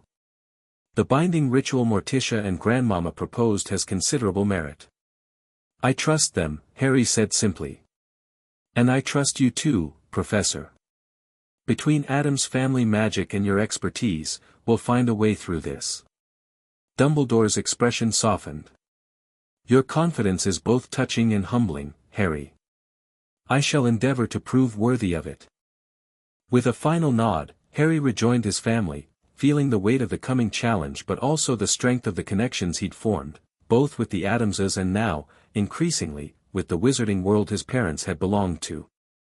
The next 10 days passed in a whirlwind of preparation. Harry spent hours each day with Grandmama and Morticia, preparing the specialized blood infusion that would sabotage Voldemort's resurrection from within. The process was intricate, combining death magic with specific intentions and binding elements that would activate once the blood was used in the ritual. The key, Morticia explained as they worked, is layering the intentions so they remain dormant until the precise moment of resurrection. Like a seed that sprouts only under specific conditions. Sirius, meanwhile, coordinated with the Order of the Phoenix, establishing the false information trail that would lead Voldemort's followers to believe Harry would be moved to Hogwarts 3 days before the solstice, a perfect opportunity for them to intercept and obtain the blood they needed. The tricky part, he admitted during one planning session, is making it seem secure enough to be believable but vulnerable enough to be tempting. Too obvious a trap and they'll smell a setup. That's where my particular talents come in, Tonks grinned, demonstrating by morphing her features to create a perfect replica of Harry. I'll be playing the part of our favorite death magic prodigy, complete with specially prepared blood samples hidden in convincingly resistant ways. The rest of the family focused on fortifying the mansion and preparing for possible direct assault. Uncle Fester supercharged the electrical defenses, Pugsley and Wednesday designed increasingly creative traps and diversions, and Gomez coordinated with the extended family members who would be stationed at Hogwarts. 2 days before the solstice, the family gathered for a final review of the plan. Maps, magical monitors, and communication devices covered every surface of the library, creating a command center that rivaled the one at Hogwarts. Phase 1 commences tomorrow, Gomez recapped, pacing energetically. Tonks, disguised as Harry, travels with an Order security detail along the predetermined route. Death Eaters intercept, Tonks puts up a convincing fight before accidentally revealing the blood samples. I've been practicing my terrified but defiant teenager impression, Tonks confirmed, briefly morphing her face into a passable imitation of Harry looking both scared and determined. Once they have the blood, they'll withdraw immediately, Sirius continued.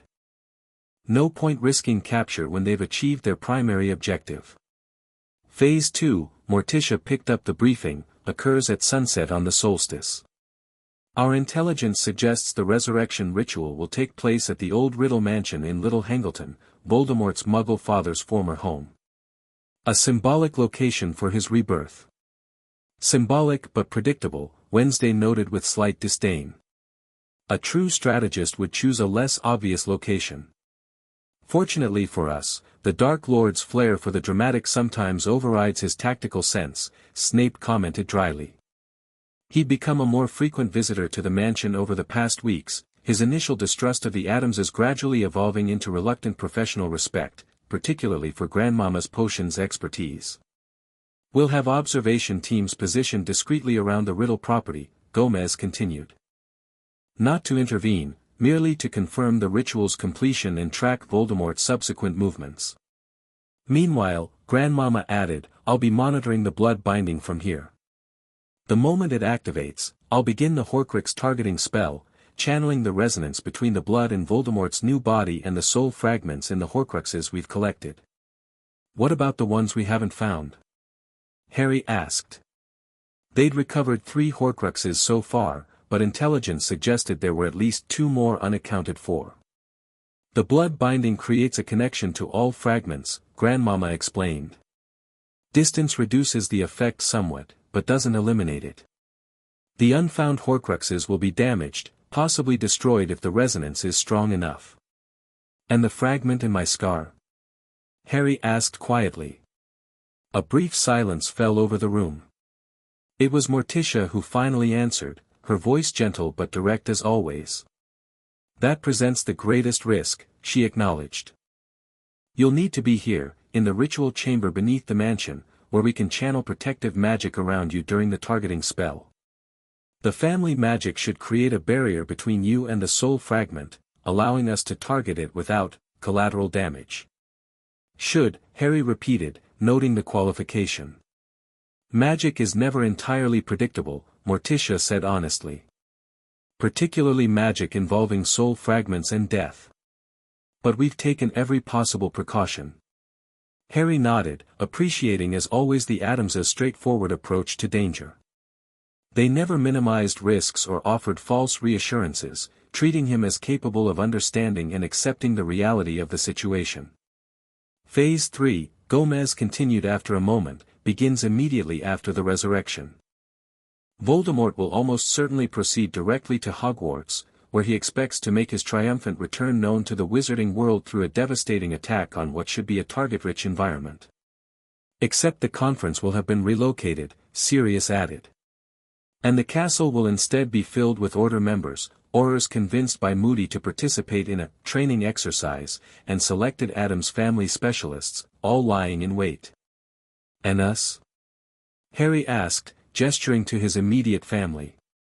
"We remain here," Morticia replied firmly. "The mansion is where our magic is strongest, particularly for the Horcrux targeting spell. Additionally, there's a high probability that Voldemort will dispatch forces here once he realizes you aren't at Hogwarts. Which means we get our very own battle." Uncle Fester exclaimed gleefully. "I've been saving my special high-voltage traps for just such an occasion." The briefing continued with additional details about communications, contingencies, and coordination between the various teams. By the time it concluded, Harry felt as prepared as possible for what promised to be the most dangerous day of his life. As the others dispersed to make final preparations, Sirius pulled Harry aside for a private word. "I know everyone's been focused on the magical aspects of this plan," he said quietly, "but I wanted to check how you're feeling about all this. It's a lot of pressure for anyone, let alone a 10-year-old. Harry considered the question seriously. "I'm scared," he admitted. "But not paralyzed by it. The Addamses have taught me that fear is normal, healthy, even, as long as you acknowledge it and keep moving forward." Sirius nodded, looking impressed. "That's a remarkably mature perspective. Your parents would be proud of the young man you're becoming, Harry." "I know I am. Even though I'm practicing death magic and living with a family most wizards consider completely mad?" Harry asked with a small smile. Sirius barked a laugh. "Especially because of that. James was never one for convention, and Lily always believed in following your own path, regardless of what others thought." His expression sobered slightly. "I won't pretend they wouldn't have been concerned about some of the risks you're taking, but they would have understood that you're doing it for the right reasons." "Do you think they'd have liked the Addamses?" Harry asked, voicing a question that occasionally troubled him. "Liked might be stretching it," Sirius grinned. "Respected, certainly. Appreciated, definitely. Your mother would have been fascinated by their approach to magic, and your father would have loved their disregard for stuffy magical traditions. He squeezed Harry's shoulder. Most importantly, they would have been grateful that you found a family who loves you for exactly who you are, all parts of you, including the ones most people fear. Harry nodded, feeling a weight lift that he hadn't realized he was carrying.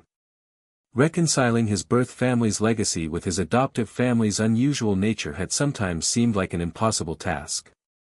Sirius's words helped bridge that gap, making him feel more integrated rather than torn between two worlds. "Thanks," he said simply. "Anytime, kiddo," Sirius replied. "Now, let's go make sure Fester doesn't accidentally electrocute himself before the battle even starts. I heard him talking about maximum voltage testing earlier, and that can't possibly end well." The first phase of the plan unfolded exactly as anticipated. Tonks, disguised as Harry, was captured by Death Eaters during what appeared to be a transfer to Hogwarts. The blood samples, carefully prepared by Morticia and Grandmama to appear as if they'd been forcibly taken, were discovered and seized before Tonks was allowed to escape in the confusion. "They bought it completely," she reported triumphantly upon her return to the mansion. Even added some extra threatening monologues about how the Dark Lord will rise again with your blood, Potter. Very theatrical bunch, Death Eaters.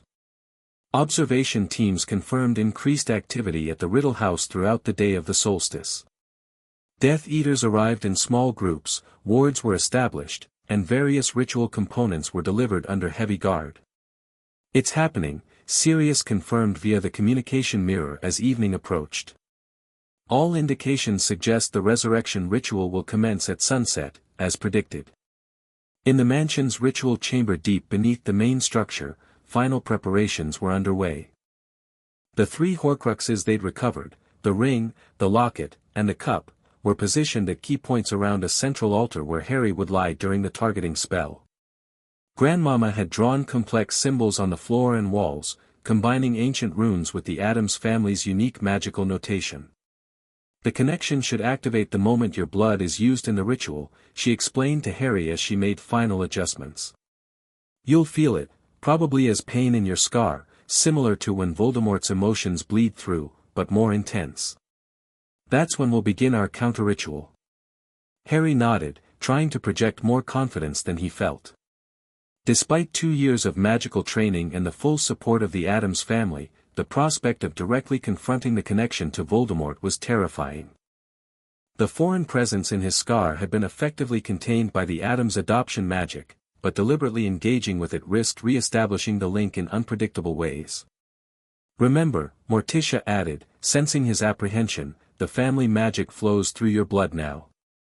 It will recognize you as its own and protect your core self, even as we target the fragment." At precisely sunset, Harry took his position on the altar.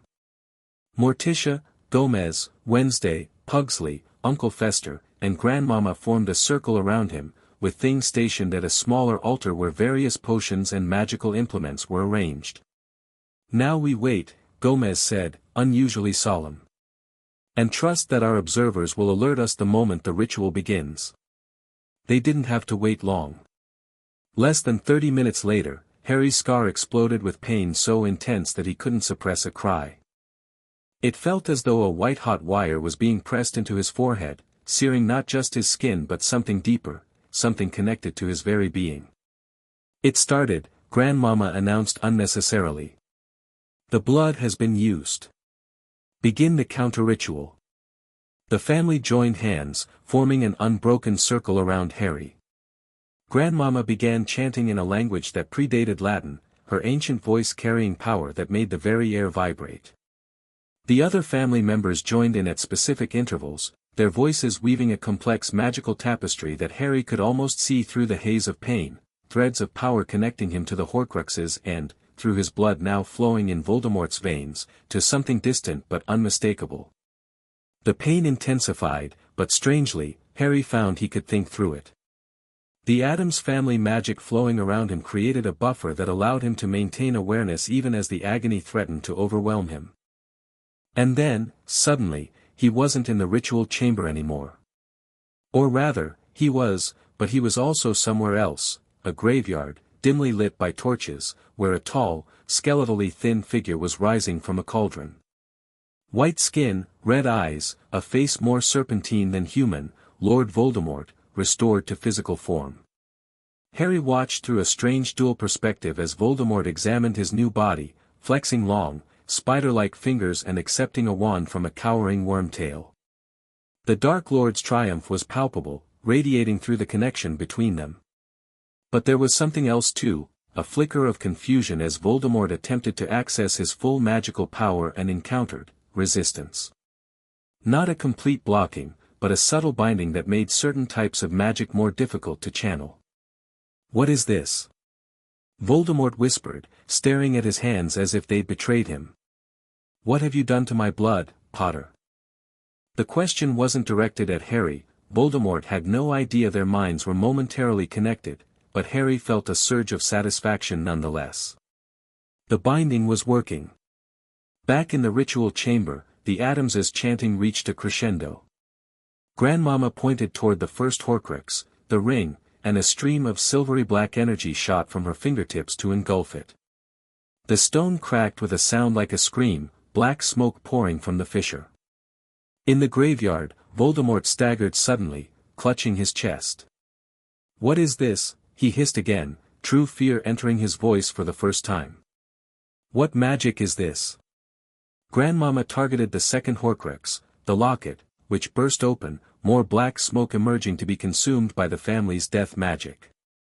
The cup followed, its golden surface melting as though subjected to impossible heat as the soul fragment within was forced out and destroyed. With each Horcrux's destruction, Harry felt Voldemort's panic and pain intensifying. The connection between them was growing stronger rather than weaker, the dual vision more vivid. He could see Death Eaters backing away from their master in confusion and fear as he writhed in apparent agony. "My lord?" Lucius Malfoy ventured cautiously. "Shall we proceed to Hogwarts as planned?" Silence. Voldemort snarled, straightening with visible effort. "Something is interfering, some magic I didn't anticipate." The boy, it must be connected to the boy. In the ritual chamber, the destruction of the known Horcruxes was complete. Now came the most dangerous part, targeting the soul fragment in Harry's scar while protecting Harry himself from the magical backlash. "Ready, Harry?" Grandmama asked, her ancient eyes meeting his with complete confidence. "This will hurt, but remember, you are an Addams now.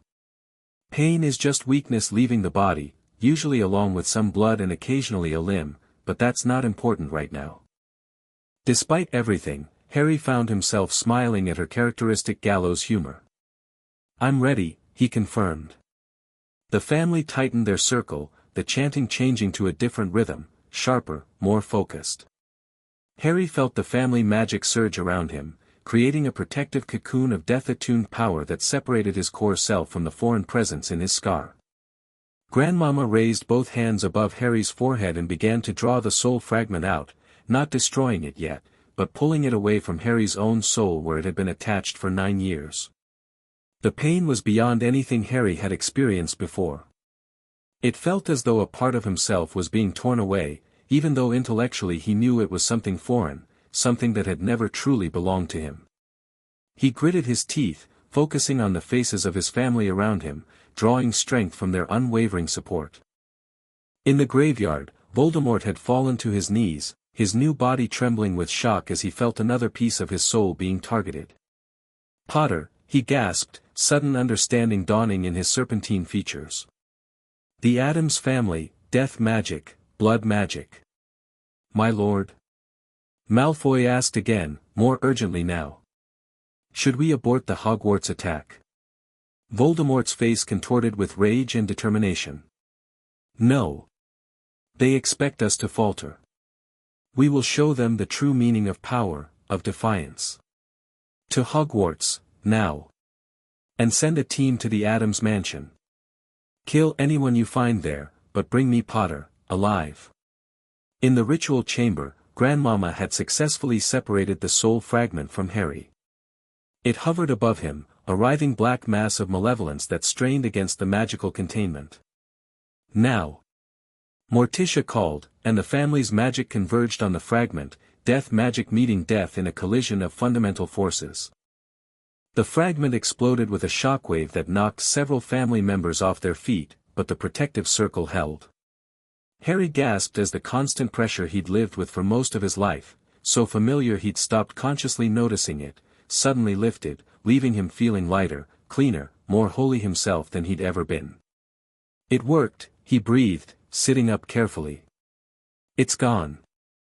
Not just gone, Grandmama cackled triumphantly, picking herself up from where the shockwave had thrown her. Destroyed. Along with the other Horcruxes we targeted. What about the ones we didn't have? Harry asked, remembering there were still Horcruxes they hadn't located. Damaged, at minimum, Morticia replied, helping Wednesday back to her feet. The blood binding creates a vulnerability in all soul fragments, regardless of location. They won't be completely destroyed without direct targeting, but they'll be weakened, more susceptible to conventional methods of destruction. And Voldemort himself? Gomez asked, straightening his tie which had somehow ended up wrapped around his ear during the magical backlash. Alive, Harry reported grimly. I saw him, through the connection, while you were destroying the Horcruxes. He's proceeding with the attack on Hogwarts, and...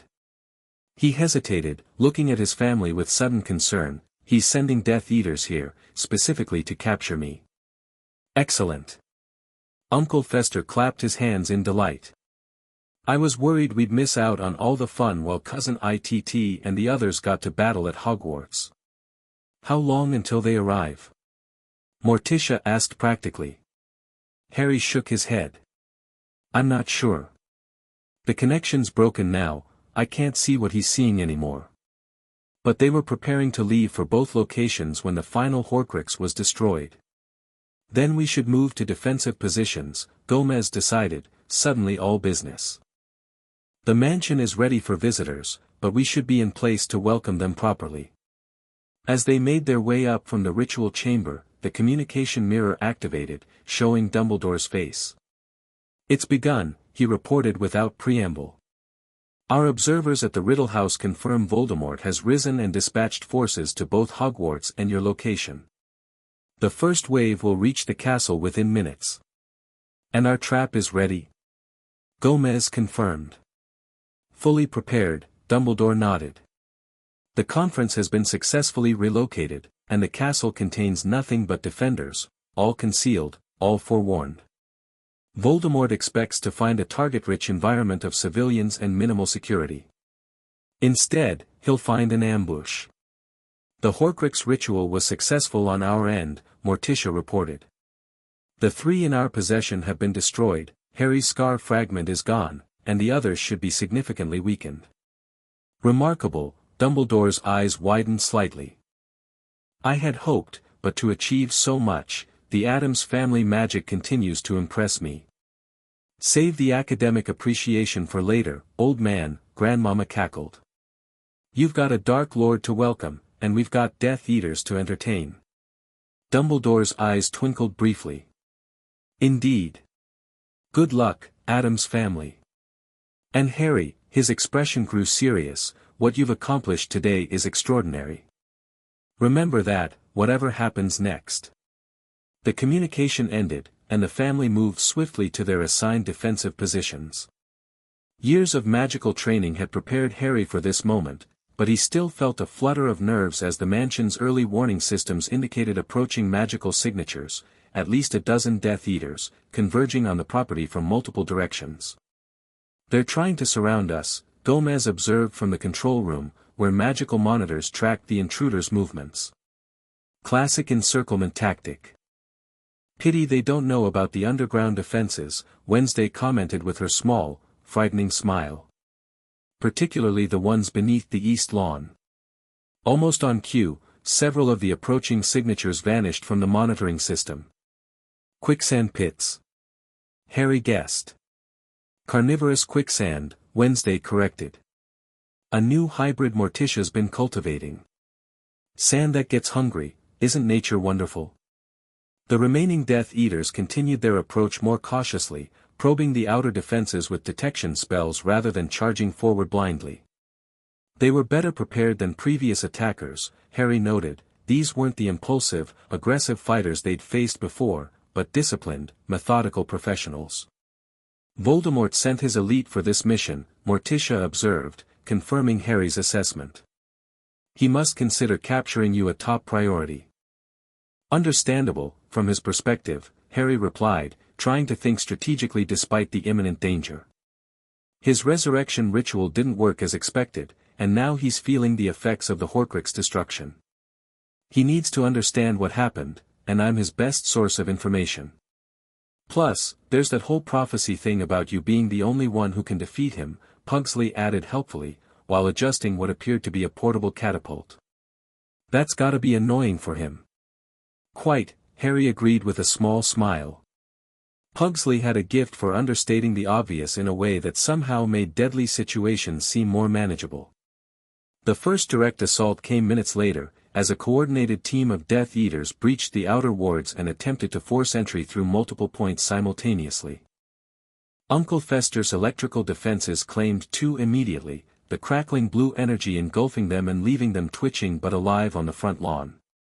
Wednesday's crossbow traps disabled 3 more, the specialized bolts releasing a paralytic toxin on impact that left the victims conscious but immobile. But the remaining attackers adjusted quickly, countering the automated defenses with shield charms and neutralizing spells that showed considerable preparation. They reached the mansion itself, blasting through doors and windows with explosive curses that shook the entire structure. "They're inside," Gomez announced, his voice tight with excitement rather than fear. "Lurch, activate the interior defenses.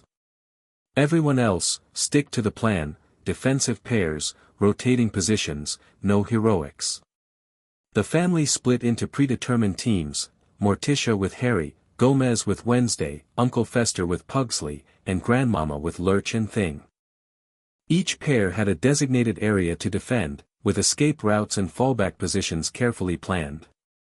Morticia led Harry toward the conservatory, which offered multiple tactical advantages, limited entry points, abundant cover from the oversized plants, and of course, Morticia's personal garden of carnivorous and otherwise dangerous botanical specimens that responded to her magical direction. They had barely taken position when 2 Death Eaters burst through the conservatory doors, wands raised and faces concealed behind silver masks.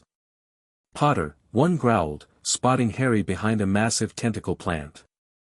"Come quietly, and perhaps the Dark Lord will allow your unusual family to live." "How thoughtful," Morticia replied coolly. "But I'm afraid Harry has a prior commitment this evening. Perhaps you'd like to leave a message." With a subtle gesture, she directed the tentacle plant to attack.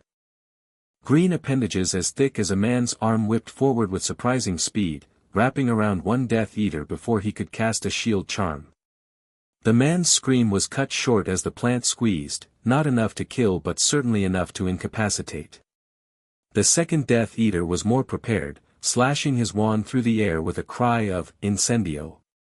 Flames erupted toward the tentacle plant, which recoiled with a strange keening sound. "How rude," Morticia frowned. That plant was over 100 years old. She moved with fluid grace, shadows gathering around her outstretched hands before shooting toward the Death Eater like solid projectiles. The man attempted a shield charm, but the shadows simply flowed around it, reforming behind him and wrapping around his wand arm. With a sharp twist of her wrist, Morticia forced him to drop his wand. Harry, meanwhile, had been preparing his own response. Drawing on the death magic techniques Morticia had taught him, he focused on the boundary between consciousness and unconsciousness, not life and death, which would be too extreme, but the more subtle transition into sleep. With carefully controlled intent, he directed the magic toward the wandless Death Eater, who collapsed as though his strings had been cut, falling into a deep, instant slumber. "Well done," Morticia approved, magically binding both incapacitated intruders with shadow restraints. Precise application with minimal risk of permanent damage. "Your control has become exceptional." From elsewhere in the mansion came the sounds of ongoing battle, explosions that had to be Pugsley's work, the distinctive crackle of Uncle Fester's electricity, and occasionally Gomez's enthusiastic shouts that suggested he was thoroughly enjoying the opportunity to duel with live opponents rather than training dummies. Morticia and Harry moved to their next defensive position, encountering and neutralizing 2 more Death Eaters along the way. Harry was pleased to find that his training was serving him well, his reactions were quick, his spell work precise, and his unique death magic gave him options that the attackers clearly weren't prepared to counter. They rendezvoused with the other family members in the grand foyer, where Gomez was enthusiastically fencing with a Death Eater who had apparently lost his wand and been forced to conjure a sword to defend himself. "Excellent form," Gomez complimented as he drove the man back with a flurry of attacks. "Though your guard is a bit high, leaves your lower quadrants exposed." To demonstrate, he lunged and neatly sliced through the Death Eater's belt, causing the man's robes to fall open embarrassingly. The distraction was enough for Wednesday, perched on the balcony above, to hit him with a stunning spell that dropped him mid-swing. "Status report," Morticia requested as the family regrouped. "East wing secure," Uncle Fester reported, his clothes smoking slightly and a manic grin on his face. 3 Death Eaters gift-wrapped and ready for ministry delivery. "Well, they might need medical attention first. Turns out most wizards aren't as electricity resistant as I am." "West wing and upper floors clear," Grandmama added. "Thing caught one trying to sneak in through the chimney, tangled him in his own robes and rolled him down the stairs. Most entertaining." "Excellent," Gomez nodded, wiping sweat from his brow. "I make that 11 intruders neutralized." "There should be at least." He was interrupted by a tremendous crash as the front doors blew inward with explosive force, sending splinters flying in all directions. Through the dust and debris stepped a tall, imposing figure in flowing black robes, red eyes gleaming in a face that was barely human, more serpentine than man, with slits for nostrils and unnaturally pale skin. "Lord Voldemort," Harry whispered, instinctively stepping forward despite Morticia's restraining hand. "Harry Potter," the Dark Lord replied, his voice high and cold. "And the infamous Addams family. How domestic." Despite the casual tone, Harry could see the strain in Voldemort's posture, the barely concealed weakness resulting from the Horcrux destruction and blood binding. He had come personally not from a position of strength, but of desperation, needing to understand what had gone wrong with his carefully planned resurrection. "Tom Riddle," Harry replied, deliberately using Voldemort's birth name. "You're looking a bit under the weather. Resurrection not go quite as planned." Rage flashed in those red eyes, but Voldemort controlled it with visible effort. "Clever, Potter. Very clever. Blood magic and death magic combined, a rare combination. Your adoptive family has taught you well." His gaze swept over the Addamses, assessing.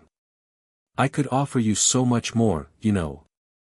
The Addamses are powerful, yes, but limited by their ethical considerations. I have no such limitations." "Thanks, but I'm happy with my current family situation," Harry replied, surprised by his own calm in the face of the Dark Lord. Without the Horcrux connection amplifying his fear, he found he could think clearly, strategically. "How's the attack on Hogwarts going? Run into any unexpected resistance?" A muscle twitched in Voldemort's cheek, the only indication that Harry's taunt had hit its mark. "A temporary setback.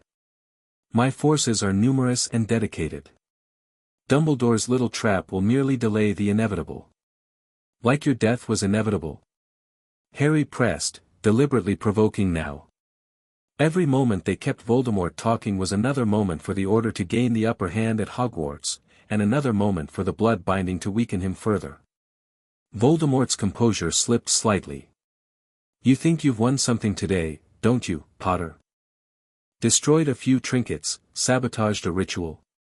He laughed, a high, cold sound devoid of humor. "I have gone further along the path to immortality than any wizard in history. What you've destroyed can be remade." "Not with your soul in its current state," Grandmama cackled from behind Harry. "You're held together with magical string and stubborn pride at this point, boy. One good magical sneeze and you'd unravel completely."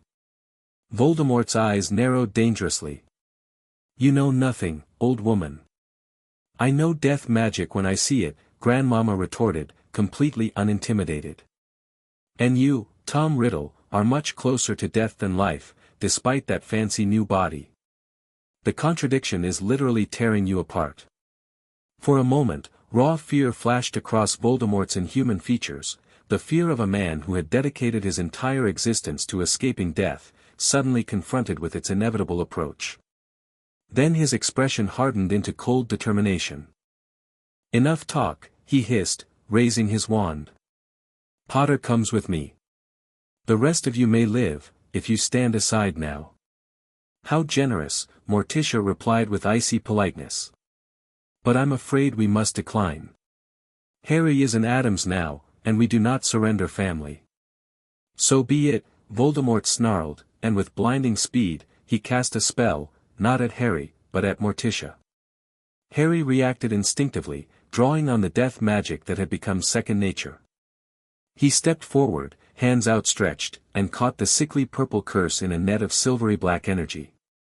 For a moment, the two magics struggled against each other, then Harry's death magic absorbed Voldemort's curse, neutralizing it completely. Voldemort's eyes widened in genuine shock. "Impossible," he whispered. "No child could, I'm not just any child," Harry cut him off, confidence flowing through him as he felt the family magic rising to support him. "I'm Harry Potter Addams, and you're trespassing in our home." The rest of the family moved to stand with Harry, forming a united front against the Dark Lord. Even Thing scurried forward, positioning itself defiantly at Harry's feet. Voldemort assessed the situation with the calculation of a predator facing unexpected resistance. Harry could almost see him weighing his options, weakened as he was, facing an entire family of unconventional but clearly powerful magic users, with his forces at Hogwarts likely already encountering significant resistance. "This isn't over, Potter," he said finally, taking a step back toward the shattered doorway. "Not by any measure. You've won a skirmish, not the war." "Run along then," Gomez suggested cheerfully. "I'm sure your followers at Hogwarts are wondering where their fearless leader is." Voldemort's face contorted with fury, but before he could respond, the communication mirror in Morticia's pocket activated, projecting Dumbledore's voice into the foyer. "Addams family, do you copy? The Hogwarts attack has been repelled. Voldemort's forces are in full retreat. Minimal casualties on our side, significant captures on theirs. What's your status?" The timing couldn't have been more perfect. Voldemort's already pale face seemed to lose what little color it had as he realized his carefully orchestrated return to power had collapsed on all fronts. "We're fine, Albus," Morticia replied calmly, not taking her eyes off Voldemort. "Just concluding a conversation with an uninvited guest." "Tom is there." Dumbledore's voice sharpened. "Hold position, I'm sending reinforcements immediately." But Voldemort had clearly decided that strategic withdrawal was his only option. With a last venomous glare at Harry, he turned on the spot, attempting to disapparate, only to crash into the mansion's anti-apparition wards with a visible shock that sent him staggering. "Oh, did we forget to mention?" Gomez said with exaggerated concern. "The mansion doesn't allow uninvited guests to leave magically. House policy, I'm afraid." For a moment, genuine fear showed on Voldemort's face as he realized he was trapped. Then, with surprising speed for someone so weakened, he bolted through the shattered doorway, running physically since magical transport was blocked. "Should we pursue?" Wednesday asked, already moving toward the door, her wand raised eagerly. "No," Harry said after a moment's consideration. "He's too dangerous, even weakened. And we've accomplished what we needed to, the Horcruxes are destroyed or damaged, his forces are scattered, and his grand return has been thoroughly undermined." "A wise assessment," Morticia agreed, placing a hand on Wednesday's shoulder to restrain her. "There will be time to deal with Voldemort permanently. For now, securing our victory is more important than risking unnecessary confrontation." Within minutes, Order members began arriving via the Fleur network, first Dumbledore himself, then Sirius and Lupin, followed by several Aurors who set about securing the incapacitated Death Eaters scattered throughout the mansion. The reports from Hogwarts confirmed their success. Voldemort's forces, expecting to find a castle filled with unsuspecting conference attendees, had instead walked into a carefully prepared ambush. Dozens had been captured, including several of Voldemort's inner circle, and the rest had fled when the tide turned decisively against them. It was quite something to see, Sirius told Harry as they sat in the partially destroyed library later that night. The look on their faces when they realized the helpless diplomats were actually disguised Aurors and Order members, priceless. And Dumbledore himself took down 5 of them simultaneously, Lupin added, still sounding impressed despite having witnessed Dumbledore's abilities before. Reminded everyone why Voldemort feared him in the first place. What about the Horcruxes? Harry asked Dumbledore, who was deep in conversation with Morticia and Grandmama about the ritual they'd performed. The ones we didn't have, were they affected? It appears so, Dumbledore confirmed. Our contacts reported unusual magical disturbances at locations we'd previously identified as possible Horcrux hiding places. I believe the blood binding created a systemic vulnerability, as your family predicted.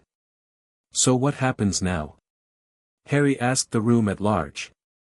Voldemort's back, but weakened. His forces are scattered but not destroyed.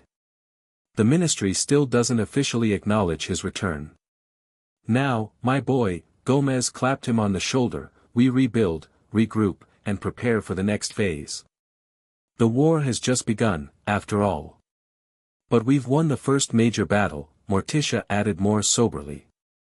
Which gives us time to strengthen our position and plan our next moves. Including your education, Dumbledore reminded gently. Your Hogwarts letter should arrive very soon, now that you've turned 11. I believe attending as planned would be both strategically advantageous and personally beneficial. Harry nodded slowly.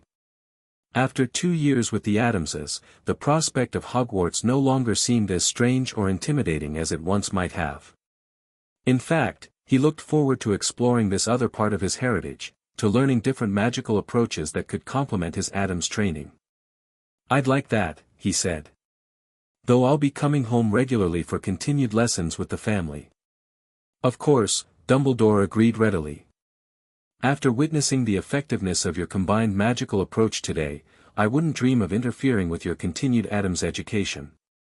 As the night wore on and the various visitors gradually departed, the family gathered in the conservatory, one of the few rooms left relatively intact after the battle. Despite the destruction in much of the mansion, there was a sense of accomplishment, of challenges met and overcome. We should celebrate. Uncle Fester declared, producing bottles of a suspicious-looking green liquid from somewhere in his robes. Nothing says victory like a good old-fashioned Addams family revel. Capital idea. Gomez agreed enthusiastically. Lurch, music. Morticia, shall we dance, my dear? Nothing like a tango after narrowly avoiding death. As the impromptu celebration began, with even the normally reserved Wednesday participating, albeit with her characteristic deadpan expression, Harry found himself standing slightly apart, watching his adoptive family with profound gratitude.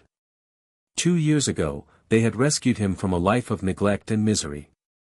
Today, they had helped him face his greatest nemesis and emerge victorious. Sirius, who had remained behind when the others left, joined him at the edge of the makeshift dance floor. Quite a family you found, he observed, watching as Gomez dipped Morticia dramatically, narrowly avoiding a snapping Venus flytrap. They're mad, Harry acknowledged with a smile. Completely, wonderfully mad. The best people are, Sirius replied, quoting something that sounded vaguely familiar. Your mother used to say that, you know. Whenever James would come up with some particularly outrageous plan or idea. I think they would have fit in here, Harry said thoughtfully. Not perfectly, maybe, but well enough. You know, Sirius mused, I think you might be right.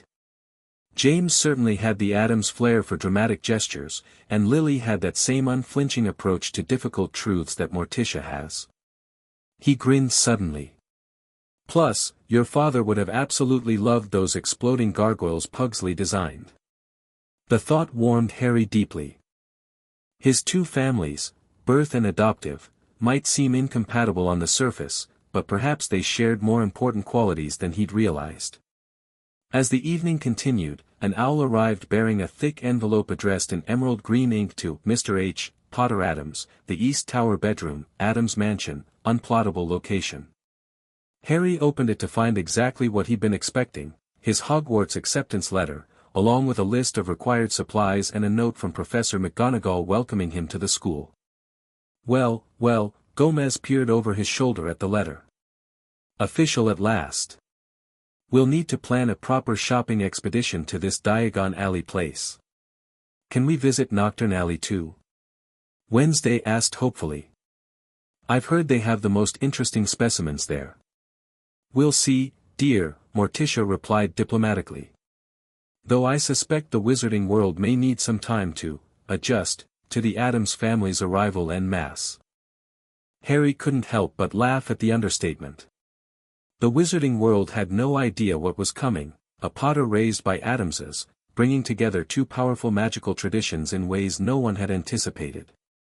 Voldemort might still be out there, weakened but determined. The war might be just beginning rather than ending. But for the first time, Harry felt truly confident about his place in it all. He had his family, both the living and the memory of those lost. He had his unique abilities, no longer hindered by the Horcrux. And he had a future that, while certainly dangerous, promised to be anything but boring. To new beginnings, Sirius proposed a toast, raising his glass of Fester's questionable green concoction. And to Harry Potter Addams, the boy who lived to become so much more. To Harry, the family echoed, raising their glasses high. Harry looked around at their beaming faces, his family, his home, his strength, and felt a profound sense of belonging that no prophecy, no Dark Lord, and no conventional expectations could ever take away. To family, he corrected softly. To all of you. Thank you for saving me, in every way that matters. And as the celebration continued around him, Harry Potter Addams looked toward his future, Hogwarts, Voldemort, and whatever else awaited, with the confident knowledge that he would face it all exactly as the Addamses had taught him, embracing the strange, dancing with danger, and never, ever pretending to be anything less than his true self. The end. Thank you for watching this video. Please be sure to subscribe to our channel and like this video.